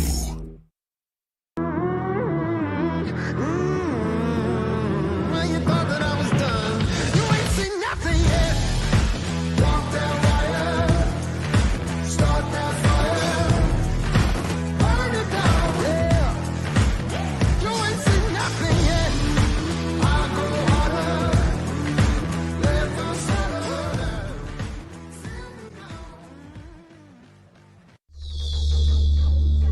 iQOO. Well, welcome back once again, and you know, of course, just before we do come on camera, of course, we have a couple of voices in my head, not the ones that I already have. But you know, we have a producer speaking. I'm going to do something funny one day. The next time we say standby casters, I'm going to get up. Of course, I'm going to get whoosh across the face. I don't want that, but again, you know, we are back, and now it's going to be time for Sanhok. Sanhok is one of the most interesting maps that has been played so far. In fact, there's only one of it, so because it's just so unpredictable and wild, right? Every single time, you don't know where that circle's going to go that RNG factor is through the roof on this one. So it's all about navigating that chaos, that circle chaos, and well, finding a way to sift through it and always getting yourself to that top 6, top 7 spot where the placement points are nigh plenty. But let's find out who is going to be fighting down below, because we do have Group B going up against Group C. And Group B, we have Hyderabad Hydras, 7C Esports, Tactical Esports, Team Xbox, Enigma Gaming, UDog India, R Esports, and of course, Soul. Absolutely, you got some very, very big names over here. Soul and Xbox both looking to make their mark. But on the other side, we've got Godlike Esports, Skylights Gaming, August 5, TSM, 247 Gaming, EXO, Revenant Esports, as well as Core Rip Mizo playing the second last match of the day, after which they will be playing the final game on Erangel against the same teams that we're seeing right now. So do remember, we are going to be seeing a bit of a crutch match coming in, but it's going to be an Erangel, and that is if the teams over here don't do very well. Well, it is going to be Sanhok, so you have that little bit of unpredictability because anything can happen, and of course the playing path isn't really going to be too much of a bother for anyone, let's be honest. It's that first circle. Now, we've seen it all. We've seen central circles. We've seen circles, well, not all. We've seen circles to the northwest with 50% of the water at the beginning. I want to see something happen exactly like that down south near the docks, perhaps, because, again, new terrain, and for us, it'll be a new experience as well. Now, before all the snakes start hissing in Sanhok, before all the bullets fly and the bodies drop, let's just go back to the tropical island once more and just appreciate how beautiful it is indeed. And well, to kick things off, we are going to be at the ruins itself. Absolutely, you got a lot of great sights to see over here in Sanhok. Once again, the luscious green jungles over here have a lot in store for you. A lot of different camps, a lot of different military bases that you can drop into. Not a real military base, but there is a boot camp, you know, a training area where all the soldiers were trained potentially for some great war that we will not talk about over here. But there are also a couple of other places. You've got the cliffs over here on the northwestern side, and I mean that place can be very, very effective when the circle does shift there. So far though, I believe we've only seen a northwest finish happen once on the map of Sanhok, and well, it didn't go so well for the team that was holding that area after all, so maybe that's not the place to be in the end. But let's say you are on Sanhok. Where do you like to go? Well, from one ruin to the others, we are going to be going down in the cave because looks like this was a temple once upon a time in the past, and oh boy, through the trunk and the legs of the elephant, we are going to witness Paradise Resort as well. Now, of course, for now, the water is going to be crystal clear, it is going to be blue, but sooner or later, if a couple of teams do drop down over here, well, that water could quickly turn red. Absolutely, and well, if you want to avoid that, maybe you can make their way a little bit further towards the peripheries of the maps, but once again, that is a big risk on a map like Sanhok. You never know where that circle's going to go, so it's always safe to drop in towards Paradise and Boot Camp. You know what the best thing is? Now, for now, we all know this is where all the teams are going to be, well, as they are, you know, jumping around and, you know, try and test one another. Looks like a member of a couple of teams, they've got a few scooters, they've got a few buggies, and they are already in Hathin and Cow. Looks like it might just be, you know, something that we might see in the future. But for now, before all that, they are all going to be brought back to that big bird that has taken to the sky, and from the heavens above, they shall be dropping down on the tropical island sooner or later. But for now, it is going to be Viper who has the hot seat. But my co-captain, where are we flying to? Does it even matter? Well, I don't think it does, but in case you want to know anyway, we're going to be going from Camp Bravo all the way to Nakham, and we will see which teams decide to drop where. Well, you can access pretty much every part of the map, so that is quite redundant. But you don't have to fret for too long, because the circle is going to come in and introduce that little bit of RNG that is going to keep us on the edge of our seats. Now, of course, if we have a look at how the teams performed in Sanhok, the Sapari gang this time are going to be leading the charge with 30 points to themselves. In fact, Daddy laying down most of the damage, and looks like, correct me if I'm wrong, I might just have heard a couple of shots in the background, which means teams that are dropping early, either just testing their weapons out, making sure that everything is locked and loaded, or looks like Boot Camp might see some action, and this time we are going to have the northwestern circle once again. But keep an eye on what's happening down in Boot Camp, because two teams are dangerously close to one another. Our Esports and the August 5 pretty much on top of one another, and sooner rather than later, oh boy, only one team might just escape Boot Camp. Absolutely. Boot camp, well, still in the fray over here, though, so we'll see if these teams do decide to end up leaving that area. I mean, it could also be a big stalemate, but that is very, very unlikely. Soon enough, I believe Orgless 5, once they got their hands on a couple of weapons, maybe a vest or a helmet, maybe a few bandages and first aid kits, they will go forward and kick out the side of our esports, who in fact already are trying to move out over here. And oh boy, Rockstar could be in a world of trouble because he knows he's been pinned down, he's been spotted. Kilo already prepping up a nade. We might just see the first pick going to the side of Orgless 5. That nade, oh boy, it does not go there. Yeah, it was too short. I mean, you got to realize that, you know, when you are cooking, the moment you pull that pin, a little timer is going off. And if you aren't going to be proficient with grenades, well, you can kind of miss time at a time. So at this angle, at this distance, it was pretty evident that, you know, it is going to fall just a bit too short. Again, I think I've used quite a few grenades when I play BGMI. So, you know, I do have that little bit of advantage because you, I know for a fact, are a gunner. I mean, this guy cannot throw a potato in real life, but looks like something is happening elsewhere as Hyderabad Hydras, they are taking the fight to Team EXO, and well, the head has been chopped off, but an EXO's point because Sensei is down and well out of this game. Absolutely, Hyderabad Hydras getting that first point to their name once again, as well, all the 3 matches that are going to be played right now will include Group B, so they get off to a good start over here. It's going to keep the confidence high for the coming games, but we'll see if they can carry it forward into the maps of Miramar and Erangel too. In the meantime though, Team EXO are going to just try and make sure Hyderabad Hydras don't get away with a bit too much. Fierce has learned his lesson and is now going to be guarding the spot, making sure Hyderabad Hydras can't peek a bit too wide and pick off one of their members again. Now, of course, while we wait for some action to break out, looks like there is going to be a little bit of a truce because Team EXO, they barely have any utilities, they barely have any armor, so the right decision over here would be to, you know, have that tactical retreat, fall back just a little bit, kit yourself up, and then come in and fight another day. And I guess the other team should do the same because although they did get the first knock and the first finish, they don't have anything. They just have the first basic guns that they found, and they need to go show they fill up all those backpacks that you see on your screen. Now, keep in mind, you know, the majority of the teams are in the circle. Wait a second. Ace Black almost gave his position away. Lucky for him, Punku, or Punk as I like calling him, did not take the shots at that moment. Now, what does surprise me is, you know, I did say most of the teams are in the circle. A couple are still out, and they are dangerously close to one another. I'm, of course, talking about Skylights Gaming and Soul. Absolutely. Now, that is a matchup that I want to see, and that is a matchup I want to see go down in favor of, well, Team Soul, because they have been having a little bit of a rough time, it seems. You know, Skylights Gaming, they can be a little bit generous. You know, donate some of their points away. They don't need as many.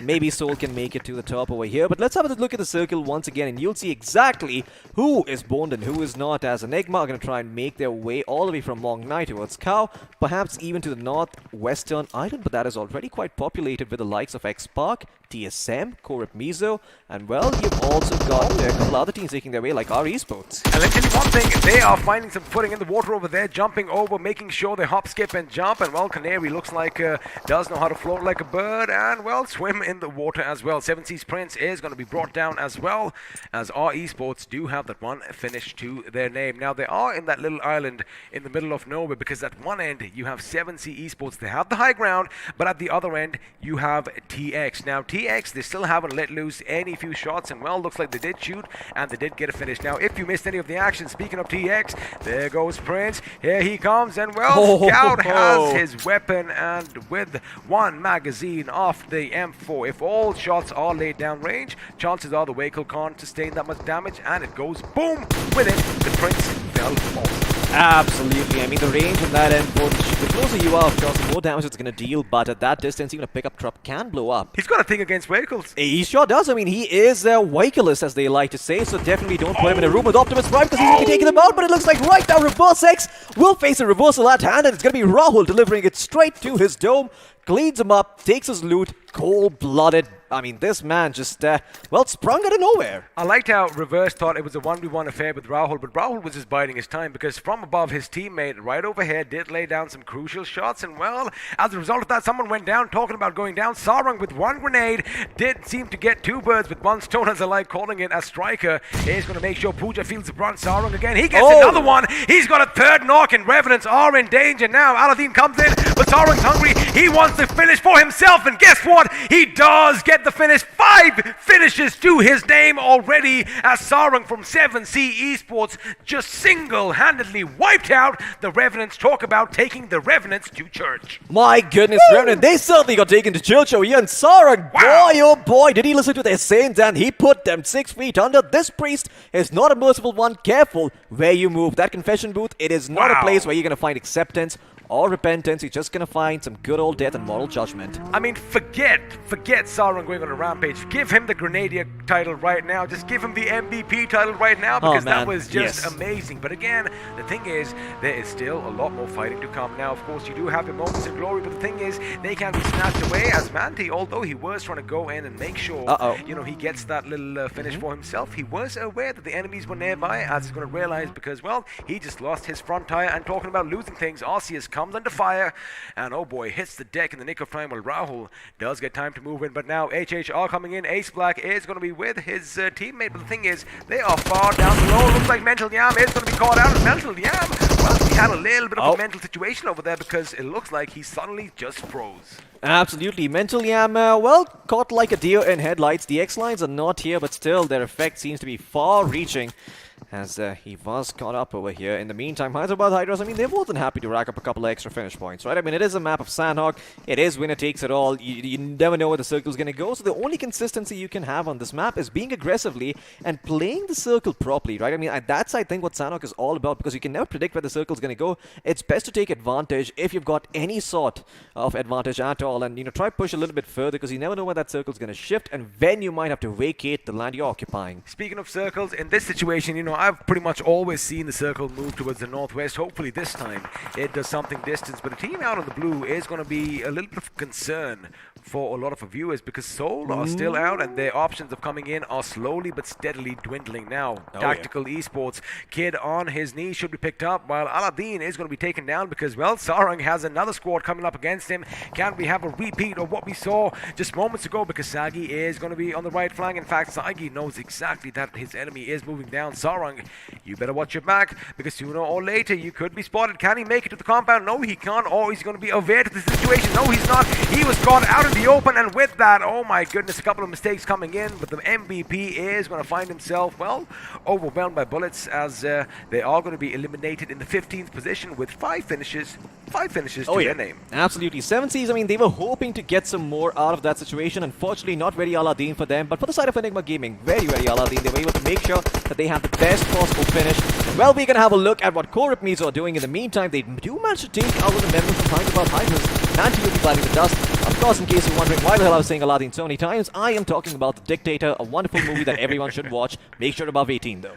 Oh, absolutely. And, well, you probably weren't even 18 when the movie came out. That just goes to show, well, you are a young lad sitting next to me. And, well, coming back to the game at hand, because I'm pretty sure sooner or later we might just hear a couple of voices in our heads saying, please do not say that phrase from the movie. Elsewhere, we do have Seoul finally making a move, and this time looks like they are going to be heading in the northern direction. Problem is, sooner or later, they're going to find themselves coming up against another team, and, well, that team are the boys from Skylights Gaming. Your tabletoppers, so chances are we just might see a drive-by, because right about now this buggy is going to be giving the sound out. Expect a few shots to come in from the right, because they are taking the little path next to the road. There you have it. You saw something on the right. It's going to be Gamla Boy. Gamla Boy takes aim. Gamla Boy shoots. Gamla Boy, is he going to get a knock? No, he doesn't, because Viper is going to retaliate in kind, but he has another chance, because, well, a bike is coming in, and looks like Viru got the idea, and he's like, you know what, forget the road. I have a bike. I'm just going to go off-road.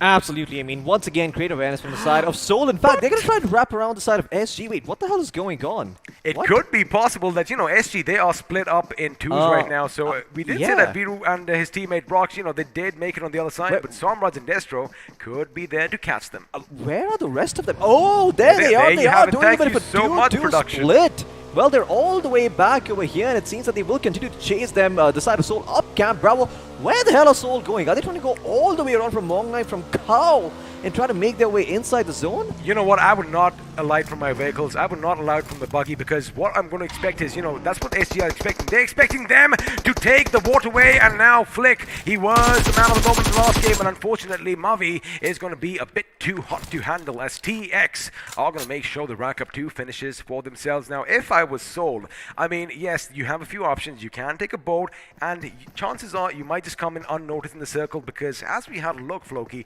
no one was at the top. In fact, the places around Cow are all open for, teams to come in. But the thing is, you can see a boat out in the distance, and I wonder if they are going to take the chance. If I was them, I would still continue ripping through the woods in my bike. Absolutely. I mean, this is the best possible map you can go and get your bike out on. There's just so much greenery around. It's almost like, you're in the middle of a hot rainforest. But let's have a look at the circle real quick if we could. I mean, there is a story to be told over here. Team X-Pac in the meantime continue to hold inside the smoke, and Rippies are going to be chasing the side of 247. Now, 247 have to be careful, but in fact, they're going to turn around and throw a nade straight into the face of Jacob Boy, who's probably going to be cleaned up over here. ISO still standing, waiting for them to overextend.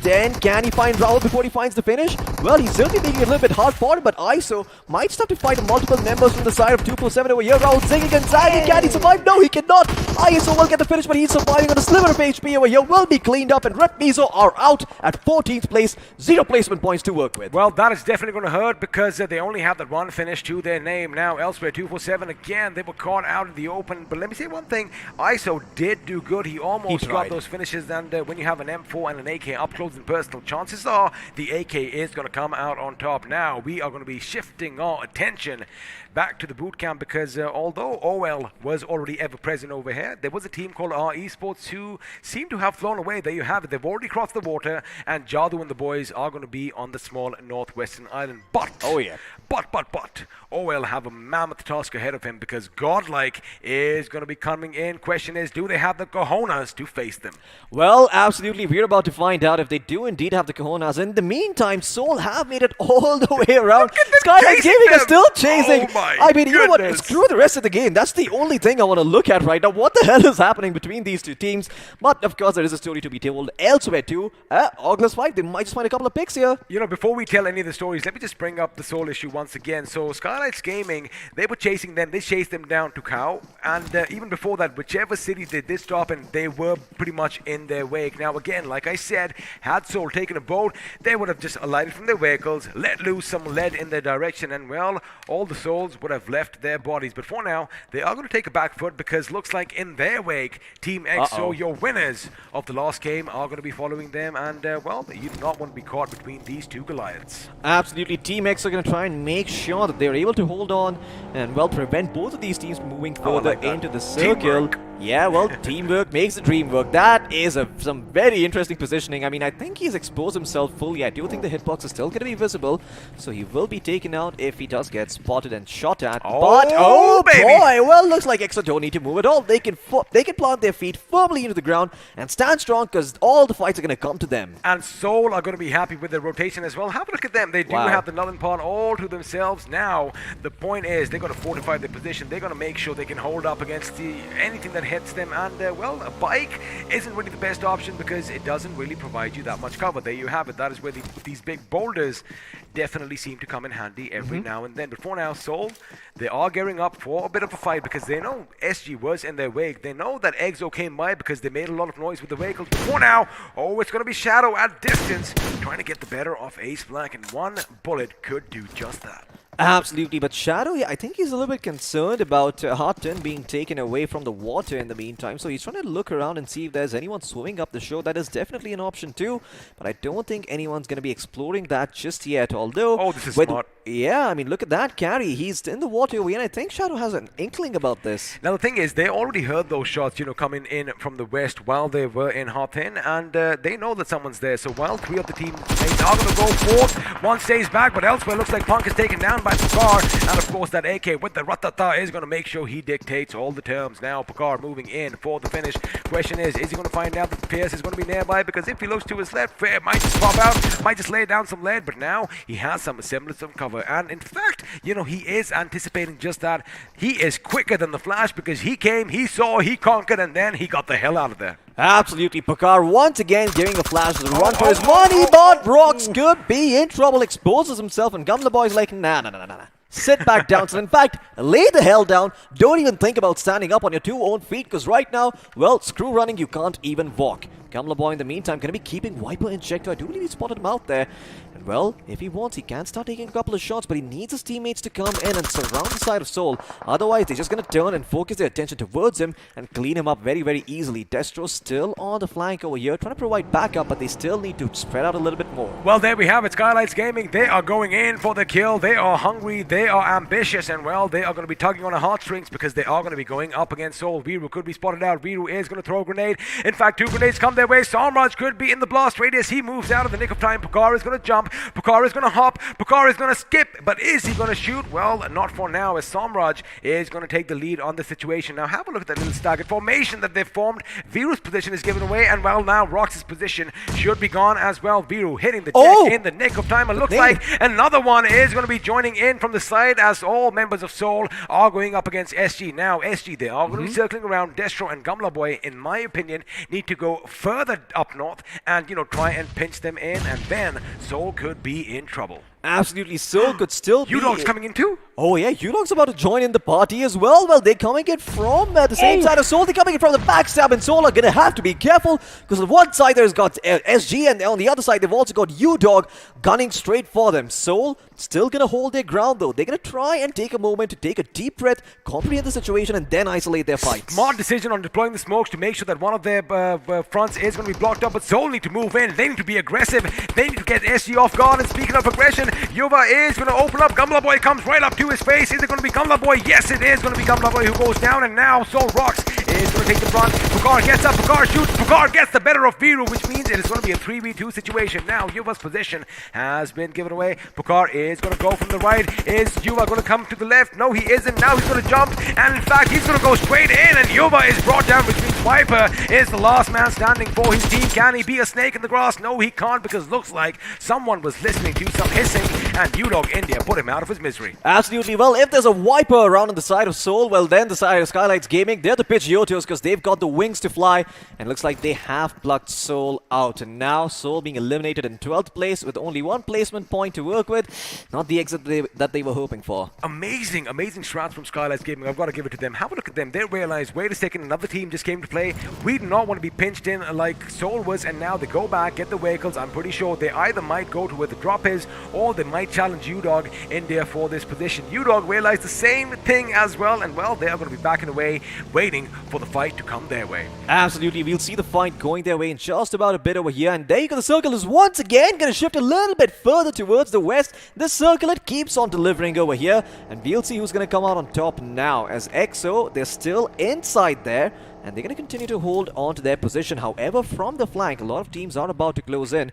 So maybe if they don't dot their I's and cross their T's, they could be shot at from multiple angles, and then a couple of smokes will have to be used to sort of isolate those engagements. Man, Tactical are not having a good day at all. I mean, say what you may, they aren't really playing tactical enough, because if rotations was their forte, I don't see any of that today, and I'm going to be blunt about it. Now, Kid is the last man standing. They are taking a lot of damage from the blue zone. Lucky for them, for now, OL are going to be moving back, because again, you got to give precedence to the zone. Elsewhere, looks like Gil is finally going to come in as the Goliaths are going to be locking horns, and now Zigzaw, with a little bit of respite for his team, is going to make sure another one is going to hit the deck. Also, is going to be on his knees, but again, they do have some cover. Speaking of cover, Ultron did not move into cover in the nick of time, and well, he has been sent to the depths of hell. Absolutely, Ultron is going to be eliminated, much like in Avengers itself, and looks like it's going to have to be down to the rest of the three to make something happen. Gil, Mavi, and Scout up to the task, or are they? Well, in the meantime, while we're pondering about that, we're going to turn our attention towards the members of Godlike, who are going up against Enigma at the moment. Although Enigma, they've got themselves these compounds, these shacks, these huts to work with over here. The question is for how long, because Godlike, well, they're an Anaconda, they're wrapping around Enigma's throat. Looks like they might just be taking out their mystery over here. looks like he's going to be the first one to be knocked and eliminated. And now Godlike, if they've been paying attention to the finish stream, they will know that one Enigma member is going to be missing. It is a 4v2 and they're going to abuse the numbers advantage once again. But Godlike's biggest problem is refining these pushes, not losing too much in the meantime. Are they going to correct for it this time around? Well, it doesn't even matter. They're just going to skirt past them, move further deeper inside the zone, and then gatekeep them in the process. Although they've also got Skylights gaming on their right flank. This could be big. This could be big because now they're going to take on Pakar, and Pakar is going to be shot at. He ducks in the nick of time, but it's going to be Neo who is going to come against him. And well, there's only one man who can dodge bullets. It's not Pakar in this instant. Now Skylights Gaming, they still have, I do believe, just one man alive, and that man is going to be a bit too far away to do anything over there. But it is Gamla Boy, and let's see if his part is going to be broken, or is he going to be devastating Godlike over here? Because although they did make it inside the circle, one good spray, one good grenade is all she wrote for a lot of teams. But now Godlike in full force over here, 4 demigods heading towards you. What are you supposed to do here, Floki? Because, well, that is the inevitable thing. That is, of course, what we all expected. But Godlike still have a little distance to cover, and the thing is, they have that little marshland in front of them. They have those little wetlands, and it could be problematic because their position is going to be known for all to see. Absolutely. Well, now is the true fight to be fought over here, as Godlike will be discovered, but well, looks like the side of Hyderabad Hydras and 247 Gaming have a bit of a truce, holding hands together, swimming around in the open seas, and just, well, you know, having a bit of a chilling session over here. It can get a little bit hot in Sanhok, so sometimes it's good to take a dip out there, but elsewhere on the map, no time for shenanigans over here, because TSM are going up against the side of Godlike in fight, and it's spotted all these weapons from Ogle's fight. I believe Aquinox has spotted out 3, and with that information, he is just going to retreat, let his teammates know, and get back to cover, get back to safety. TSM have the only compound in the circle right now, and well, if one man just holds his own fort, holds his own front, they could be racking up quite a few finishes and might just walk away with the chicken dinner. Now Ogles 5 under the bridge, they do have some semblance of cover, but Tactical Kid, oh boy, a tactical grenade, tactical nuke could be something that might just come in, and Godlike, it's going to be Clutch God, I beg your pardon, from Godlike, who is going to be doing just that, as the last man from Enigma was caught out, and well, his life is going to be snuffed out. Now Neo out in the open, his teammate Z-God is going to be down on his knees, but I do believe Respite is going to come in. I like the fact that he does lay in the grass. He does have a little bit of the high ground, which means Scout OP could be spotted out sooner, and well, we just might see one of the Goliaths take out another. For now, TSM's position is going to be under threat by U-Dog as Fearless. Of course, he is going to be Fearless, but it's going to be Rambo, the one-man army, who puts him in the ground. Absolutely, this might just be the game where U-Dog ends up shining. Once again, they haven't had the best of starts over here, but maybe they can turn this franchisee around in match number 4. Well, it looks like the Hyderabad Hydras and 247 Gaming are going to be making their way towards the shore, although Pooja should be able to get there before and gatekeep everyone from Hyderabad Hydras. The other member can stay in the water and ask him to shoot just in his general direction. That will be a couple of free picks going their way. The problem is, if Pooja does get to the ground first, the thing is, Pooja is going to expose himself as well, and he could be shot at from elsewhere. Again, good decision on them not to stay at the beachhead. They need to get some semblance of cover, and that is exactly what they have done elsewhere. Clutch God again, relentless with those grenades, going off the knock, and looks like Striker is coming in. Pooja finally being spotted. They weren't careful. I think they were oblivious to the fact that there was someone in behind them. And now they paid a heavy price. Pooja is taken down. Aussie is taken down, and 247 Gaming with that are going to be wiped out from Sanhok. Ladies and gentlemen, final 5 teams, 12 players alive. Is it going to be Godlike? Is it going to be U-Dog? Or our Team X-Spark have a little bit of electricity, a little bit of bolt left in them? Absolutely. Well, we're about to find out soon enough, because Scout does not seem to be moving from that bridge, trying to make sure he can survive as long as possible. Going for the heal battles to go with as well, and oh boy, look at that. Godlike could be in a world of trouble. Dave has been knocked out, but still, with 2 of the members down, that nade, I don't think it found Jonathan. Jonathan is still standing. The rest is going to be coming through. It did? Yeah, it did? Oh, okay, well, Jonathan is down his feet. It's the other member who's trying to res him back up. Now the other member is going to res him back up, but this could be devastating. Oh my goodness, Clutch God lost a chunk of his thing, and Jonathan goes down again. The second that revive came in, now the 3rd time, they are not gonna be so lucky, ladies and gentlemen. Fearless, a man who has no fear, goes up against the demigods, and well, he puts them in his place, and looks like we have a new god amongst us, and it's U-Dog in there. Absolutely, a god or a dog? Well, we're about to find out. Right now, they are the underdogs, but they have got the power to slay these gods, and now TSM and Hyderabad Hydras could be the next challenge in their way. In fact, with just one member each, there should be U-Dog India's game, but we have to remember, well, we could still see a clutch coming out if they do go out in the open, and don't be careful about this. They might lose a couple of their players. Right now, I like what they're doing. They know they're inside the center of the zone, and that is what they will play. Well, this is what the Cinderella story is all about. The underdogs and now the big dogs, woof woof, as they are going to make sure they bark their way all throughout the entirety of this game, and now they could be in prime position to get another chicken dinner for themselves. Now Ace Black doesn't really have too many options. Ninja, unless he does get into ninja mode, could do something. Looks like shots are being fired, and of course a couple of Molotovs were thrown, but at this point, why do you want to burn all this beautiful grass around you? Absolutely, I'm not even sure about that at this point. You might as well just I like go in that. for the finish with a couple of bullets to work with. The little gorilla pounding his love chest that. right now, but I'm not sure if the gorilla can stand for the Doberman that are U-Dog India right now. X, well, I'm not sure if he's going to give it to them, but U-Dog certainly is. They're going to go in and take out Ninja Jod. As Ninja Jod learns his place with only Ace Black still standing, he's going to be thanking the stars for the extra 2 placement points that he gets. Maybe rack up a finish. Well, looking for that extra point. Will not get it. U-Dog India, they claim the throne for themselves. Top spot for their first place finish, and they've got, well, I believe 6 finishes to work with on top. Or is my math wrong? I think it's 7. I think it's 7, but of course the underdogs now, the top dogs in the match of Sanhok. 7 finishes and that chicken dinner. Man, they definitely did fill their bellies in this game. They most certainly did. I mean, U-Dog, they were just so hungry, right? I mean, once again, this is what we've talked about this team. They can sleep for 3 games, and then they can take the chicken dinner for the next one. Their name might have the term dog in it, but they act more like lions. You know, think of all those videos you've seen about sleeper cars. You know, you have an Audi R8 go up against a Fiat, and suddenly the Fiat just kicks off. That is what U-Dog basically did just now. But again, brilliant performances coming in. Oh, yeah. Good, well, of course, they were motivated. Good momentum pushing them forward. But I like the fact that they were calm and composed under pressure. And, well, they did go up against the Goliaths themselves. And looks like the gods did finally fall. Absolutely, the gods finally fell over here, but Godlike are going to be happy with their performance too. You know, just the fact that they're able to get themselves to that top 4, top 6 spot, yeah, I mean, they're going to maintain their position. That's all they care about. Even as far as finishes go, I do believe they have 11 finishes to their name. That is quite a lot. But now, if you did miss any of the action was aplenty. And Canary finding his footing in the water. Of course, bunny hopping over the seas over there. But speaking of sea, 7 sea points taken out by a scout in the blink of an eye. Absolutely not the way he imagined himself going out over there, but good news for Team X-Pac is that they still finished high relatively in terms of placement, so they will get those extra placement points to work with. You know, not the end of the world for them, but I think they need more of a bigger punch to try and solidify their place in top 16 and not be relegated down to the bottom 8. Well, it does seem that Enigma, it also was not their day. It definitely wasn't 7C's day, as they got taken out very, very quickly. Aladdin and Sarang both got on in the open, especially after what Sarang did. You know, that clutch early on, it kind of just feels bad for him. Now, I do believe there was a bit of miscommunication over there because Sarang, of course, he was caught out in the open, you know, and his teammate Aladdin could have kind of, you know, warned him that, hey, buddy, they're not coming for the finish. They're, in fact, coming for you. He could have taken some cover, and we might have seen a repeat again. Coulda, woulda, shoulda. But these grenades coming in from Rahul, making sure Jacob Boy goes in. ISO put up a good fight. He gets 1. He is going to get a second, but unfortunately, like I said, 3 guns are always going to be just a bit better than 1.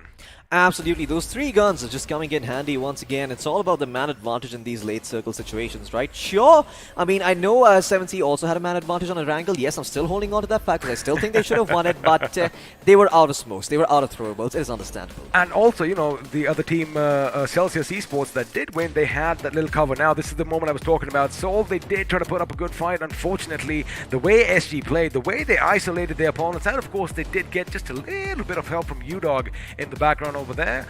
It was a problematic situation for them. Again, if you want to be out in the open, you got to make sure you have some sort of cover, even whether it's a couple of rocks, even if it's just, you know, Mother Nature itself with those nooks and crannies, because Seoul was out in the open. Absolutely, Seoul was completely out in the open, and well, they got discovered and put 6 feet under by the side of Skylights Gaming, and then Godlike, well, they gave them the same treatment, as they do believe that Seoul, well, they wanted some revenge for them, and they did find it. Now, Godlike, this is where things start getting a little bit hairy for them. I'm not too sure they managed to pull this one off, because technically it should have been Skylights taking this one, right? But I think because of Gamla Boy's position, he was a bit too far off, so he couldn't really help his team. And Godlike ended up winning this fight over here, continued to push as a unit, punch as one, and well, they ended up getting themselves all those sweet placement points on top. Now, this point is something that is going to just baffle me. Now, of course, we do know that Pooja and his teammate did get to ground first, but it looks like they didn't get the memo ammo that the enemy was close behind. And well, looks like Fearless over there did not actually have to use his weapon, as the bullets were going to be enough. Now Kilo did see a couple of members down in the water. He did shoot, did get a couple of knocks and finishes. But again, Hyderabad Hydras, man, I mean, they were probably just hydrating in the water, because when they came out, they were charged up and overhead. This is when it all spelled trouble. But look at the cover that Godlike have for each other. But again, Fearless with those Fearless nades. 1, 2, 3, 4. And with that, Godlike was taken down. Absolutely, and this time around, well, there was no dance floor to get down on. There was only a grave waiting for them, putting them 6 feet under, and UDog, well, they took the fight. I'm not sure if X gave it to them, but UDog gave it to everyone else in the server. That is DMX that I'm talking about. Of course, if you don't get the references, we're talking about 90s music over here. Again, it might be just a bit too old for some of our viewers. But again, congratulations for UDog India to make sure that, they held their nerve, they held their ground, and well, they got that delicious chicken dinner. Now, of course, that was all the action that was in store from Sanhok. And I love the fact that, the underdogs, not just underdog India, they did step up to the plate. They did step up to the mantle. They took the fight to the Goliaths, and looks like a few Davids knocked them out with those pebbles. Now, let's have a look and see how all the other teams did, because, well, the points table is coming up. In the lead, we have UDog India with 22 points, 7 of which came via finishes. Absolutely, and you've got Godlike following in their wake with a total of 11 finish points and only 8 placement points to work with, which means they did get taken out in the 5th spot. Behind them, though, trailing closely, are the side of TSM with 16 points to their name, Hyderabad Hydras in 4th place with 15, X-Park with 10, and then everyone else in single digits, including Skylights Gaming. Go ahead. Yeah, I'm sorry, something stuck in my throat there. But yeah, Skylights Gaming and Oculus 5, usually, I mean, the teams that do end up doing really, really well on Erangel and Miramar just can't navigate the RNG of these, very heavy-hitting maps like Sanhok. It is sort of the playground for these aggressive teams. Like Godlike is coming out on top. No big surprises over here. It's also that. Also, I mean, it all depends on whether you want to, play for the position, because you can't really do that in Sanhok, because everyone is in the same place as you are. Now, let's have a look and see who is going to be crowned the MVP. And I am so happy that it goes to Sarang, especially since we see him take down, 5 finishes over here. Of course, 5 finishes for his team, but 4 of them came via eliminating just 1 squad. Absolutely, and he did that all by himself. I believe he knocked out one with a nade, another 2 with a nade, and then the last one with a weapon in his hand. But there's 4 other players following in his wake. You've got Pukar, Neo, Clutchshot, and Scout OP. And well, Pukar, he certainly does have a fair amount of damage done. Fair amount of damage, of course. Godlike, they do love sharing all those finishes amongst themselves, so chances are you are going to see a couple of them when they do play their games. Now, Scout OP TX wasn't so loud, in the entirety of the game. However, they did have that position just east of Hopin on the bridge, and from there, well, Scout OP does do all the scouting. He is a sharpshooter as well, and with that M466, well, he definitely got those 3 finishes and a few points for his team. Now, speaking of numbers, speaking of facts, speaking of figures, let's have a look at some more, as the match summary should pop up on your screen any second now, and it is going to be there right about now. But there you have it, 64 grenades. But the thing is, Floki, 8 of them sent people packing in those coffins, like I was saying, and they did meet the makers. I do believe it's the highest we've seen in Sanhok thus far. Wow, that is a big number. 64 grenades and 8 perfect multiple, perfect factor. Coincidence? I think not. Oh my goodness, I didn't even think about that. I didn't even see that.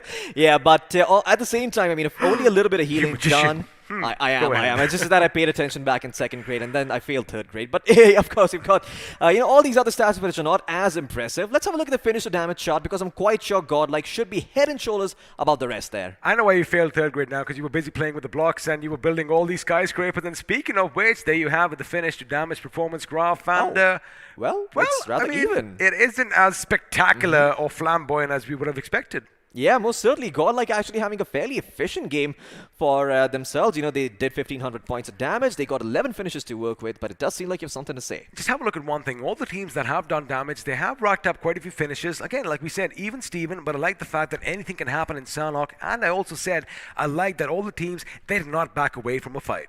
Absolutely. All these teams, they went forward, they took those fights, they weren't afraid. But UDog India, I mean, I haven't seen a more efficient chart in my life. 7 finishes, 859 points of damage done. I think that might be, some of the best numbers that we've seen out there. Of course, right to their right, you'll see our esports in Seoul not doing so well. But hey, there's still 2 more games to be played. They can always make a comeback, and that is what matters. And if you look at day 2, that is exactly what happened. They did make that comeback in the latter games. So you never know. The next game might just go Seoul's way. Now, of course, all that speculation aside, let's just address the elephant in the room. Now, a couple of teams, they are still being left a little bit behind. Now, you did mention Seoul. We are going to talk about TX. And, again, they are hungry. Let me get that out of the way. We get that, all right? They do have what it takes to, make it to the next round. However, the strategy, the rotations seem a bit questionable at this stage. Absolutely. I mean, I feel like somewhere or the other, their rotations are not really working out. Even the other day when we saw them on Miramar going up against God, like they fell for the grenade bait. Well, in all honesty, in the spirit of full disclosure, I too fell for that, so I can't really blame X-Spark for falling for that. It was a very clever play coming out from the side of Godlike. But at the end of the day, I mean, there is one thing going for X-Spark, and it is that yesterday they did have the highest number of finishes at 12. So maybe if they continue to play aggressively, they might just find their footing over here. Let me rephrase what I said earlier, because yes, I mean, the rotations they are using right now aren't working out, because it seems like, the teams, they have an idea of what they're going to do. I mean, just think about how Skylights Gaming chased Seoul from one position to the other. They knew where they were going to land. They knew it's going to be the docks and the surrounding areas, and well, they waited for them out in the blue, knowing that they would be coming up north, depending on what the circle was. But that's enough speculation from our end. What we're going to do is let's have a look and see what's happening on the leaderboards, because well, the overall standing is here, and at the top we still have Skylights Gaming, and now they are etching a little bit of a lead for them with 156 position. But the big news on this chart is going to be that the demigods themselves, Godlike, are now in the 3rd spot with 116. Absolutely, and you've got OR as well, just in hot pursuit with 107 points to their name. TSM right behind them as well, the Supari Gang and the Hyderabad Hydras, along with UDOG India to follow. So a lot of teams making their way towards the top 8, of course. But Hyderabad Hydras and UDOG, they've still had a 1-game deficit, so we're going to see them move up even further over here against the likes of some of these teams, and maybe they can cement their position in that top 8. Speaking of the other side though, I do want to have a look at the next one and see what teams are there from that 9 to 16 spot, as I do believe I have a couple of guesses of who might be there. I think one of them is going to be X-Spark. Allow me, Floki. Alright, let's get the second page on our screens now. There you go, buddy. Do your thing. Oh yeah, well there you have it. Perfect transition. But Celsius Esports are there in 9th place, and ouch, if you're paying attention right now and you're a fan of the 2 big names over here, they are nowhere to be seen. Error 404. You might want to refresh your browser, because well, I don't think even that can fix it, as Enigma Gaming, Rip Mizo, Only Glitch, R Esports, Old Hood Esports, 7C Esports, lots of esports, Team X Lions are also in here, but X-Spark and Seoul are in the bottom 8. I'm glad you said there's a lot of esports, because it just tells me that we are still in the right business, and I'm not taking anybody's spot over here. Now, of course, the bottom 8, oh boy, this is when things get a bit tricky, but have some faith, your teams might just bounce back. Now I'm going to start from the bottom. 247 Gaming, well, they are going to edge past Team Chicken Rushes, but just by 1 point, 36 and 35 for the 2. 22nd Slow is going to be slipping slowly and steadily again. They still have 2 more games in hand today, as does Team X-Spark, who are in the 20th position with 62 to their name. Absolutely. Well, they've got themselves a fair number of points to work with, but I think they're going to need a few more if they want to break into the top 8. Now, once again, bottom 8 is Quagmire. All these teams are very, very close in terms of points, except for maybe 247 Gaming and the Team Chicken Rushers. So, right now, from the 22nd to 17th spot, it's very inconsistent. You can't really say who's going to come out on top. A single good game could shoot them up, and maybe a few consistent performances after that could solidify their position in the top 8, or, from the 9 to 16 spot. Could. And just to let you all know, this isn't giggity Quagmire that he's talking about. Of course, you should get the references. But again, I love the fact we saw all this carnage in Sanhok. I love the fact that, the teams weren't backing away from each other, which goes to show that, in the not-so-distant future, well, they might just make it to the grand finals. That is one. But again, there still are 2 more games in play today. And, of course, we have day 4. Let's do one thing. Let's you and I take a quick little break. Let's give ourselves a little breathing space. And you know what? We're going to see you on the other side of this quiet, short little break. Don't go anywhere. Pew, pew.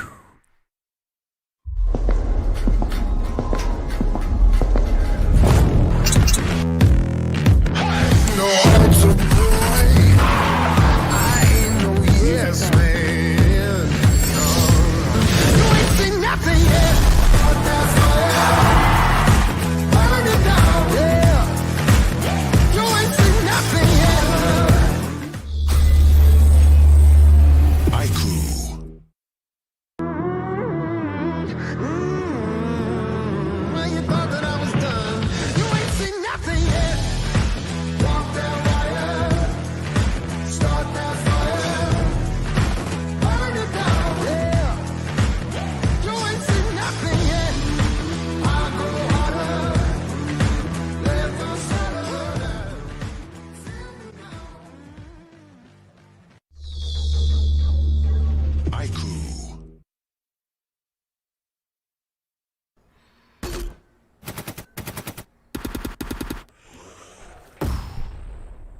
Enemies ahead.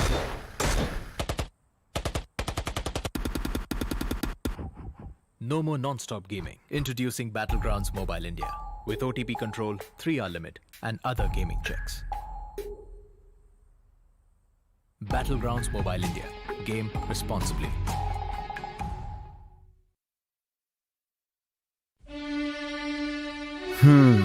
वो एक दोस्त game में फंसा, कोने में बसा, gang में अकेला, दिन का भूला. टाइम आ गया है for them to look up. रुक रुक रुक, पिज्जा है यार. हाँ, ये बेटर है. ध्यान से. ओके ओके, फोकस कर. अरे ऑसम यार. कोई नई स्ट्रैटेजी ट्राई करें? क्या बात है. श्योर? एकदम श्योर. मतलब मान गए गुरु. तो जैसा मैं कह रहा था, जब ये हद से ज्यादा हो जाता है ना, तो फन, फ्रेंड्स और लाइफ से ध्यान हट जाता है. तो कुछ भी करो, पर कैसे भी मेक देम लुक अप. अरे वाह, जल्दी समझ गए. Well done boys.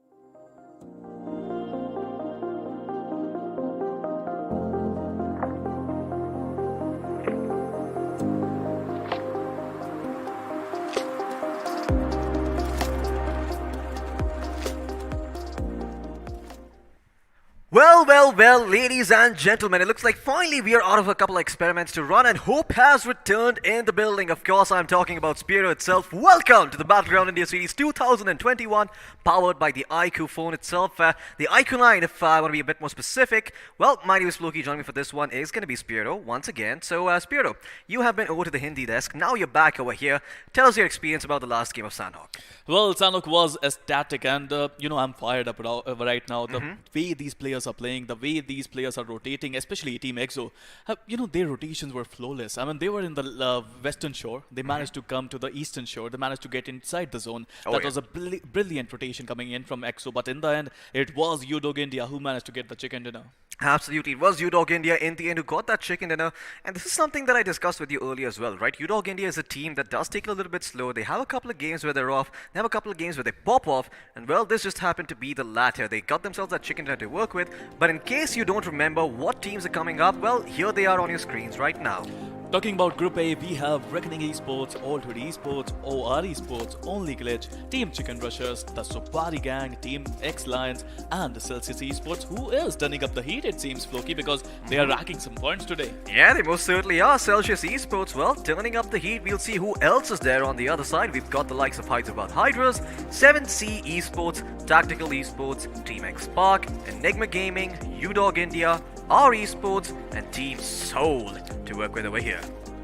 Well, talking about Team Soul, I think it is going to be a very important game for them because they wanted to do something really good. Like, they want to get some points. Their rotation were good in Sanhok, but they were not able to get enough points out of it. You know, first of all, the thing is, Skylar's Gaming and God, like, they are like the filthy hounds right now. They just want to, you know, take you out. And that is why if you face against a team like that, be ready for it.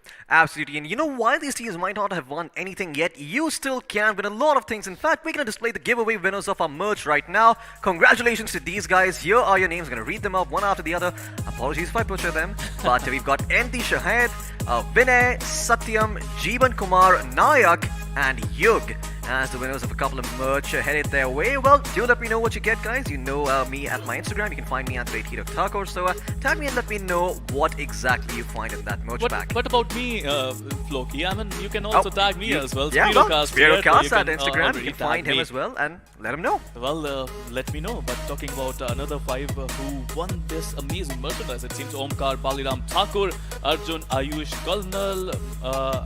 I'm not able to read that name. What do you think? Muchahari, I think that's how you say it. Mukhari, Thank you so much for saving me, Floki there. But talking about the last one, it is going to be Pranay Sen and all these, I think, lucky gentlemen and ladies and gentlemen, both I may presume, but they managed to win a lot of goodies, it seems. Absolutely. Well, whatever merch you get, do make sure you let us know. And well, I believe we're not done just yet. We got 5 more winners coming up on the screens. Here you guys are. We've got the Shank, Chetan, Jay Prashad Bordoli, Adil, and Nitin Badhaw. Well, congratulations, guys. I'm sorry if I butchered that last name over there. I'm gonna give it another try. Nitin Badhaw, maybe that's how you pronounce it. I hope I got it right. If I didn't, you know what? Just DM me, let me know. I'll say it right and record it for you. But yeah, well, these are the merch winners over here, guys. And well, it's not just the players and the teams who are winning over here, winning something over here. It's also you guys. So if you want to sign up and be a part of this little giveaway, well, you can click the description down in the link. But you can click on the link down in the description below. And well, we're also going to be giving away a couple of iQOO 9s over here.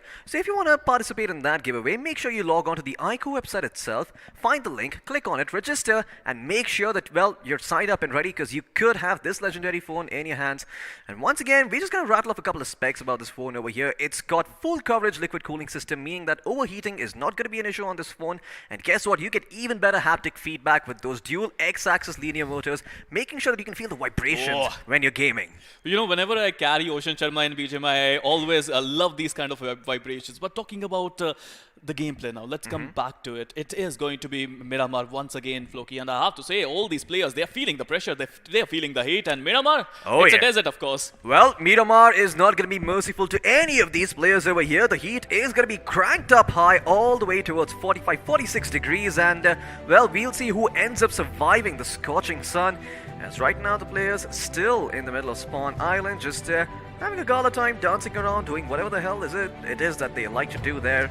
And soon enough, you're going to see them move out and, well, hopefully get themselves to some better spots. And, well, the circle so far on Miramar have been very, very interesting. All of the circles, in fact, none of them have really ended up in Los Leones. But maybe I feel like a Los Leones circle could be long overdue. And that would mean that it could potentially have been EXO's game had they been playing. Well, Team EXO, they managed to get a lot of points, to be honest, Floki, but yes, I agree with you on that. But talking about Miramar now, I feel this map is the best map. I mean, for me, personally, I love playing on this map. I love watching this map. I love casting on this map.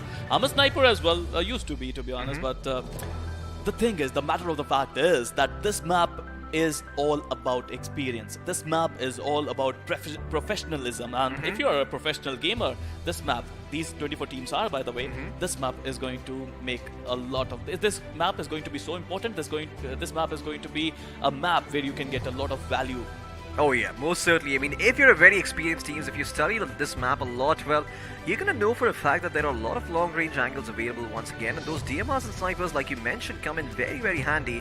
You're able to get yourself a lot of knocks, maybe even convert them into finishes if you caught them out in the open.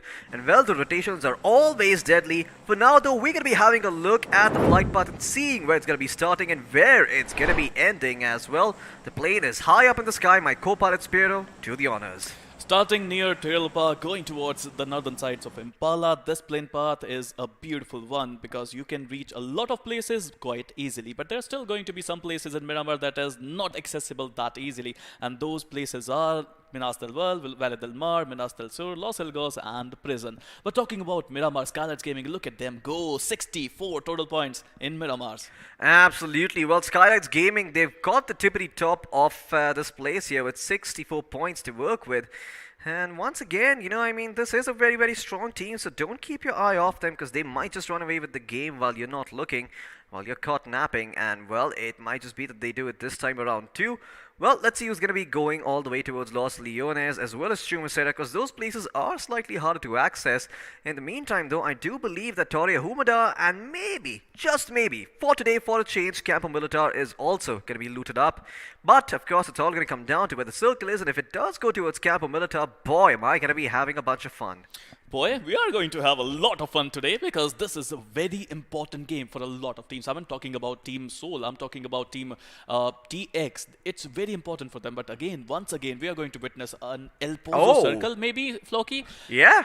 Well, we certainly are. Once again, it's going to shift towards the west over here, Spiro. I don't know what sort of magic you're working with the BGMI gods, but whatever you're offering, double that and say it's from my side too, because I also want my wishes to be answered. Well, it is the World Wide West. Maybe, I mean, Miramar looks like Texas, to be honest, so it is going to be super fun to see what teams are going to do in this one. Meanwhile, talking about Reckoning, I think this is a dynamic drop for them. They used to go to Torre Amuda, now they are not, they are near Montenuevo.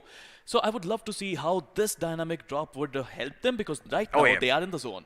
They most certainly are. I mean, La Cabrera is where Hyderabad Hydros are going to find themselves. And well, we're going to turn our attention towards Old Hood Esports, who do seem to be near the house of the patrons.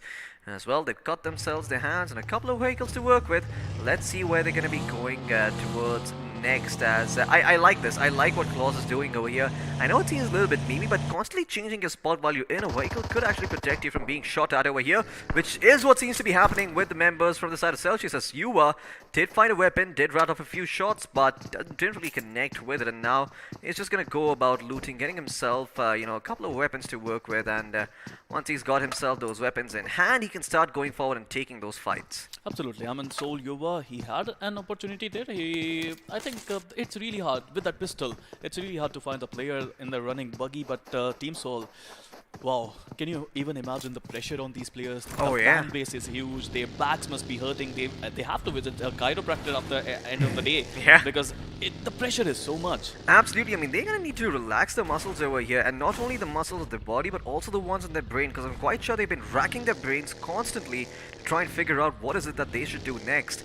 Unfortunately, out of all the things that they have tried, none have really worked out as well as they might have liked. In the meantime, though, Celsius Esports, they did say hello to Seoul. Now they're saying goodbye. They're making their move away from them and going further towards the edge of the circle near Chumacera. Hopefully, they're getting some loot over there, because I don't think any team is there at this point.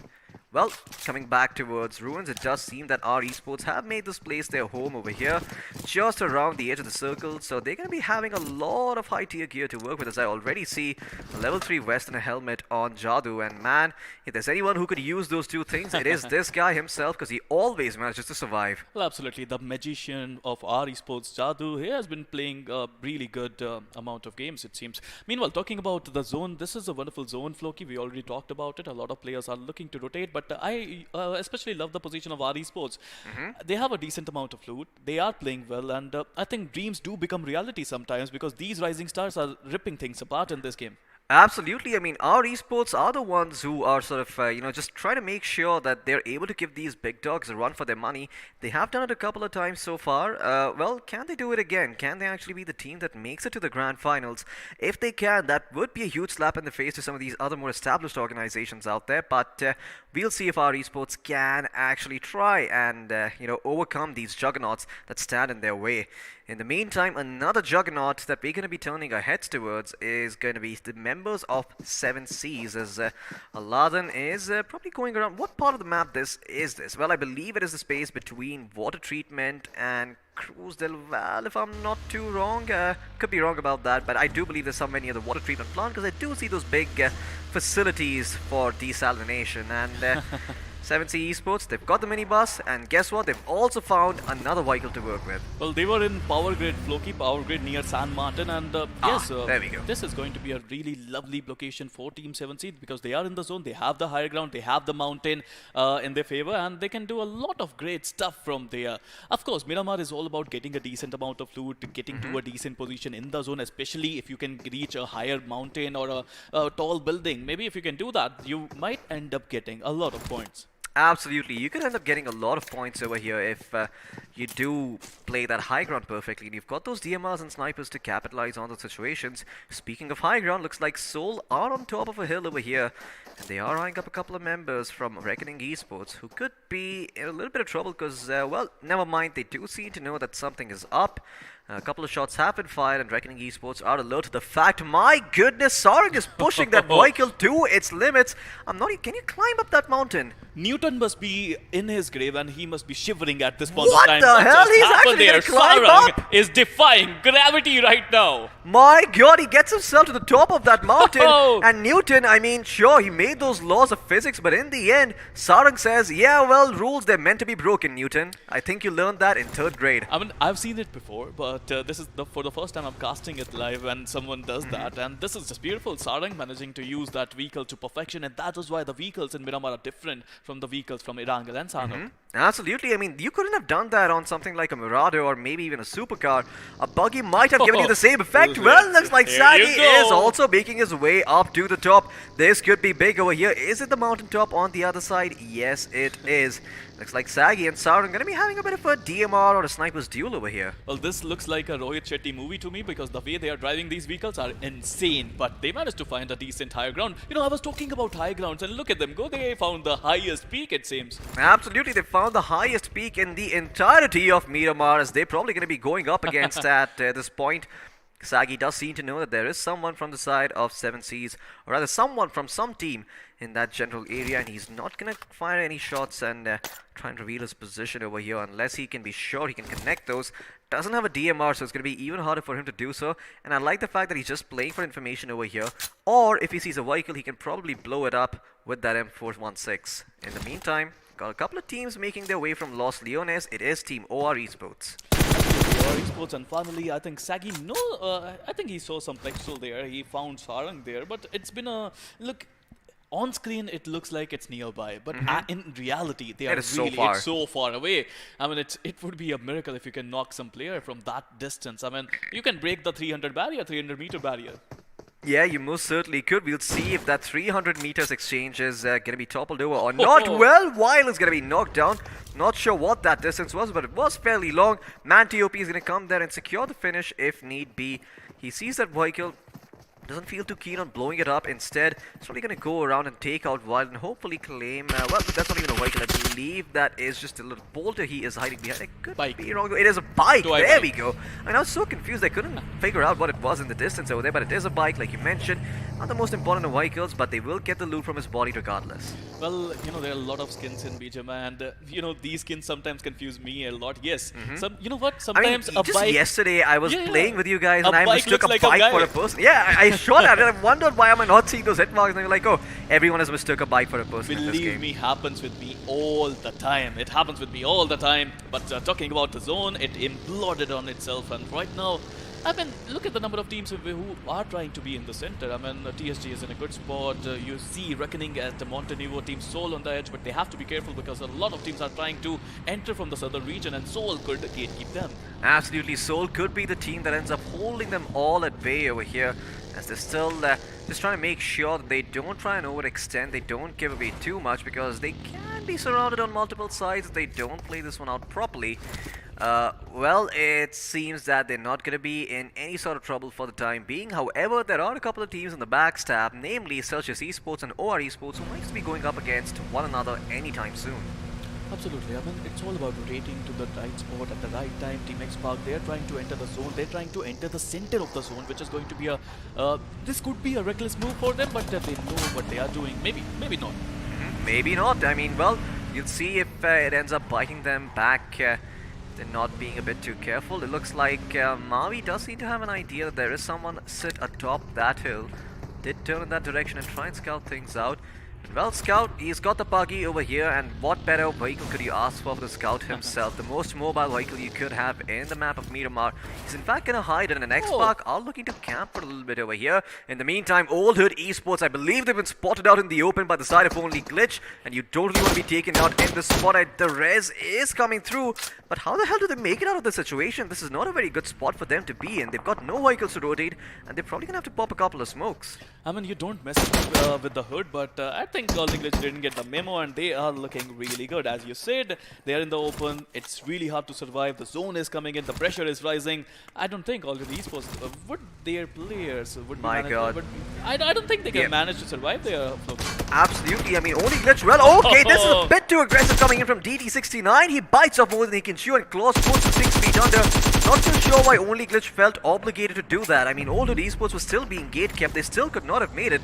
They had the best possible position, but DT69 was hungry for those finish points, and now Claws might just be able to go forward and redeem his teammates. I mean, in fact, all of the teammates are still up and running over here, so Claws could really work a number on the members of Only Glitch. He's already found DT69, could also end up finding Blaze or Levy if they're not careful. Although he's got a red dot sight and an AKM, and well, he can't even figure out what he's shooting at, let alone hit a shot. I think that's gonna be a distant dream.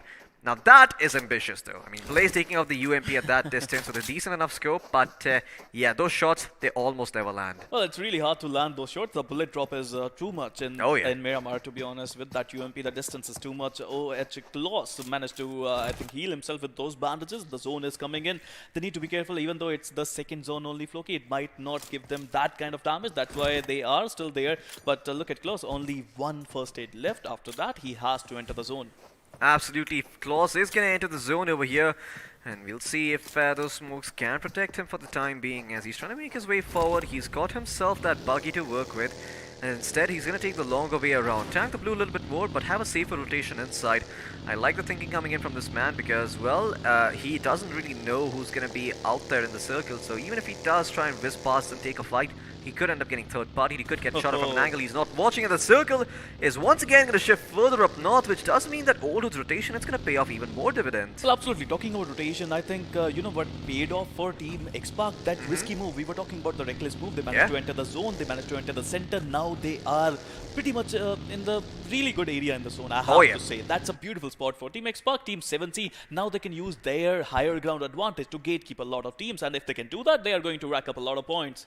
Oh yeah, they most certainly are, but so far, despite the third circle or the third zone being shifted over here, we still see 62 players in the server along with 16 teams in the fray. A lot of knocks to be found over here, and Sarang will spot the members from UDOG. Well, that's a pressure. He's going to make sure they don't know where the shots are going to be coming from. A headshot connects, but once again, he's going to find a lot more shots if he wants to find that pick. He could potentially blow up the buggy over here. Rambo's still out in the open, and I believe Sarang has lost track of which buggy he was shooting at. If he wants, he can continue shooting, but I think he's trying to conserve his ammo because from this spot it can be hard for him to get out. Or in the meantime, will clean up a couple of members from Reckoning Esports, but he will continue to look at the members from the side of 7Cs. They're trying to make sure they eliminate the boys from Old Hood. It's all about rotation, but what just happened? I mean, Spray God, he was on top of the mountain and he just fell down and get knocked there. This is not looking good for 7C. Now they have to go down, try to revive their player. Meanwhile, talking about X-Line Simple, managing to get the better of TSG. Dikil, again, TSG is a wonderful team who used to get a lot of points in Miramar. They most certainly could. Can they do it again this time though? That's the bigger question. As 7C Esports, well, they won't be able to get their member back up on his feet. They will leave him for dead. Notorious, in the meantime, is looking to rack up a couple more points. Aladdin could be in a world of trouble if he reveals himself. And that pickup truck, well, it could explode at any given time right now. Spray God is going to be revived back up.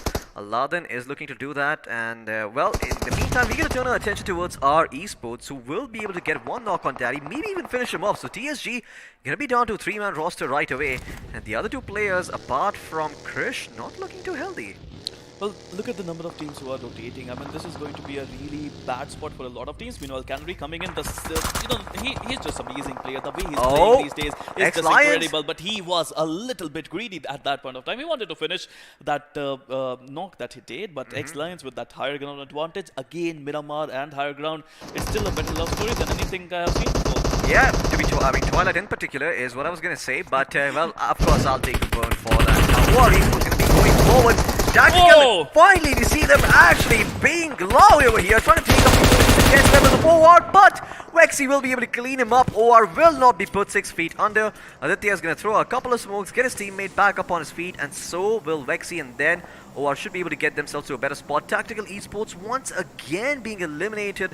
Last place with the circle about to shift. If we could quickly have that on our screens, we could tell them where they are. But in the meantime, we're going to turn our attention towards UDog, Soul, and TSG. Krish, well, we spoke about how he is the only healthy member. In fact, he might be the only member still surviving for the side of the Supari gang. As UDog once again looking to put up another first place finish on board for themselves. First, they need to contend with the teams around this area. I mean, El Pozo is a wonderful city, but to be honest, the zone is not here. These teams, these players, they have to rotate as soon as possible. Team Soul, a lot lying on this match. They have to do something in this one, otherwise it would be so hard for them to qualify tomorrow. Meanwhile, OR still going strong. Vexy managing to get another knock in. I mean, a lot of teams must be rotating, and Team OR, they are in a good spot. They can actually gatekeep a lot of these teams. Absolutely, they most certainly can gatekeep a lot of these teams, but the question is, are they going to end up fighting a war on multiple fronts? Because if their attention gets split and they start getting knocked, the revives are going to take a bit of time to come through. Then both teams are going to know where they are and they will get sandwiched. In the meantime, X-Lions going to be going around Crater Fields, trying to make their way towards the center of the circle. Well, it seems that Celsius could be in a world of trouble, and Nate does come in from Avi. It does knock out a couple of members in that. Nate is going to knock out two. Max and Karthik both going to fall over here on their feet, crawling about. Wixkey trying to provide some cover for his teammate, throwing a bunch of smokes, but I don't think he's going to find a lot of success over here. Sagi is there on the high ground too, and I think he should be able to get that final pick in his favor.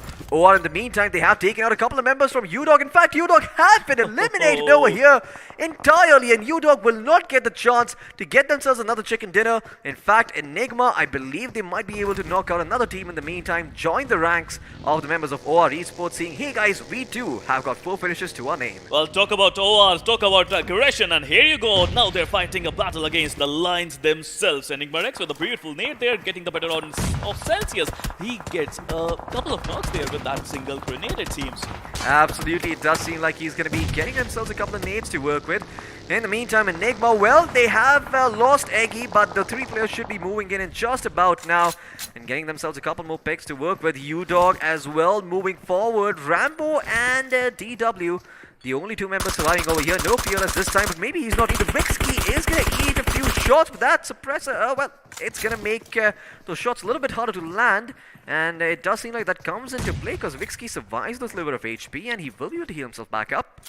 It's an important game, right, for a lot of these players, and the desperation is showing. Meanwhile, Team Soul Viper just getting knocked by Hyderabad Hydras. It's going to be so important for Team Soul to revive that player, but the good thing about them is, Floki, that it's a long-distance fight. Meanwhile, Carry finishing Soul Viper. Team Soul now down to 2 players, and they need to do something amazing. Just like Celsius is doing, they are surviving. You know how many times Celsius players got knocked, how many times they got up, and now they are still fighting, still surviving, and that is the name of the game. But don't do that, Celsius, don't do that, you won't survive that! What are they doing? They just saw an Enigma member on top of that mountain, but they're still going on. They're probably going to get cleaned up. Oh no! No, Oh, Saggy! Well, he will lose off his HP, but he's still standing strong. And looks like the blue will finally close in. A couple of knees were popped, shattered, much like an old gentleman with us on the cast too. But it seems like he will be staying alive for a little while longer. UDog in the meantime also looking to share that same fate, sitting inside the shack. Not a lot of room for them to work with, but I believe they hold them breath over here. A couple other teams might just whiz past by and they might have the opportunity to take them out. It's all about the zone, Floki. Everyone is trying to enter the zone at this point of time. UDOG India just outside, just creeping in. Only 2 players surviving in the little shack. Meanwhile, Hyderabad Hydra striker getting the better on TSG Krish. Let's see how they are going to cope up with the pressure. Oh yeah, Krish. Well, all the world's weight is going to be upon him. Well, never mind, he crumbled. He's gone. He is not long for this world. India loses yet another superhero. Maybe Tiger Shroff is our only remaining. Yet another superhero. Maybe Tiger Shroff is our only remaining hope. Well, I thought I was the hope there, Floki. Well, you certainly are. I mean, you are. You know what? Never mind. I mean, we've got the beacon of hope right here. That is the best superpower you could have. But right now, Rox, hope is not going to save him because he is all by himself and the Lions are prowling about looking for their prey. And Rox, well, his life is going to be snuffed out. And Yota gets the credit for that with the Molly.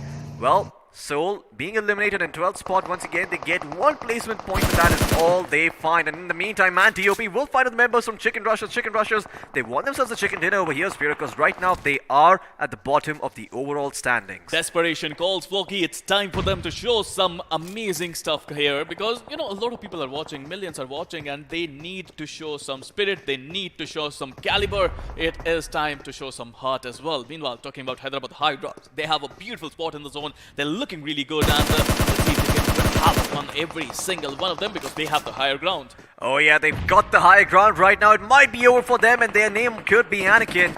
In the meantime, as well, looks like only Glitch could be in a world of trouble. Hyderabad Hydras as well, still just holding on to their position, not really capitalizing on it, but it feels like Carry is not a one for patience as he does find out Madhav. He shoots a couple of bullets in his direction, but not really seen to connect. He's still got a clear line of sight, so we'll see if he decides to go back in for those finishes. And well, he will put Madhav down over here, blow his vehicle up as well, add insult to injury on top. And it seems that Yota is going to be the one to get his teammate back up on his feet and allow him to come back into this game. In the meantime, Carry continue to hold on and make sure that none of the players from this flank have a chance to backstab the side of the Hydras. This is a weird zone, Floki. This is a weird terrain. You have to understand the topography of this place. Meanwhile, Team X Park Kill is using that mini to perfection. He managed to get the better of Vampire, who we thought was immortal, but maybe not. Yeah, perhaps not. I mean, well, we'll see if he's going to burn out in the sun. I believe he already did. He's fizzled out already. So Vampires, at the end of the day, the sunlight does remain as a one continuous weakness, a recurring theme in the lore of Vampires. But you know something mad over here. A bad map to be a vampire on, Yeah, a horrible map. I mean, there's just nothing out here but the scorching hot sun. And in the meantime, Hyderabad Hydras, well, they're still going to blow up Miramar over here. And once again, only Glitch, I believe this is one of the only vehicles that they've got remaining over here. I think they have another Miramar, but if they go up with that, they will be taken out. Oh my god, only all hoodies. But in the meantime, they will take 2 separate 1v1s and win them both. Crazy and Sultan come out swinging. And looks like 7C Esports, they were eliminated by X-Park. Oh, okay. Never mind then. I'm not too sure how the hell that ended up happening. But in the meantime, Team X-Park, they have all 4 players alive. 9 teams remaining, 3 finishes to their name. And they've spotted out the members from Old Hood. That shack could end up being their doom. That nade, is it going to go through the window? Kaboom! The nade goes and Sultan gets knocked on his feet over here. Crazy still standing though. He can't get him back up. But a couple of nades being popped and that is it. This is the end of the line. Gil from the other side popped a nade and went down and took down the side of Old Hood Esports. And now Team X Park, well, they've got their eyes set on the circle and the zone. Unfortunately for them, Manti OP is keeping visual.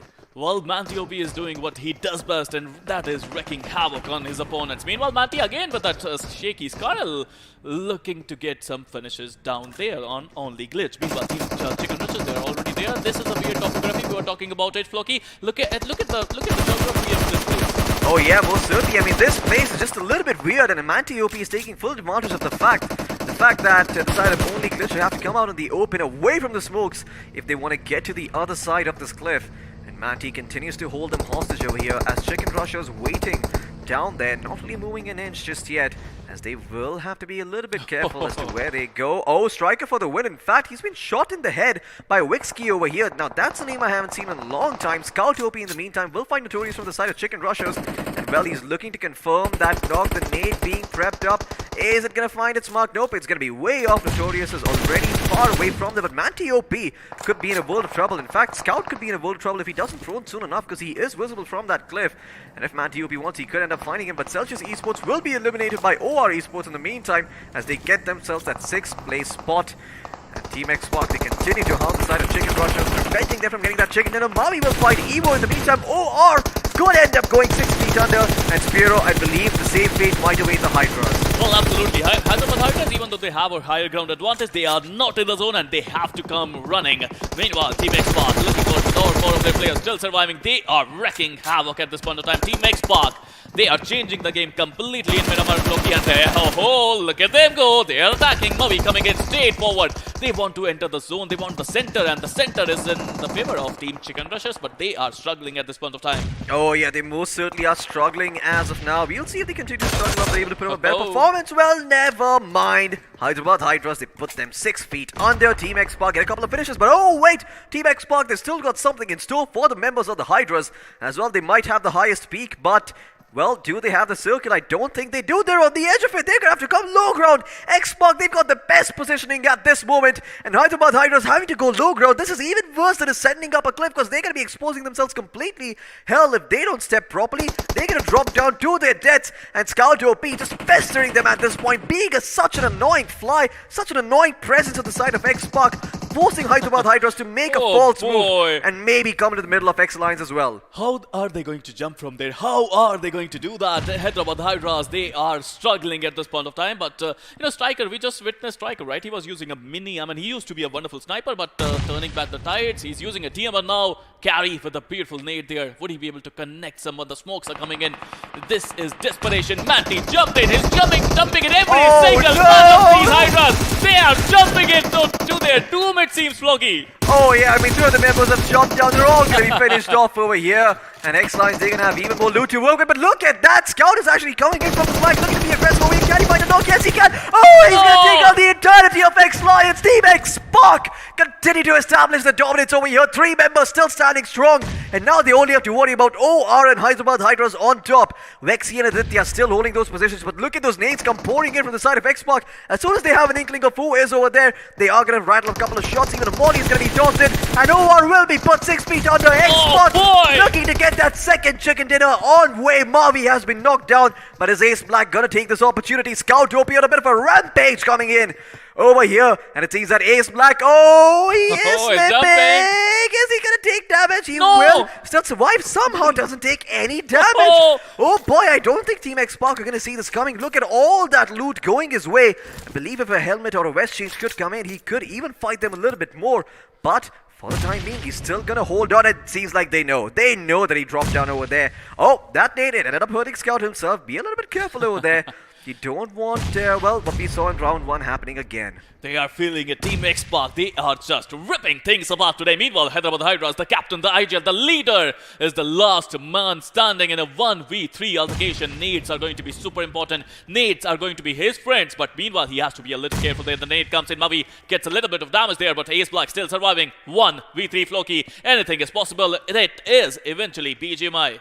Oh yeah, most certainly these 3 players are going to be closing in on Ace Black, as Ace Black trying to isolate these fights one after the other, but you can see Team X Spark just titillating his senses right now, that being his eyes as well. Oh no, Ace Black, be careful, he's dropping on the other side.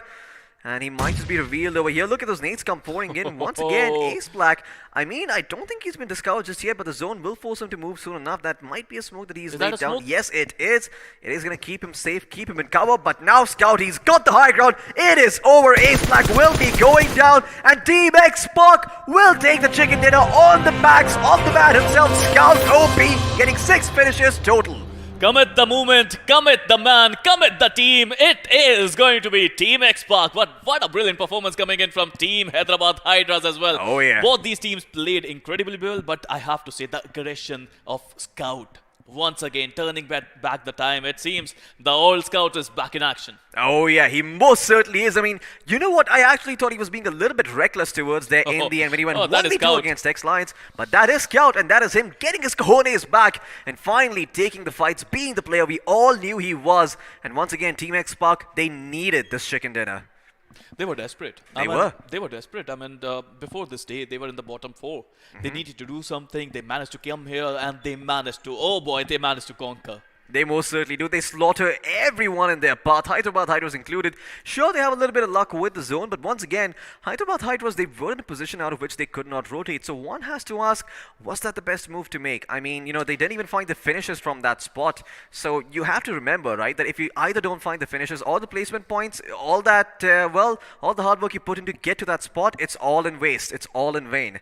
Let's have a look at the highlights though. Maybe this time around we can see what Hyderabad Hydras were thinking when they made that move. Well, again, it's all about having a decent position in the zone. For a moment, they were in the center, and you know what? I think the zone god was not in their favor today. If it was in their favor, they would have gotten the chicken dinner. But meanwhile, we started off with all the esports getting stuck there. But oh boy, they managed to survive. I thought there was no way they would be able to survive, but they did. That's why you say you don't mess up with the hood. Oh yeah, you don't mess with the boys in the hood over here, because the hood comes to you. And well, when the hood does come, you better have your clocks ready, because they're about to shoot you in the head. Well, it seems like all these members from the side of OR, they had a very, very good time. So did the members from Hyderabad Hydras. But in the end, Tactical Esports, a team that we saw a lot of promise from the first day, they haven't figured out. They haven't found a good placement so far over the next 2 days. I mean, day 2, day 3 didn't really go as well for them. And it doesn't seem like it's going to get any better from this point forward. Although, I'm not sure if they've got themselves another match. But if they do, they need to start playing, because tomorrow the pressure is going to be on. The pressure is going to be on. Tomorrow is going to be a big day for a lot of teams, and I have to say, after tomorrow, top 16 teams are going through. Saggy, he broke his ankle there, but that's okay. He's fine. He broke his ankles, he broke his knees, he broke every single bone that is down there from his upper body to his lower body. I mean, I don't imagine that, well, he broke that, there's Piro, but yeah, Team X Lions in the meantime, they were also responsible for taking out the side of Seoul. And Seoul, once again, just getting caught out in the open. I'm not too sure what's been happening with the side of Seoul. It just seems that they aren't really playing as a team. Look, on day 1, on day 2, they were a little aggressive. Today, they decided to be a little passive. It's not working for them. They're trying to rotate in the zone. They are not able to. They are trying to be passive. It's not working for them. They have to play as a team. 1 game to go today. They have to play well in Erangel. Otherwise, the dream of qualifying to the finals might be only a dream. Absolutely, it might just end up being a dream over here, but we'll see if they can fulfill that dream, because there is still 1 more day remaining in the mix, so it's not the end of the world just yet. They can still maybe get themselves to a decent spot. Be careful with that thing right there, Spiro. I saw what you did there with the iQOO 9. I'm gonna let them... I'm just kidding, I'm just kidding. I was just trying to take a picture, I was just pulling your leg over there, but yeah, this is the moment I'm talking about, right? So Hyderabad Hydras on the high ground right now, great position, but they're not capitalizing on it. They're not going out there and getting themselves those finish points that they can get if they just move out a little bit. And Scout, sure, he's keeping them hostage, but they've got the numbers. I mean, they can peek him together and clean him up. You know, I've been telling that you need to get to a higher point, but Hyderabad Hydras, in all honesty, they were too high. I mean, it was so hard to spot anyone, and it was so hard to... I mean, you can knock people from there, but, you know, it is so high that it's so hard to finish them. Yeah, I mean, so they had the AUG over here. They had a DMR on Striker as well, and as long as Striker was alive, it does seem like they were getting those picks. Oh, look at them. I mean, yeah, this is probably where I think they had to give it a bit more thought, right? If Striker, the guy with the DMR, stayed up on top, this could have been completely different, because I don't think their final player had any DMR or sniper to work with. Man, they all fell to the deaths over here. Whoa! It was raining Hydras at that point of time, Floki. I always wanted to say that, sorry. Nah, that's alright, man. I mean, it's raining men, it's raining Hydras, it's raining lions, it's raining lots of animals over here at the BGIS 2021. But, well, keep a lookout for the time being, because it does seem that Team X Spark, they've lit a fuse, and boy, are they popping off over here. Like explosive dynamite, they are just punishing every single team that stands in their way. I did point out that, you know, they were playing really, really well when they went for those finish points. This time around, it seems that they went for the aggression over here, and it ended up working out for them in the final circle. Once again, Team X Spark, it seems like when they go back to what they know and what they're comfortable with, they are undoubtedly the strongest team on the server. I mean, they just need to be confident. We all know how... You know how these players are, the caliber that they have. Let's have a look at the points table. Meanwhile, Floki, if I'm not wrong, that X-Pac managed to get 13 finishes in this one, and with 15 position points, they rack up a total of 28 points out of this game. And yes, they are going to qualify through to the really good spot in top 16, but that's going to be perfectly fine, Floki. Absolutely, that should be perfectly fine. And Team X Spark, they got themselves those 28 points to work with. Hyderabad Hydras in, well, not so close pursuit. They've got 21 points to work with. OR have got 20. X Lions have got 16. So, yeah, all the top 4 teams having points in the double digits. But when you go down to 5th, it's all in the single digits. Not so great for them.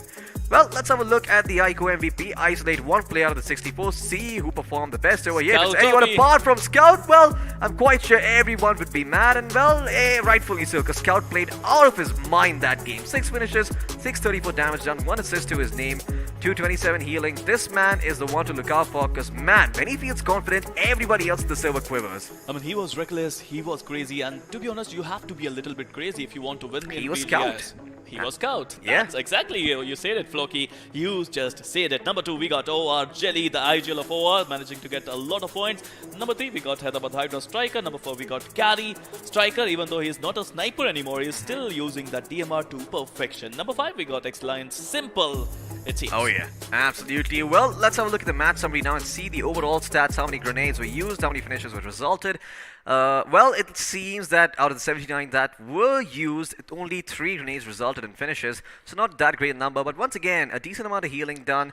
Didn't cross the 300 meters mark for, well, the longest finish distance, 65 knocks in total, and well, that is a fair amount of knocks for the map of Miramar, but once again, nothing too out of the ordinary there. The healing, it is a little bit above average, even though it is Miramar at the end of the day, but you have to remember, I mean, Miramar is one of those maps where if anyone is to heal, if anyone is to find a couple of knocks, it's going to be this one because you've got those long range angles to work with. Absolutely. I mean, that terrain was important. I mean, if you want to do a heal battle, that terrain was perfect for it. But to be honest, Team X Park, they just came, they just conquered, they just rushed everyone. People normally they don't do that, but Team X Park, they're not normal. They are such an amazing bunch of players. It seems. But, they're amazing, and they're also kind of psychopaths. Not gonna lie, what Scout did, they does take a lot of cojones. I mean, not gonna lie. I think you have to be a kind of a little crazy in the head to do what they do and to get those points. You most certainly do. I mean, I think you hit the nail on the head there. But Team X Park, well, they don't have the highest damage done, but they do have the highest number of finishes found, which stands at 13.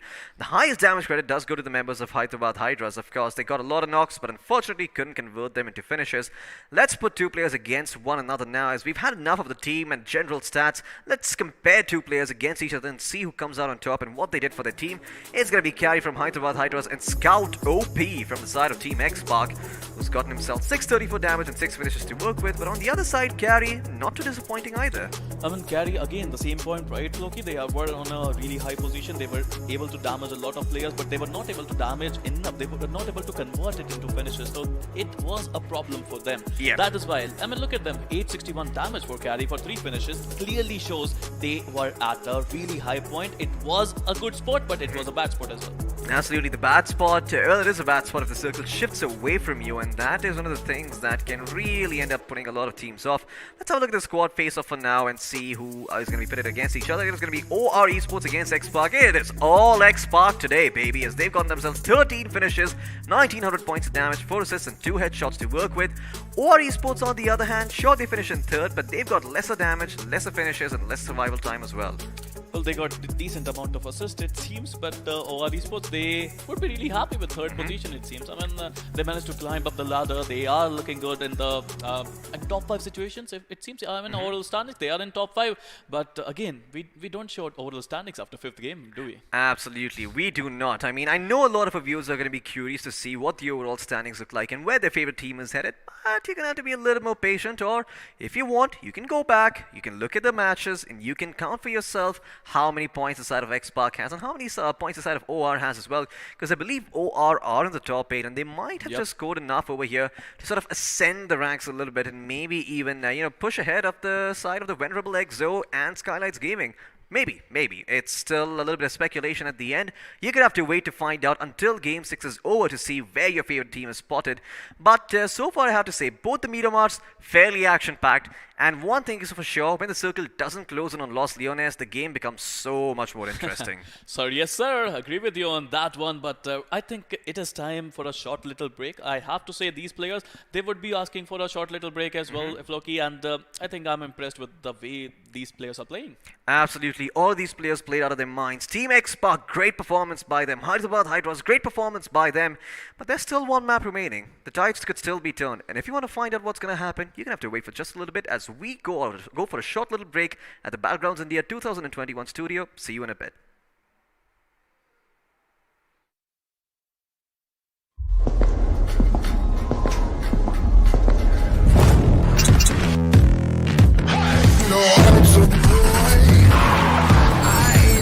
Yes, man. You ain't seen nothing yet. But that's fire. Burn it down. Yeah. You ain't seen nothing yet. iQOO.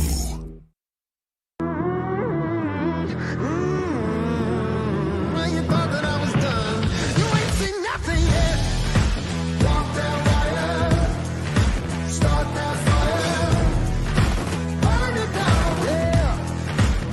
You ain't seen nothing yet. I go harder. Let the sun burn out.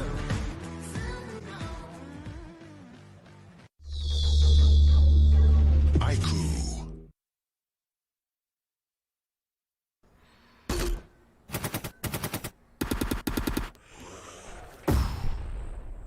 Enemies ahead.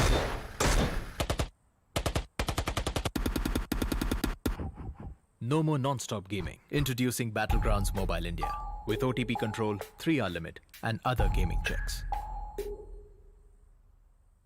Battlegrounds Mobile India. Game responsibly.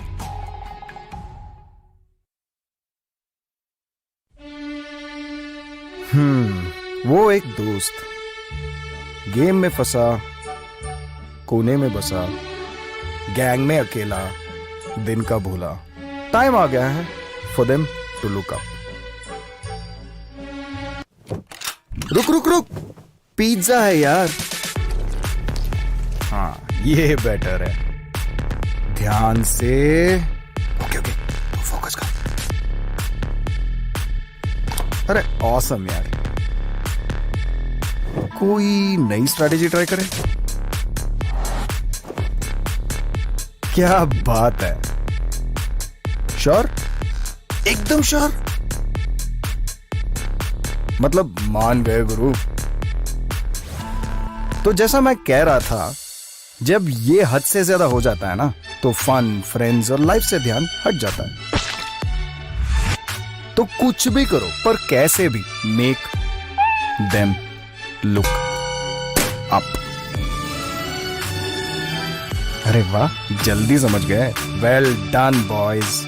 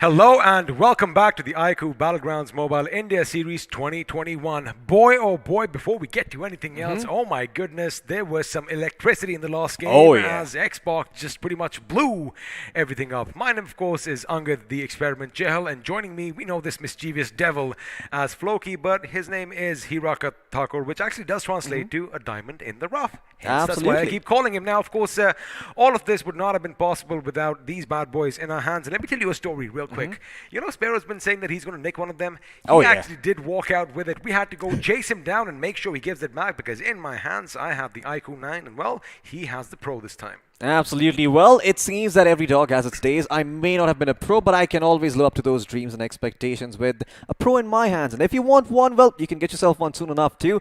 It's got amazing features over here. Once again, I would like to mention that within the span of about 5 to 6 minutes, you can take it up to 50% battery. But I think I'm speaking a bit too much. We should let iQOO themselves do all the talking. Of course, iQOO, the ones that made it all possible, the official smartphone sponsor of BGIS 2021.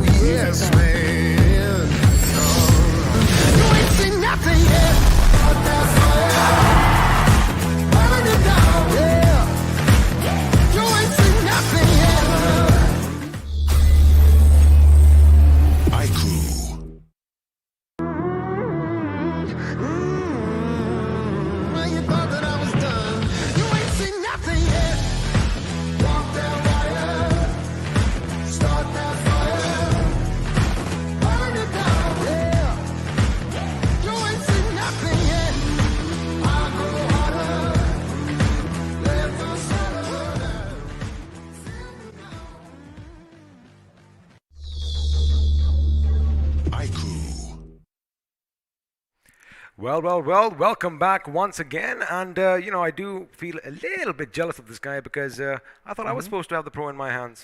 Well, you were a pro, but now you're on this side. So. And you know what? Pink goes really good with black. Yeah. So I guess this one's mine now. And you wouldn't dare stop me, right? I mean, I thought we had that little camaraderie between us. We do. We still do. It's all yours. It's all Absolutely. mine. But again, let me just tell you all the ups and downs we've had on this day. Now, to begin things off, where things really started getting heated, I had to lose my tie, was because Celsius Esports came in and won the first chicken dinner in Erangel. Then in Miramar, we had a surprise. CO Rip Mizo finally making some noise. But before we talk about the winners from the past, let's have a look and see which all teams are going to be playing the final game on day 3 of the semifinals in the BGIS 2021. Absolutely. Well, it's going to be Group B going up against Group C. In case you missed out, it's going to be the boys from Hyderabad Hydras, 7C Esports, Tactical Esports, Team X-Pac, Enigma Gaming, UDOG India, R Esports, and Soul. Going up against like some very, very well-known teams over here. Now, if you are looking at the edge of your screens, you do see one name, but there are a lot more joining them. So let's have a look on the other side and see who those gentlemen are. It's going to be Godlike Esports, Skylights Gaming, August 5, TSM, 247 Gaming, Team EXO, Revenant Esports, and COX Rip Mizo. And well, Mizo, they had a great performance on Miramar, but now that Miramar is out of the picture, do you think they can step up on Erangel? Because that does seem to be the home of Skylights Gaming. Well, speaking of Erangel, of course, Skylights Gaming have been dominating said map, but it was Team XO that won the second Erangel of the day. Now, of course, we did have, you know, a couple of underdogs coming up in Sanhok because UDOG India won the game in Sanhok, and who can forget the last Miramar? It really is their map because Team X-Pac, again, it's all about the timing and, well, the positioning as well that got the job done. And, of course, Scout OP, the man who is just a bit too overpowered, getting the job done, rattling off the shots and pretty much wiping out X-Lions. All in all, it was a good day of gaming, but now it comes down to that final game in Erangel, and the biggest question on everyone's mind is Soul going to get a chicken dinner today or not? Absolutely. Soul just not having a very, very good time starting things off. I believe all 3 games that they have played, they have, well, been eliminated with not that many placement points to work with. Hopefully, this time around, they can turn it and, you know, maybe just end the day on a bit of a high note. Going into the next day, if they get themselves a chicken dinner, they should be feeling really, really good, right? Because they're going to start the day off on a positive note. They could, and, you know, just coming back to yesterday, day 2, they did get a chicken dinner in the the 5th game that was in Miramar. So again, late bloomers just like myself, but let's see if Erangel is going to be the map for them. And I still remember what you said in the last game. The other old guy on the cast, I mean, come on, do I really look that old? Because I feel young at heart, but you know what, forget all that, because the action is about to break out in Erangel. But before that, we are going to have a little bird's eye view as we soar high above the grounds of Erangel, and let's see where we are starting this time around, because chances are it's not going to be the Milta Power, but it is going to be Yasnaya instead. Absolutely, Yasnaya with the supermarkets over Wait a here. second. I think it is. It's It Milta. is. It is. Is it Milta? It is Milta.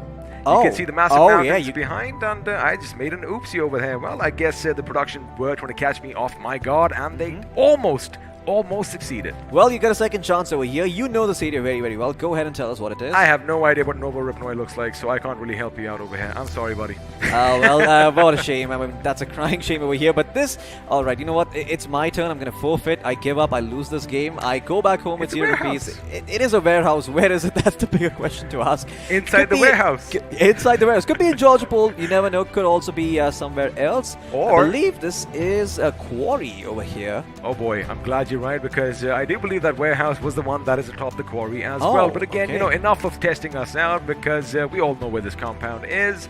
And if those of you don't know that, that of course is north of Ferry Pair, and well, that's all we're going to do about sightseeing. Now, the thing is, sooner or later, man, Erangel is going to be full of smoke, so you better have your masks on. And of course, a lot of grenades are going to be going off, bullets are going to be flying, bodies are going to be dropping, and teams are going to be left in ruins. Absolutely, and Ruins is another place that we really haven't seen a lot of teams dropping. I mean, Ruins is a hotspot for some good loot, and I haven't seen a lot of teams trying to make their way over there. It's quite surprising that we haven't seen any Ruins, clashes over here. Oh, some room clash going on over there. Of course, that isn't this one, Floki. I think you might just be confusing your jobs just a little bit. But now, as we move down the shelter, question is, are teams going to find shelter at the beginning? Because, ladies and gentlemen, this is it. The Big Bird is going to take off to the skies for one last time on day 3 of the semifinals. And, well, let's have a find and look. Let's look out and see where we are flying to. And if you know your map, it is going to be down south. But the question is it going to affect the gameplay for the teams that want to go north? Well, we're about to find out, because the flight path is going to be going all the way from Primorsk, close to the distance, close to the space between Miltopava and Lipovka over the sea. And for a change, I think Lipovka might actually be relevant on this map. This flight path very southern favored, going towards the eastern hemisphere of the map. We'll see if anyone does decide to go towards Georgopol or Severny or Zarki, or even Ruins for that matter, because it's quite far away at this point. You probably have to drop in to those clusters of houses near Pachinki, not inside Pachinki, but near Pachinki instead, and then try and make your way towards Ruin, because that's the only way you're going to be getting there. Georgopol, though, I believe that is completely out of the picture.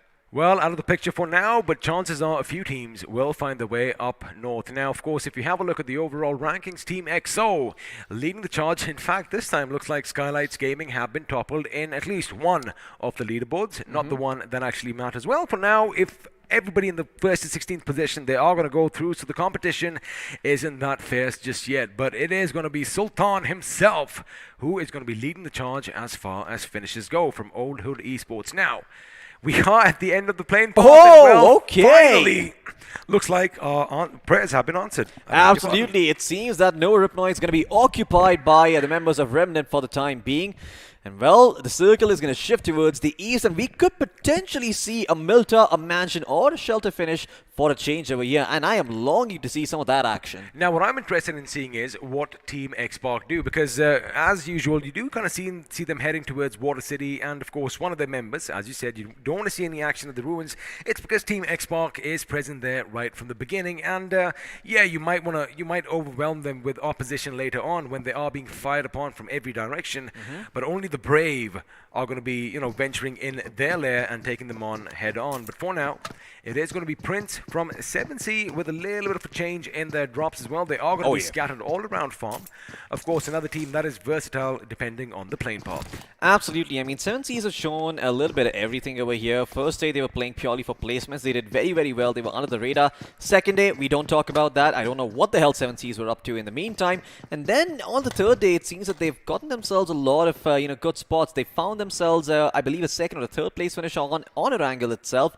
This time around, though, I'm hoping that they go the distance because that'd be a very, very good end for 7Cs. But Team X Park, they also would probably like the chicken dinner for themselves. And also a smart move coming in by them. Now, they are still going to be heading to their favorite spots. In fact, they might even head towards the school, or they might just head to Rozhok straight up because they know they might just be the first ones to make it. But let's just shine the spotlight on them. And of course, with that chicken dinner coming in Miramar in the last game, they are going to climb higher on the leaderboard with a total of 90 points. Absolutely, and just trying to piggyback off of what you said, right now, Team X Park, they were the first ones to jump out of that plane. So knowing that, and also at the same time looking at the timer, this is the 5-minute mark at this point, right? I mean, not the 5-minute mark. It's still pre-5-minute mark. We haven't really seen any team try and rotate out so early. Usually you'd see teams doing this with a vehicle or something of that sort, but it doesn't seem like Team X Park care too much. And it's good for them because at this point, all these teams are just going to be busy looting the locations where they've dropped into. And Team X Park, well, they started off early, they're making their way towards Rozhok, and they should be able to get their hands on some good loot. However, looks like they might just be the first few teams to have a couple of engagements, because if you have a look at your map, although 2 of the members have made it across that little hill that, is south of Rozhok, 2 of the members are going to be looting the school, and someone is going to be dangerously close by, and that someone are the boys from iQOO India. Now, of course, iQOO India did get a chicken dinner early on. Let's see if they are going to get a second for the day, but for now, they are going to be looting blissfully as, no one else is going to be in the apartments. But have a look on the left of your screen. 247 are dangerously close to TSM, and, well, a few shots could be fired, but it's all about that one question: when? Absolutely. Well, if anyone could answer that question, they would always be winning the chicken dinners over here. Unfortunately, none of us over here are fortune tellers or oracles, so we gotta try and make our guesses. But with experience comes, a couple of points of knowledge, and with that, you can start predicting when that action's gonna break out. TSM, in the meantime, a little bit split up south of Georgia Bowl. I wonder where they're going to head to next, because, they do have their hands on decent loot, but are they going to go all the way from the west to the east? Because that is where the majority of these teams are. Well, they are going to have to go east because they are at the westernmost aspects of Erangel, but the question is, are they going to go north of that little creek that leads to Rozhok, or whether they're going to go south? Now, the thing is, what I believe is they might just wait for the next circle because they can take the blue damage. Let's be honest right now, right? Yeah, just the first blue zone. Just the first blue zone. So they can decide if it has a northern shift, they might head north because, of course, there'll be, fewer opposition members lying in wait. And, if it does shift south, they are going to have to brave that long little migration. Due south before now, Rahul, he could hit a vehicle, come close to him, and, well, the lucky thing is, it is just his teammate. Now, I do want to see some action break out, and for now, looks like we are going to have a stalemate as we have already crossed the 5-minute mark. In fact, we are closing up to the 6-minute mark, but on the map that we have for our, viewing pleasure, again, all the teams are keeping the distance, which means action might not break out as early as we had hoped. Absolutely. 247 Gaming not really having a lot of good loot to work with either. They're going to try and go in and maybe get some loot towards south of Georgia Bowl, but once again, those compounds were looted by the side of TSM, and there's not going to be a lot to work with there. I wonder if anyone caught on that beautiful detail that BGM I just showed. So Gil was jumping from one building and he went in the window of another. The bird, the hawk on his shoulder, well, it was like, nah, I'm not having any of this, and it just flew away in perfect timing, and then, well, once all things were settled, it came back to perch on his shoulder. Something, that the average viewer would miss out. I don't know, for some reason, it just caught my eye. But for now, the team that is going to catch my eye are the ones that are on your screens now. Of course, the Soul haven't had the best of days, but if day 2 is anything to learn from, they might just come back strong. They might just get the chicken dinner, and if they do, they might just keep their hopes afloat. Absolutely. So, they are going to need that chicken dinner like you mentioned earlier, because if they don't, then, going into day 4, there's going to be so much pressure on them. I'm not too sure if they are going to be able to deliver. I'm not too sure what Viper is doing right now. He's just trying to see if he can shove his DP28 into the wood. Well, the answer is going to be yes. Wonder what he's going to do next. Rox, in the meantime, is going to go and well, regroup with his teammates over here, and I think they're going to try and move out of this area. They are going to look to get towards the circle to a better position. The thing is, Seoul actually have a pretty good position in the map right now. Of course, that is sometimes where we do start our journey just north of the shelter, and well, these guys are going to try and make the best of their position. A, they have massive, well, concrete walls for cover. B, have a look at those French windows, right? You can see miles out from either direction, which means A, they can see the enemy coming and, you know, respond the way they should. Now, the thing is, sooner or later, this is all going to be happening. I mean, it's all speculation at this point. But again, have a look at that. Dead smack in the center of the circle. That is where Seoul is. And the question now is going to be, where is the circle going to go? And it looks like TSM are braving the blue just a little bit. But they are going to be splitting up, again, keeping their options open. On the other hand, 247 Gaming, they came south of Everest, and looks like they are going to be traversing through the plains of Gotka to make it to the next circle. But if they head towards Pochinki, the big dogs in the form of Skylights Gaming, well, they are going to be waiting with bated breath. Absolutely, and this is what I was talking about earlier, right? TSM, they can't really go directly from the western part of the map to the eastern part. They kind of have to go around if they don't want to take those fights. Now, on the other hand, if it was Godlike, they'd be very, very happy to just go in straight up and take fights, gun blazing, no questions asked whatsoever. But it isn't Godlike, it is TSM instead, trying to make their way. Then Godlike would much rather be where TSM are right now. I mean, I just had to chuckle the moment I see that damage. Almost 15,500 points of damage. That's what this team is about. They might not have any chicken dinners, but who's blaming them when you have 76 finishes to your name? And well, those 40 position points, they come in handy as well. Now, they are going to be on that infamous compound, you know, just I do believe northwest of the mansion, and I want to see some cars jumping over them, and maybe some shots being fired, and maybe some bodies hitting the ground. But again, as we do dangerously come near the 10-minute mark, not a single shot has been fired. But wait, all of that might change now, because if Immortal isn't careful, he might be going towards the enemy. But looks like he is going to be a bit careful over here, and all he's going to do is regroup with his teammates. And all of them, again, they are in good position. No one has to fight. Talking of fighting, it looks like action might just break out. There you have it, the sweet sound of bullets escaping from the barrel of those weapons as Tactical let loose with a few shots of their own. Absolutely, Tactical, in the meantime, just trying to get a couple of shots in, but unfortunately none of them connect. In fact, Clutch eats a bit of a headshot, has to, well, you know, get his head back in the game instead. And now they can get into the vehicles and try and rotate out, but unfortunately for them, they are caught out in the open over here, and both 7Cs and UDog have got a clear line of sight towards their members. So Tactical, they might have to take the longer way around instead.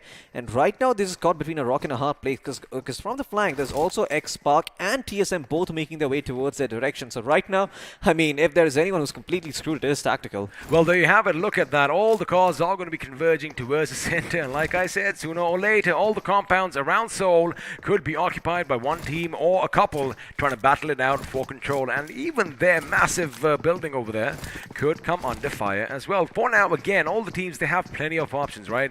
But have a look at what's happening down south. Looks like at the shelter, a few teams are going to have to find shelter, because soon enough, 7Cs, well, they are going to be met by Revenant Esports, and I know we are going to be barking up the same tree. Are they going to go to church, or are the Revenants going to practice what they preach? Absolutely. Well, we're about to find out, because 7Cs Esports, they're going to continue holding. Okay, well, yeah, it does seem that Seoul is also looking to come into the picture over here.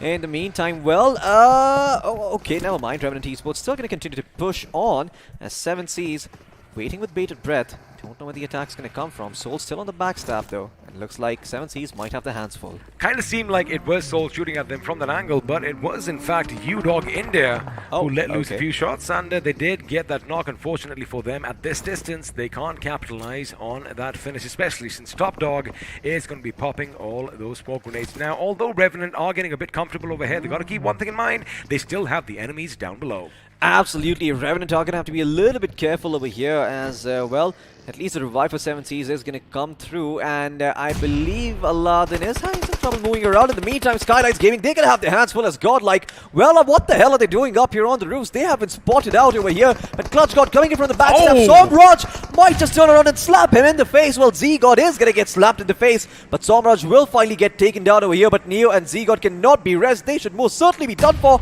and Godlike once again unbridled aggression, it has its consequences, as Godlike are experiencing right now. Keep in mind, there's still Jonathan up on his feet, and he could be coming in from the other side, and well, SG might just find themselves in a bit of a pincer situation because they have two Juggernauts, two Demigods going hard at them. Now, Destro in the smoke, he is still alive, but this Molly could destroy him. Unfortunately, it's going to be Picard from the other side. Jonathan comes in, Destro goes down, and now the man advantage is in their favor. Two men should be rushing in. Is Neo going to be picked up? Well, we're going to have to wait and find out because Jonathan is going to be the first in the line of defense. Now he knows where the enemy is. He is going to wait for his teammates to come in or not because he is going in. He is going to shoot, and it looks like that Revive does come in, and now it's going to be Gumla Boy up against him, but Gumla Boy is going to be taken down in an instance, and now the only last man surviving is Pokar. Lucky for him, he does get that first aid in. Jonathan is going to be careful. Jonathan sees his enemy. Jonathan shoots it. Jonathan is going to put him in the ground, and with that, ladies and gentlemen, despite losing Neo, they do have 4 finishes to their names. On the other side, 247, massive smokes deployed over here, but they are under fire by Team Xbox. Absolutely, Xbox now borrowing a page on a Godlike's book, and boy does it look good. They might be copying homework, but they're just doing it a little bit better than they are. And 247 might be in a world of trouble because Rahul just cannot stop eating nades over here. The Jeep might just blow up soon enough as well and blow him alongside it.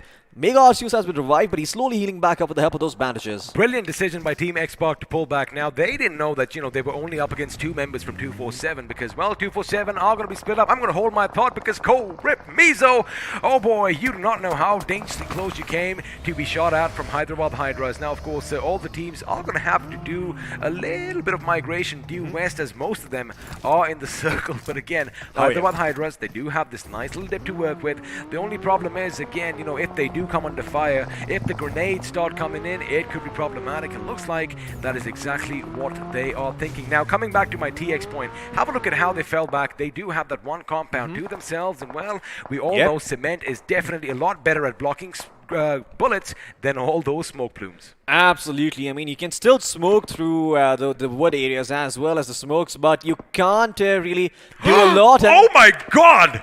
Wait a second, I am sorry here. Oh my goodness, Austin Bot X, for the first time in such a long time, we have, let me just paint this for you guys, we have an AWM in action. Now, all I want to do, all I would have wished I could do was to stay silent so I could hear that big boom go off, but we are going to have to wait and find out if that is going to be the case. Sparrow, Floki, you were saying, I am like a little kid right now.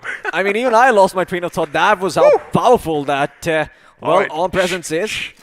Let's hear it go off. Let's see if he's going to do it, because again, that sound is going to be, well, something that we all love, but again, for now, he's using it to scout, and as soon as he sees someone go stationary in that scope, chances are it might just go off. Come on, U-Dog, I don't want to do this, but somebody show your face, because Austin Bot is ready for you. Absolutely. I mean, U-Dog, well, they know that something is off and they're not going to be peeking. And in the meantime, the zone is going to be shifting. He sees what, he fires it off.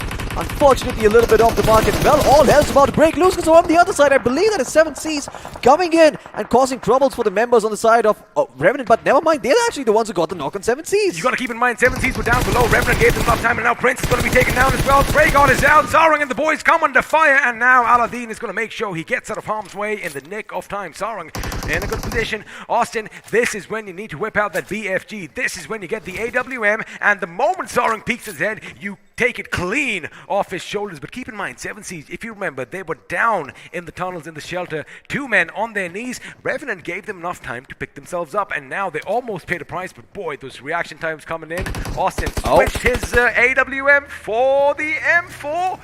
And now I think he's going to be a bit more comfortable shooting that at range. Absolutely. Well, it seems that Austin is going to try and move forward over here. Oh, well, no, and it's actually going to be Top Dog taking all the action and Code driving him around as August 5 could be in a world of trouble. The car is going to crash. My goodness! Oh my god, a drive-by coming through from the members of Revenant. Top Dog still standing strong. Can he win the 1v1? No, Austin Bot is going to be over here. He cleans them up.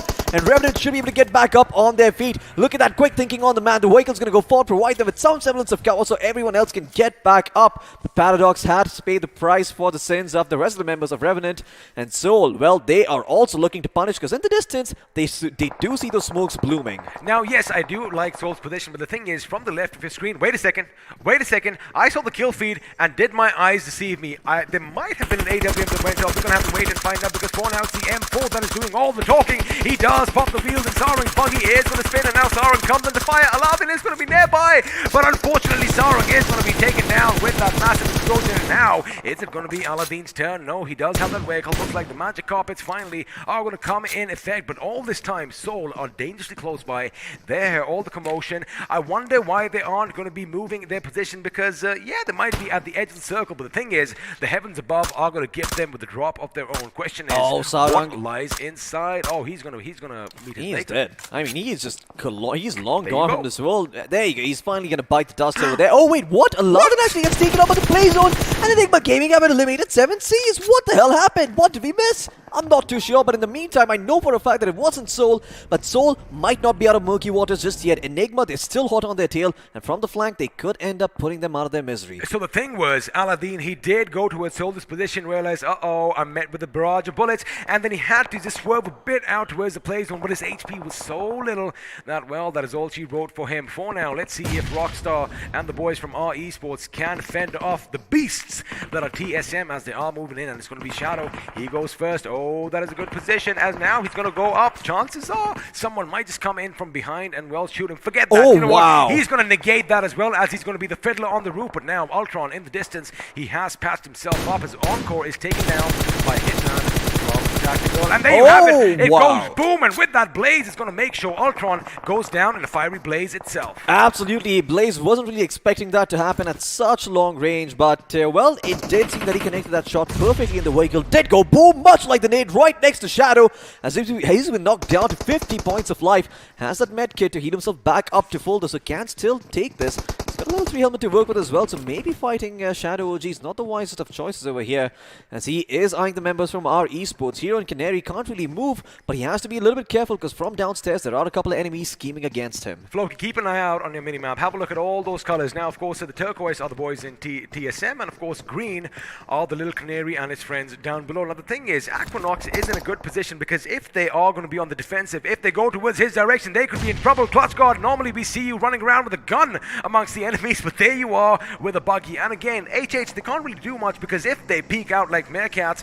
chances are someone just might take them down. On the other side, coming back to the fight where we just left, TSM Shadow up top. Oh my goodness, that grenade almost threw him off the roof, but now we're going to switch back to Z-God. He's opening up on Cold Rip, and there you have it. Reverse is going to be taken down. Jake Boy could come under fire, and in fact, he is almost knocked out. Could this be it? It is going to be Jacob Boy getting knocked out, but it's going to be Ace Black from Hyderabad Hydras that does all the knocking. Question is, can they capitalize on the finish? And well, the short answer, yes, but it's TSM from afar who take Jacob Boy's finish point with them. Absolutely, Jacob Boy going to be biting the dust a little bit early over here, and Rip Mizo, well, their dreams of getting chicken dinner, they are also going to be resting in peace along with the rest of the members. And Hyderabad Hydras, they are going to make sure they take down ISO or die trying, because they're not going to give up this free finish.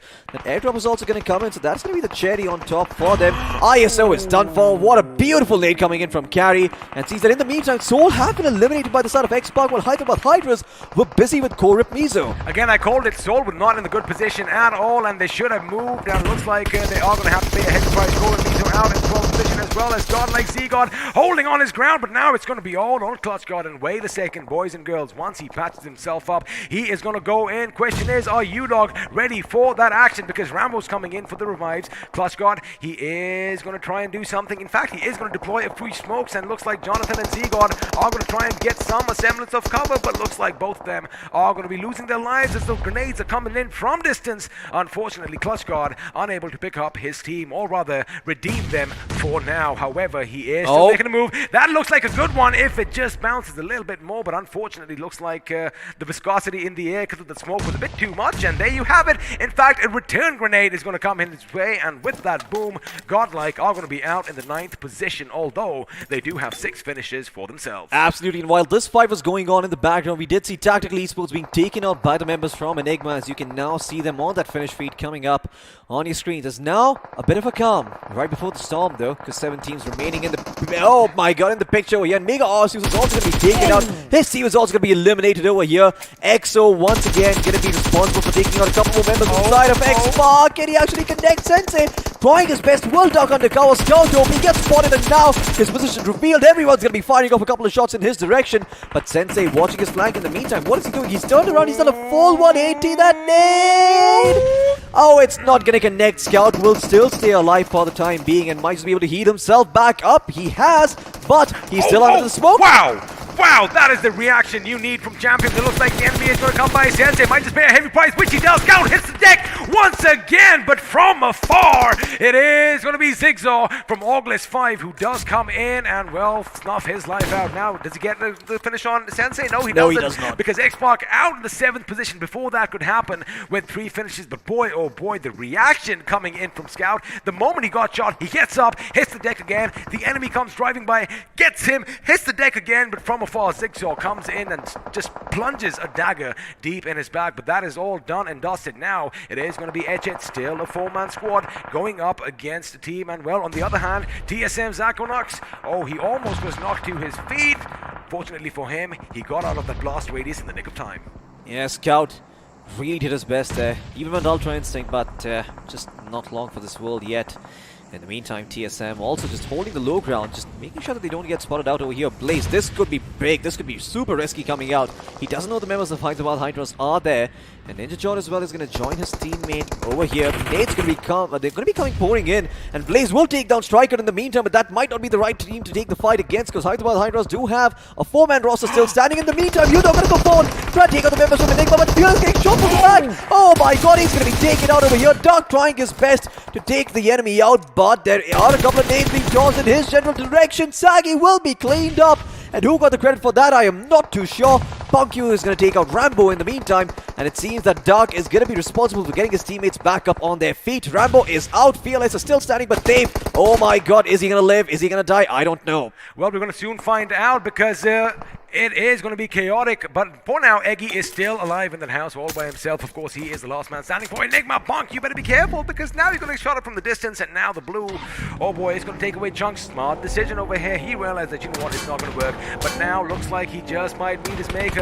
Is he going to go up in a blaze of glory? No, it's not. It's going to be Ninja Jod's M4 that puts him 6 feet under. For now, Ninja Jod does have a good position. Of course, they have the buggy, and they have that decommissioned BDSM for a little bit of support, but elsewhere looks like Ace Black is going to be opening up on Blaze as TSM are now reduced to a 2-man squad. Fearless and Enigma still in their compound, still in the circle, and now they are going to have to face one another, and the circle is going to slowly creep them out. Now Enigma Eggy did take a massive hit. Fearless with another grenade. He is going to throw it right about now, and in goes boom. With that, Eggy goes down, and well, Enigma's flag has finally hit the ground. 3 teams alive, 7 people still in this game, but Hyderabad Hydras, boy, they are poised to gain victory. Absolutely, all of the members well spread out, and now Ace Black will also take some piece of real estate up, get that vehicle out of the way, and maybe get to a better spot. Ninja Jod has to be a little bit careful, is on top of that decommissioned tank, so is going to be able to stay alive for a little while longer. That tank does not blow up, but that buggy just might, and Ninja Jod could still be in the explosion radius. Aquanox, those nades keeping them at bay, but I think the side of TSM might be out of throwables at this point. They may not have the smokes and grenades to try and take this fight, and Hyderabad Hydras, they are eyeing up that airdrop right next to them. Whatever's in there, it's going to be theirs. They're going to get their grubby little hands on them.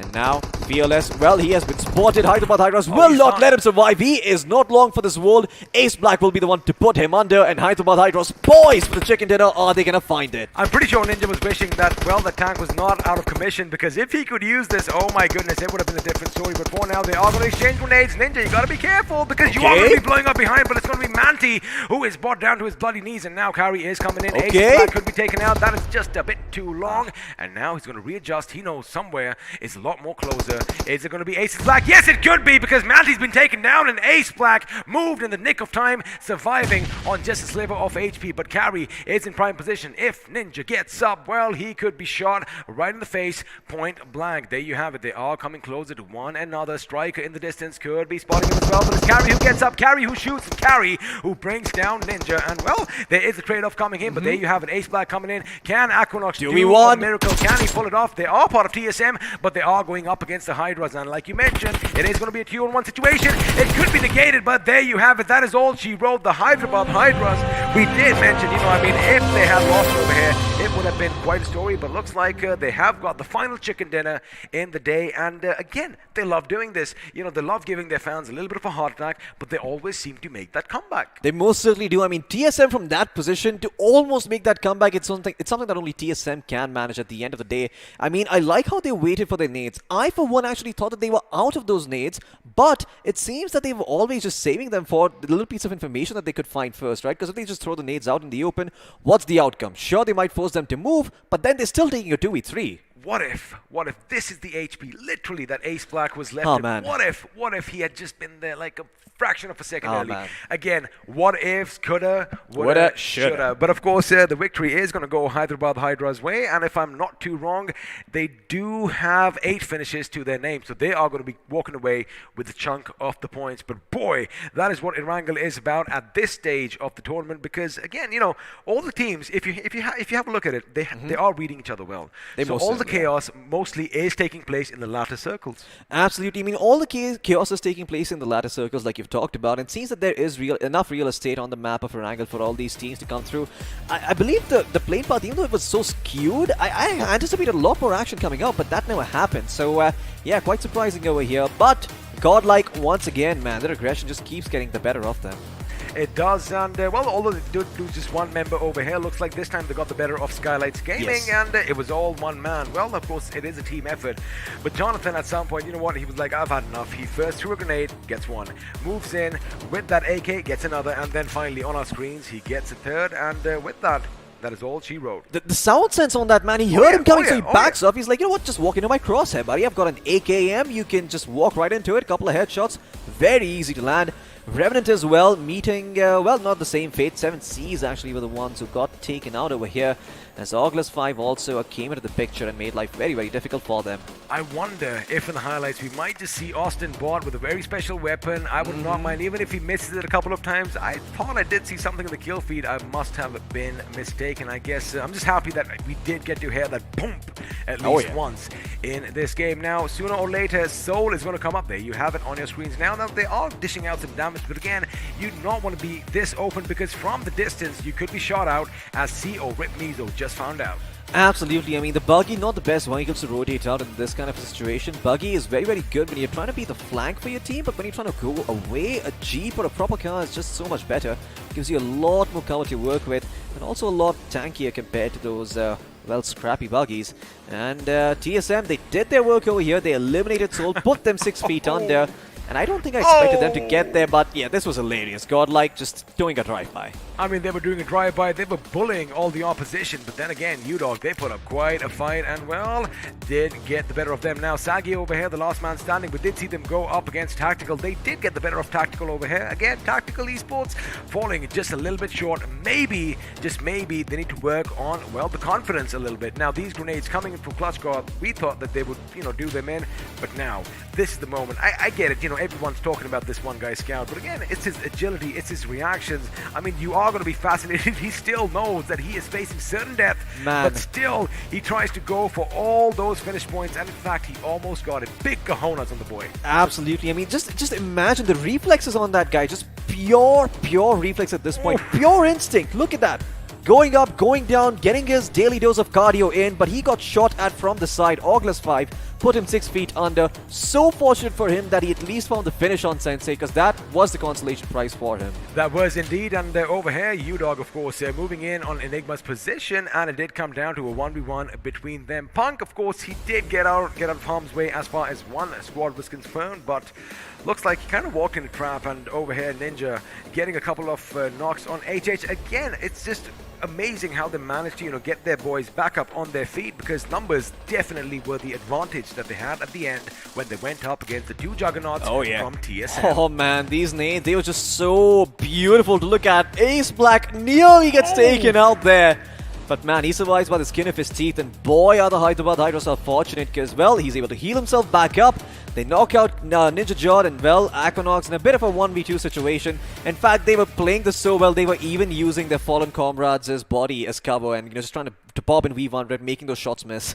Because, the thing is, if you see someone knocked out at that stage, when you know that, well, all is pretty much lost, they might just go in for the finish, reveal their position, and, well, get the job done. But now let's have a look and see who is going to walk away with the iQOO MVP mantle from this game. And let me tell you one thing, it is definitely a close one. I have a couple of names in my mind. I know you do. Let's see if it's going to be true, because I think there might just be a ninja lurking in the shadows, or someone who has no fear. But the question is, who is it going to be, Floki? And when is he going to show up? Because it does seem there's a little bit delay over there, but no worries. I mean, as soon as the MVP is ready, he will be coming up on your screens. Well, but they're having a hard time deciding. Pick a name. Fearless or Shadow? Fearless. It's going to be one of them. It's going to be Ninja lurking in the shadows. There you have it from TSM. Oh my goodness. First of all, yes, he does have 6 finishes. Second, 1576 points of damage. Yeah, absolutely. I mean, a lot of damage done by this man, and it seems that he's also got 2 headshots to work with over here. Unfortunately, the finish is not that great, and at the end of the day, well, if you don't have those finishes to work with, well, what was all that damage for? It looked wonderful, the potential was there, but it wasn't actually realized, although there are 4 other players following him in his wake. Fearless with 6 finishes and 533 damage done, Saggy with 5 finishes and 651 damage done. You got Punkyu and Jonathan with 5 and 3 finishes respectively, but Jonathan having the higher damage done at 716. I mean, when you go up against a squad all by your lonesome, I mean, chances are you are going to rack up quite a lot of damage as well. Now, of course, so let's have a look at a couple of more facts and figures, because, well, the match summary is popping up, and we saw quite a few grenades go boom. But the question is, how many was sent down to the depths of hell? Looks like from 96 this time, it was only 4. Absolutely. But we have seen a little bit more healing this time around on the map of Erangel. 7,029 points of damage done by that man. Well, not by any man in particular, but by all the men combined on the server and the women. It is, equal to all genders, open to everyone for violence. But we've got the finish to damage shots coming up on our screen soon enough. Let's see who is on top over there. I do know who is going to be there.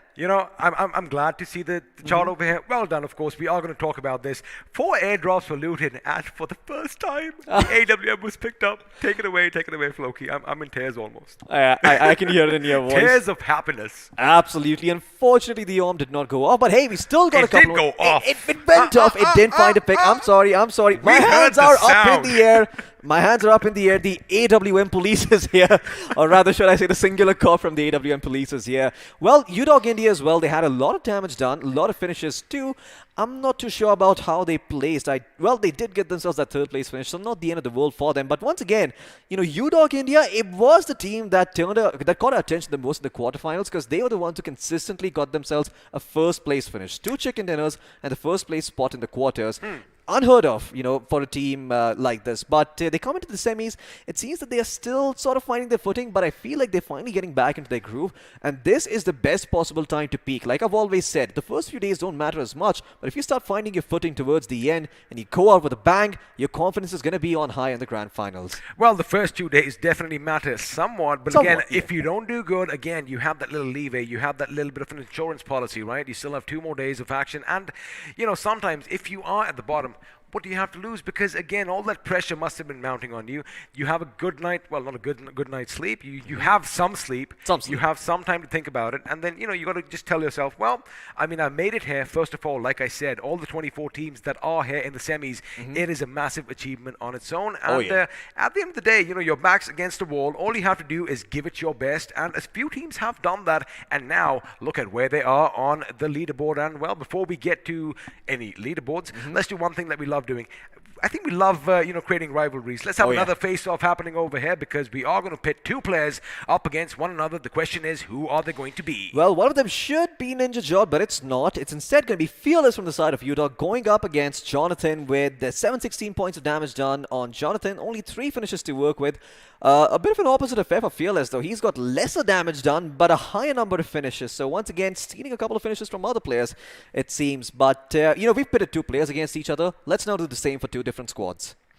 Question is, which squad is going to be? One of them should be Hyderabad Hydras. Of course, they were the winners of the last game in Erangel, and the second could go either way. It could be TSM, it could be UDOG, it could be Godlike, because all these teams had phenomenal games in the map of Erangel. But now, let's find out if we are going to be true. It's going to be TSM going up against UDOG India. TSM with 9 finishes, and UDOG, woof woof, with 12. Absolutely. Well, 12 finishes to their name. UDOG most certainly bringing including the Boom over here. And it seems that they have borrowed a page out of Godlike's book. You know, they are a Love very that movie. aggressive team. I mean, it seems that every single time that they are on the server, they try and go for those finish points. Couple of times it works out, couple of times it doesn't. But boy, when it works, does it look beautiful. It seems that while Godlike are very consistent with their finishes, UDOG on the other hand, they have off games, and then on the games where they start fragging out, they always end up top 4.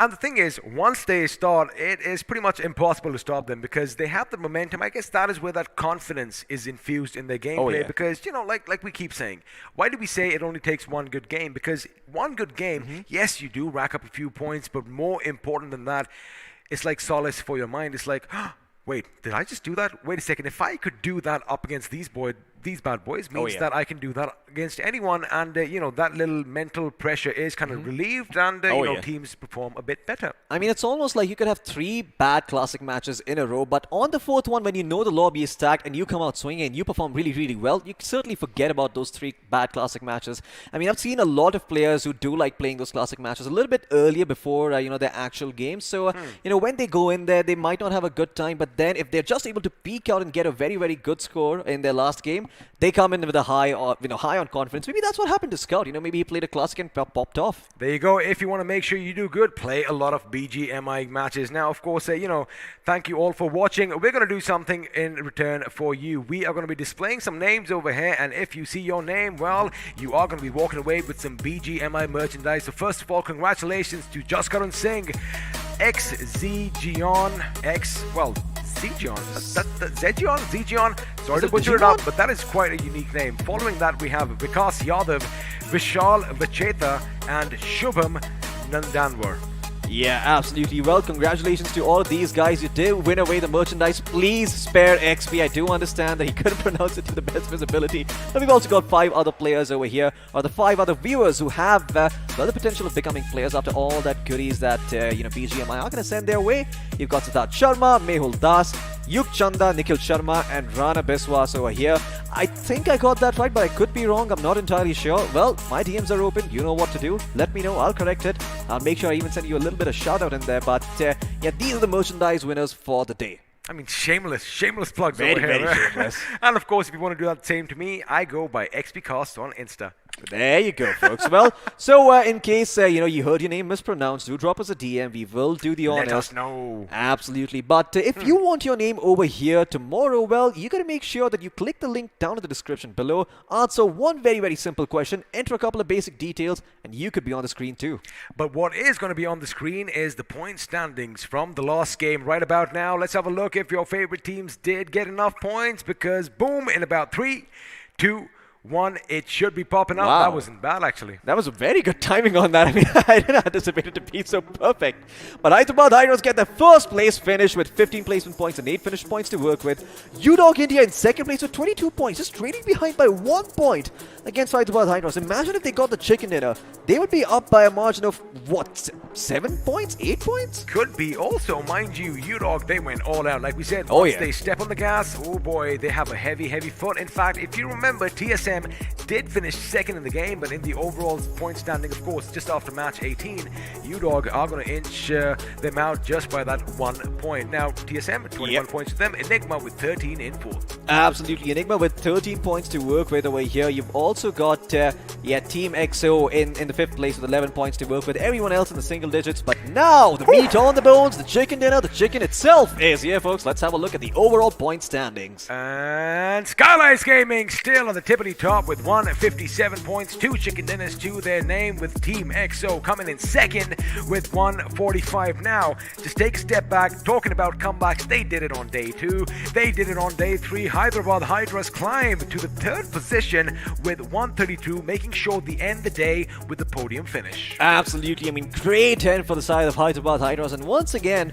all's well that ends okay. So that's what the side of Hyderabad Hydros were hoping for. They're going to end this day with a chicken dinner finish. finish. And UDOG India as well, gonna have something to boast about as they make their way towards the top 8 spot, overtaking the side of Team X Spark by a margin of, I believe, to be around 22 points. However, have a look 12 at what you see on the first page. Now, of course, we did see Yeah. X-Spark just after Miramar. They are still there in the 8th position, just 4 points shy of that big ton, and chances are on the last day they just might get a bit higher. Now, UDOG again, massive jump coming in for them, 112 points and 2 ticket dinners, like you just mentioned. Now, of course, the majority of the teams on this page, they're going to be happy, they're going to be satisfied. Let's have a look and see at the other 8 that just might qualify, because, well, in the 9th position, Enigma is slowly but steadily climbing up on that leaderboard with 89. Although they are tied with the Supari gang, remember, precedence is going to be given to position points. That's why they are just 1 position higher.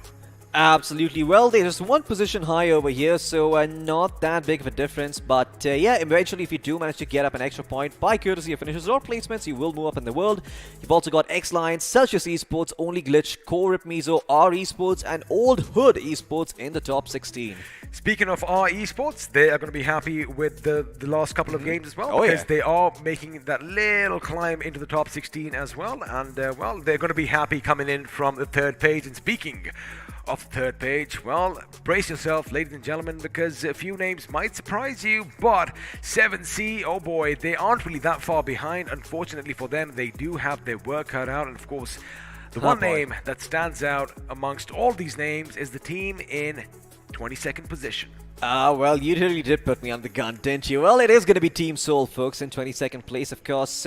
Not having the best of times over here, and they've only got 4 more matches to correct it. I don't know which maps they're going to be playing, but they better practice tonight, because otherwise they're not going to be making it to the grand finals over here.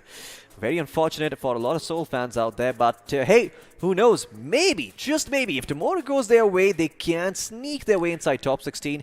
Top 8 is going to be a much harder affair. I think at this point, they should probably just focus on qualifying. I don't know if practicing right now is the right call, because again, you got to realize one thing. They are spent right now, right? They burned themselves out with, of course, when you play 4 games a day at this high level, it is going to take a little bit of a brunt on your mental acuity as well. So for tonight, I think they should take it easy.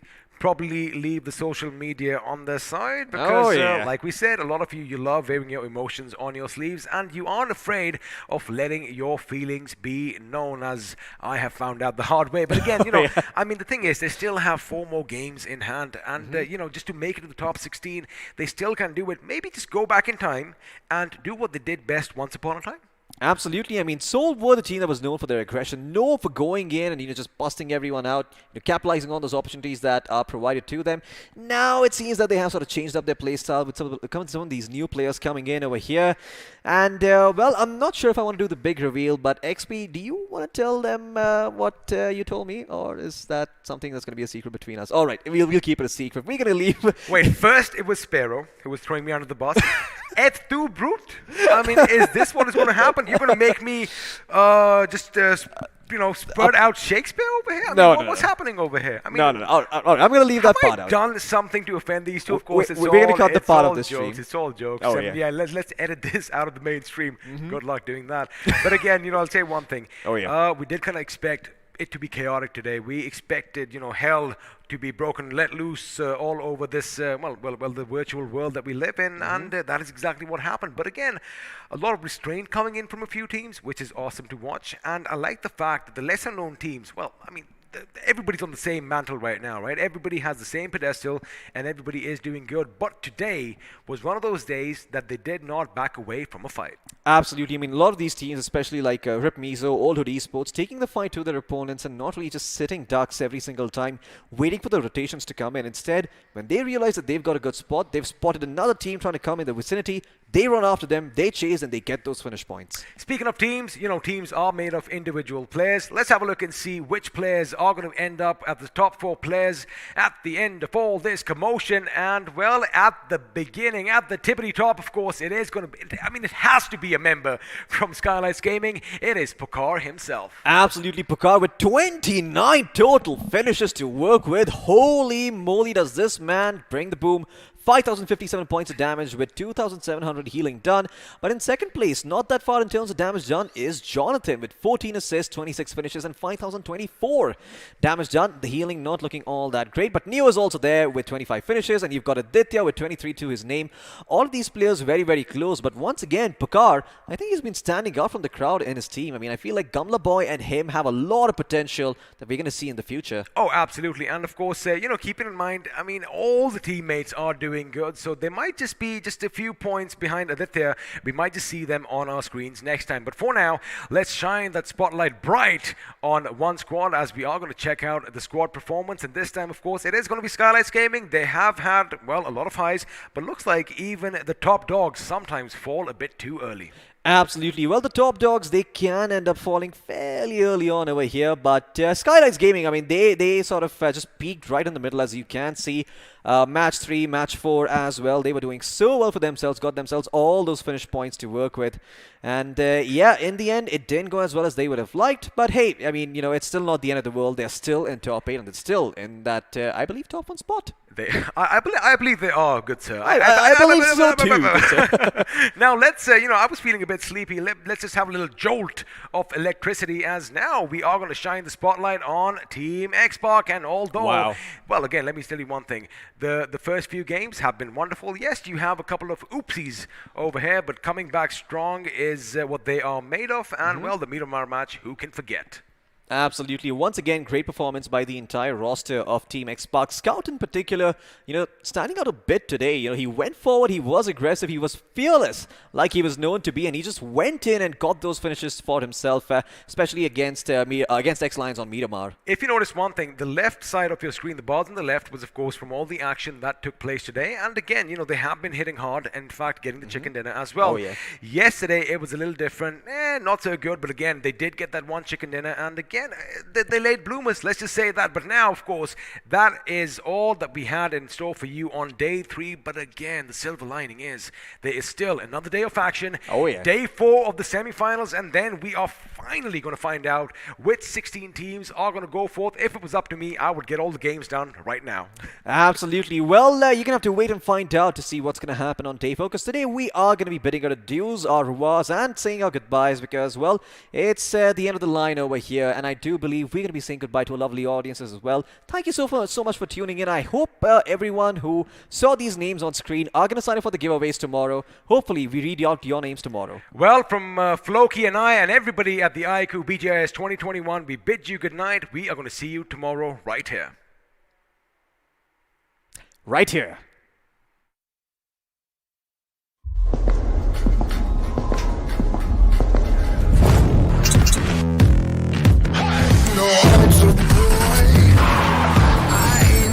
Yes, man. You ain't seen nothing yet. But that's fire. Burn it down. Yeah.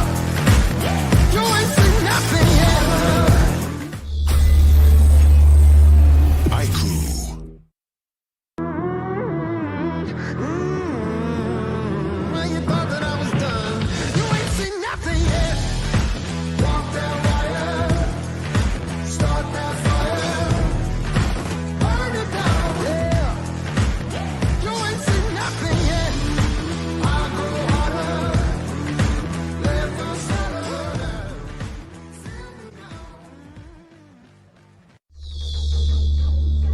iQOO.